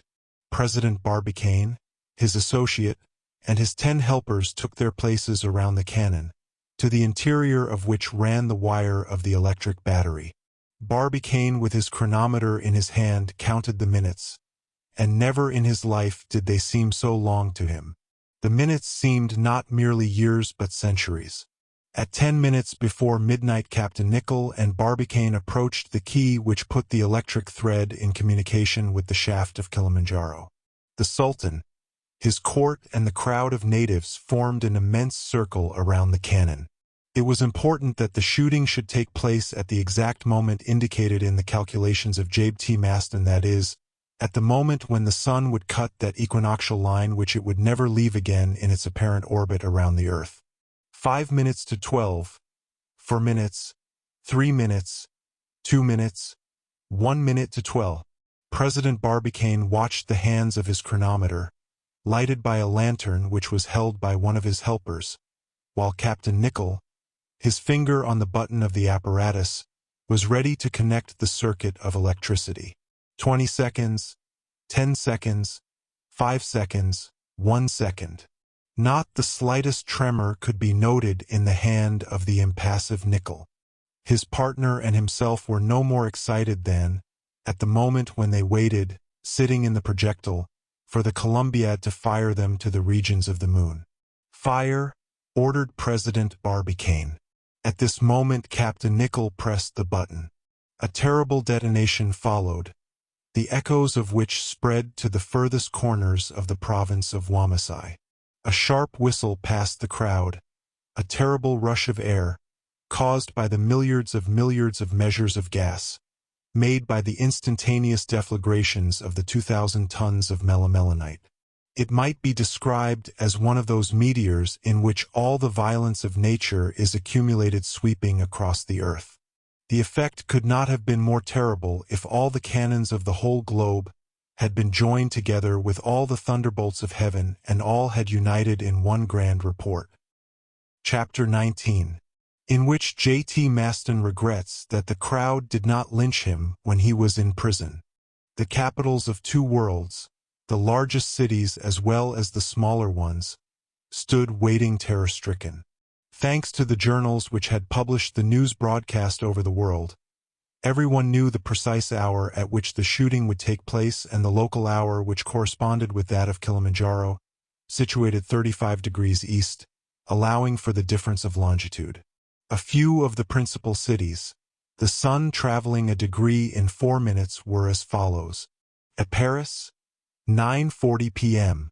At St. Petersburg, 11:31 p.m. At London, 9:30 p.m. At Rome, 10:20 p.m. At Madrid, 9:15 p.m. At Berlin, 11:20 p.m. At Constantinople, 11:26 p.m. At Calcutta, 3:04 a.m. At Nanking, 5:05 a.m.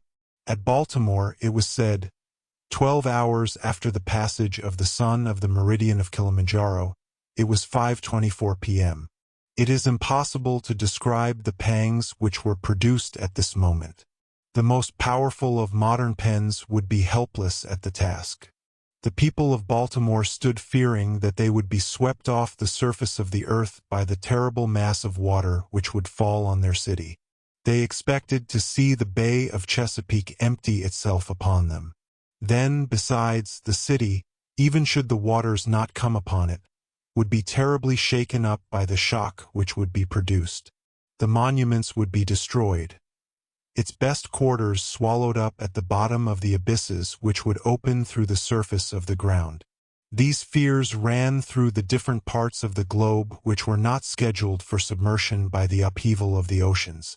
Every human being felt the marrow in his bones creep and shake at this fearful moment. Yes, all trembled, all save one person, and that one was the engineer Alcide Pierdeux.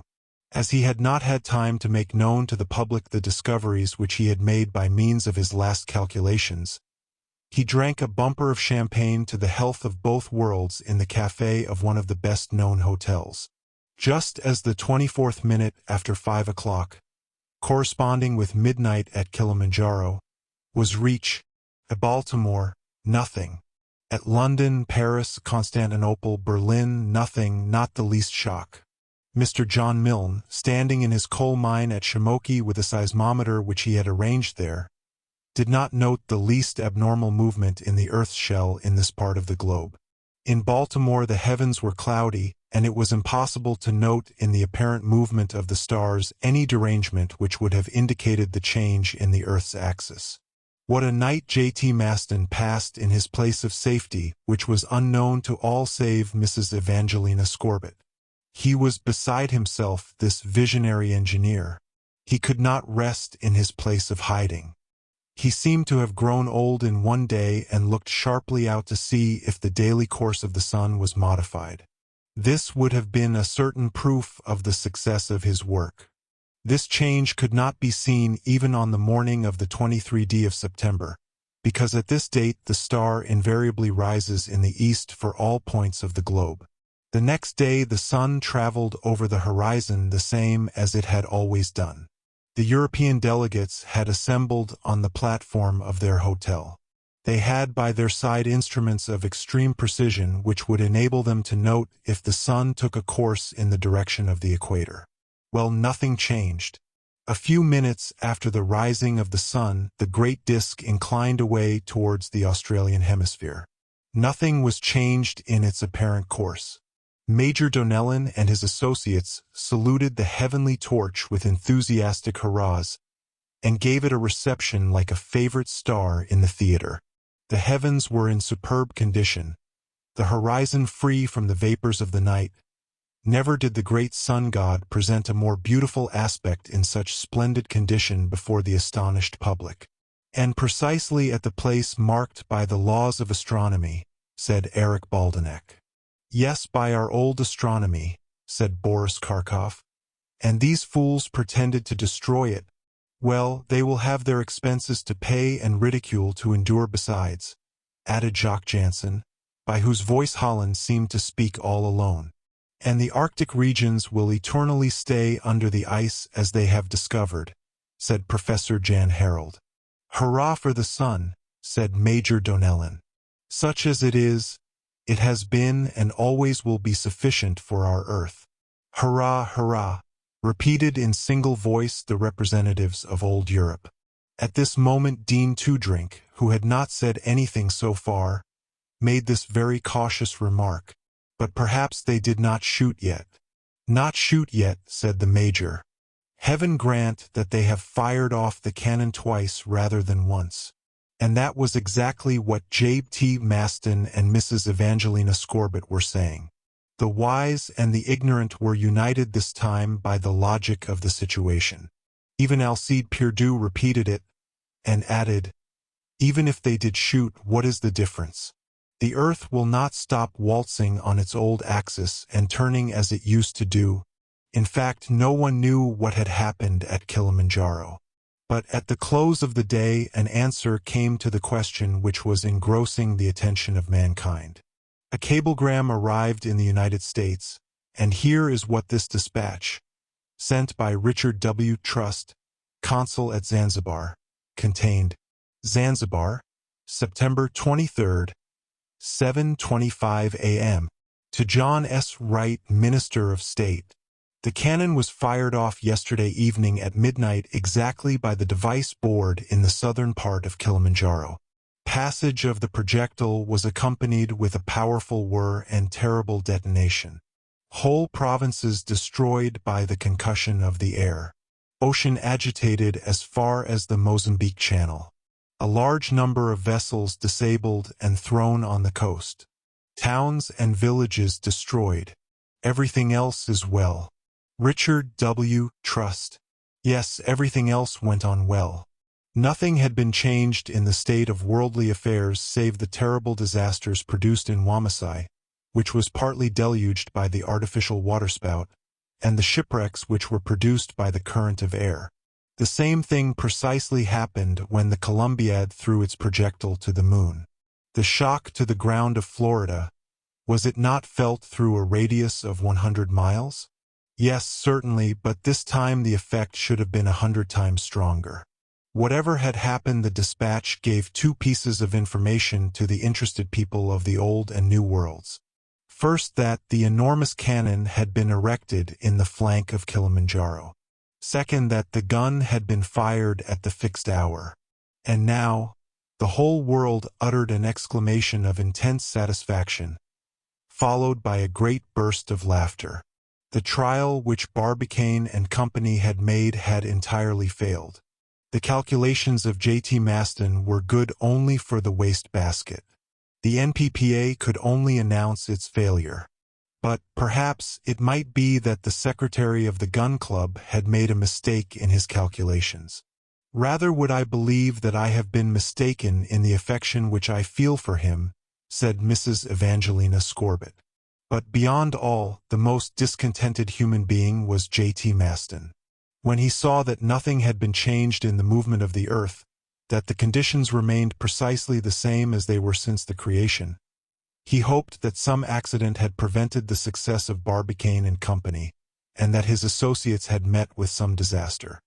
But there was the cablegram from Zanzibar which stated without a doubt that the operation had taken place. Failed! And what of the formulas and calculations on which he had spent so much time? Is it possible that a cylinder 600 meters long, 27 meters wide, throwing a projectile of 180,000 kilograms, with the deflagration of 200 tons of melimelonite, with an initial velocity of 2,800 kilometers, would not be sufficient to move the earthly axis? It did not seem probable. But why? So J.T. Maston, in a state of violent excitement, declared that he would quit his retreat. Mrs. Evangelina Scorbitt tried in vain to prevent it. Not that she feared for his life, as all danger of that sort had passed. But the insults which he would have to bear, the jokes which would be cracked about him, the remarks which would be made in regard to his work, she wanted to spare him from these. And then, moreover, what would his associates of the gun club say? Did they not have to thank this man for the want of success of their operation and for making them ridiculous? Was he not the man who had figured out the whole affair and on whose shoulders rested all the responsibility? J.T. Maston would not listen to anyone. He resisted the begging and tears of Mrs. Evangelina Scorbitt. He went out of the house where he had kept himself hiding. He was recognized, and those who had trembled for fear of the consequences of his work now took revenge by joking and laughing at him, and this in many thousand different ways. He was forced to listen to jeering remarks, even from the street gamins. They shouted, "Here he is who wanted to change the axis of the earth, who wanted to discover coal mines around the North Pole, who even wanted to remove it." In short, the secretary of the gun club was compelled to return to the mansion of Mrs. Evangelina Scorbitt, who used all her wealth of tenderness to console him. It was in vain, however. J.T. Maston could not be consoled, as his cannon had produced upon the Earth's sphere no more effect than a simple popgun would have done. A fortnight went by in this way, and the world resumed its daily routine and did not even think any longer of the projects of the NPPA. A fortnight and no news yet from President Barbicane and Captain Nicholl. Had they perished by the discharge in the land of Wamasai? Had they sacrificed their lives in the most mysterious operation of modern times? No. After the detonation, both were overthrown along with the Sultan heir at his court, and 1,000 natives in one grand tumble, but they all got up after a little time strong and hearty. "Did you succeed?" asked Bali Bali, rubbing his shoulder. "Do you doubt it?" "Me doubt it. But when will you know?" "In a few days," said Barbicane. Did he appreciate that the operation had failed? Perhaps, but he never would have acknowledged it before the Sultan at Wamasai. 48 hours later the two partners had taken leave of Wamasai, not, however, before having paid an enormous sum for the damage done to the country. As this amount of money went into the private purse of the Sultan, and as his subjects did not receive 1 cent of it, he had no reason to complain of the operation. Then the 2 associates, followed by their 10 helpers, reached Zanzibar, where they found a vessel to take them to Suez. From there, under false names, the steamer Morris brought them to Marseilles. Then they took the train to Paris, where they arrived without having had any collision or accident, and taking the railroad to Havre they arrived in time to go to America by the Burgonia of the transatlantic line. In 22 days they made the trip from Wamasai to New York, and on the 15th day of October the two knocked at the door of the mansion of New Park at 3 minutes past noon. An instant afterwards they found themselves in the presence of Mrs. Evangelina Scorbitt and J.T. Maston. Chapter 20, in which this story, as truthful as it is improbable, is finished.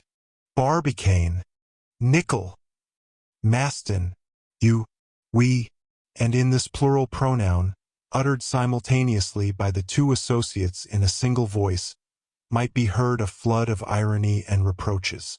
J.T. Maston pressed his iron hook on his forehead. Then, with a voice which seemed to stick in his throat, he said, "Did your shaft at Kilimanjaro really have a diameter of 27 meters? Yes, sir. Did your projectile really weigh 180 million of kilograms? Yes. And was the shooting really done with 2,000 pounds of melimelonite? Yes.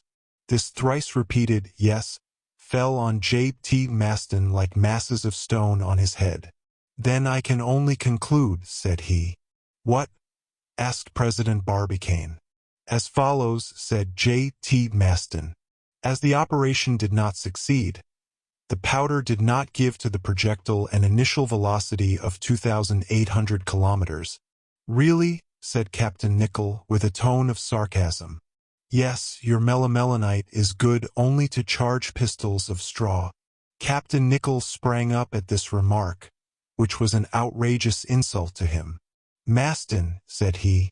Nicholl, you ought to be blown up with the melimelonite. No, gun cotton. That is more sure. Mrs. Evangelina Scorbitt had to interfere and cool these two enraged gunners down. Gentlemen, said she, between associates. And anyhow, President Barbicane resumed with a very calm expression, what is the good of criminations? It is certain that the calculations of our friend J.T. Maston were correct, as it is certain that the explosive of our friend Nicholl had sufficient power. Yes, we have only employed known quantities of science. We lacked experience. Why did we fail? Perhaps we may never know. Well, said the secretary of the gun club, we will commence all over again. And the money then which has been spent for this operation is a dead loss, observed Captain Nicholl. But public opinion, said Evangelina Scorbut, would not allow you a second trial. What will become of our Arctic region? Said Captain Nicholl. Where will the stock of the NPPA fall to? Said President Barbicane. Well, it had already fallen so far that the stock was offered at the price of old paper. This, then, was the result of the gigantic operation. This was the memorable fiasco to which the superhuman projects of Barbicane and Company had led. If ever engineers, unlucky engineers, were laughed at in public, if ever the newspaper made drawings, songs, and paragraphs not at all flattering to the people mentioned in them, this occasion exceeded them all.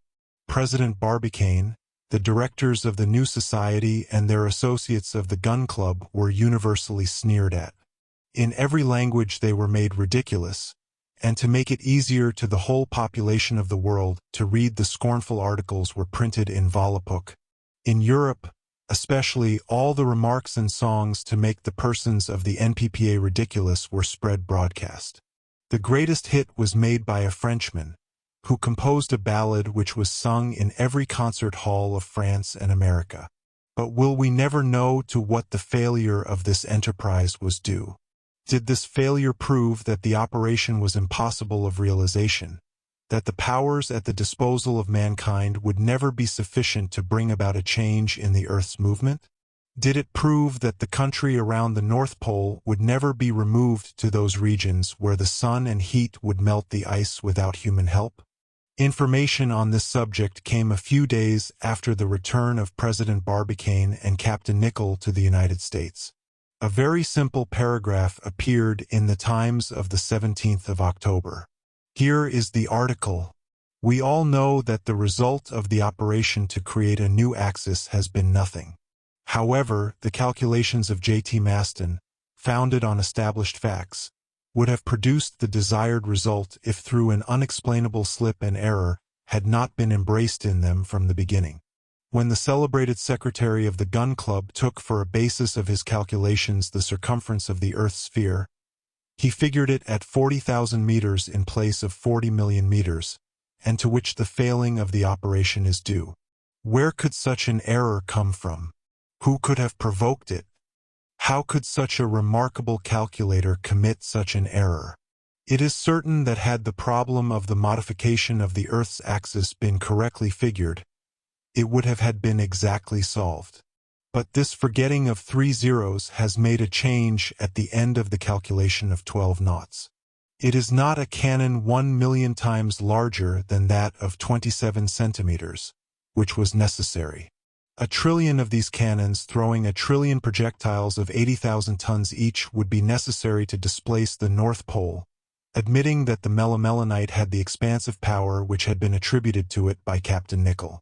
Therefore the whole shock under the conditions under which it was produced has displaced the North Pole only 0.003 of a millimeter, and has only changed the level of the ocean at the most 0.009 of 0.003 of a millimeter. In regard to the projectile fired, it will be a small planet, and will belong in future to the solar system, sustained by solar attraction. Alcide Pierdeux. So this want of attention on the part of J.T. Maston at the beginning of his calculations had produced such a humiliating result for his company. But even if his associates were very angry against him, if everybody laughed and joked at him, it is only fair to state in his favor that this mistake which had wrecked the operation had spared the world a terrible catastrophe. A flood of telegrams and letters arrived from all parts of the world congratulating J.T. Maston on his mistake of 3 knots. J.T. Maston, more downhearted and crushed than ever, would not listen to the hurrahs which the world now uttered for him. President Barbicane, Captain Nicholl, Tom Hunter with wooden legs, Colonel Bloomsbury, the gay Billsby, and his associates would never pardon him. But Mrs. Evangelina Scorbut, she could not be angry with him. Most excellent lady. J.T. Maston had begun to do his calculations over again, refusing to admit that he was wrong at that point. He was, however, the engineer Alcide Pierdeux had not made a mistake. Having learnt his error at the last moment, when he had no time to make it known, he had remained perfectly composed among all the fright and terror of those about him. That was why he proposed a toast in champagne at the moment when the shooting was taking place in the old world.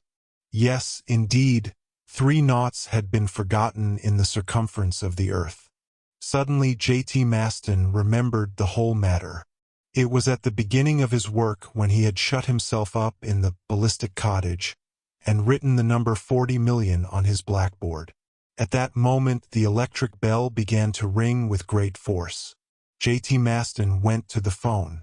He exchanged a few words with Mrs. Evangelina Scorbitt. Suddenly a terrible stroke of lightning from the storm through the telephone knocked over his blackboard and himself. He got up, commenced to write over again the numbers which had been half rubbed out on his blackboard. He had just written the numbers 40,000 when the telephone rang for the second time.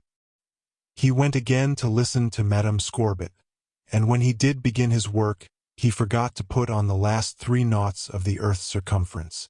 It was the fault of Mrs. Evangelina Scorbitt.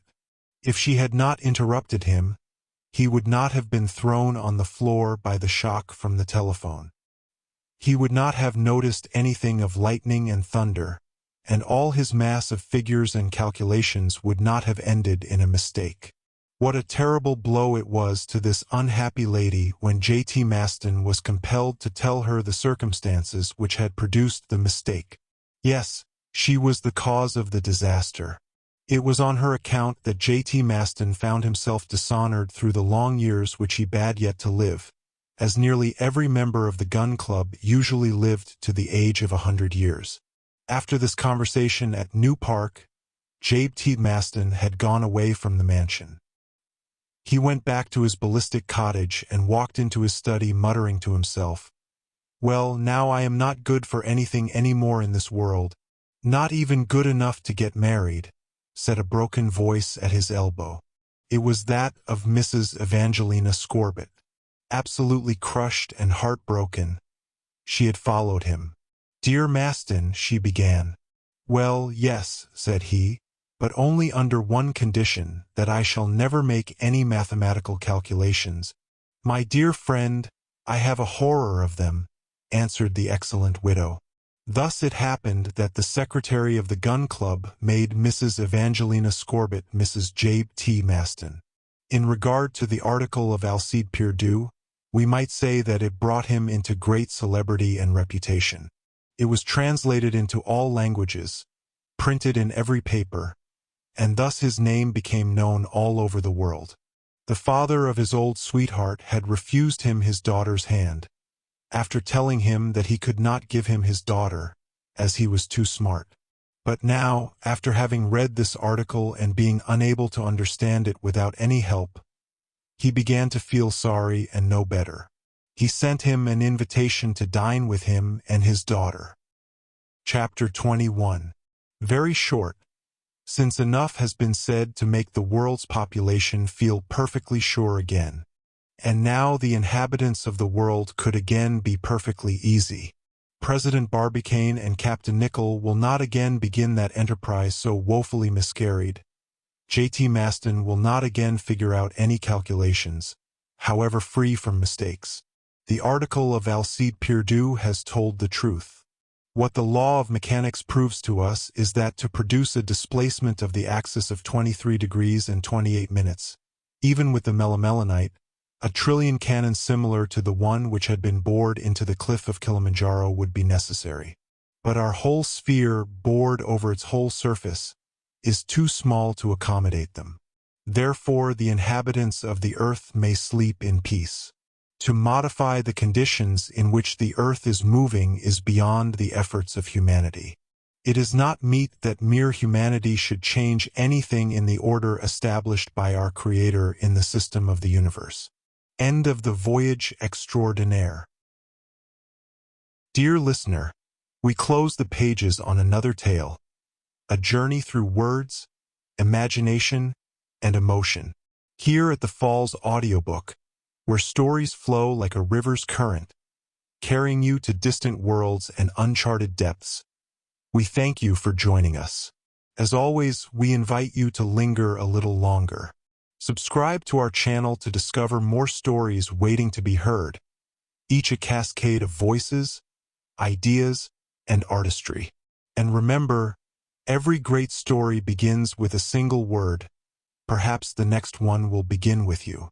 Until our voices meet again, may your days be filled with quiet moments, rich pages, and the soothing sound of a story well told. This is the Falls Audiobook, signing off.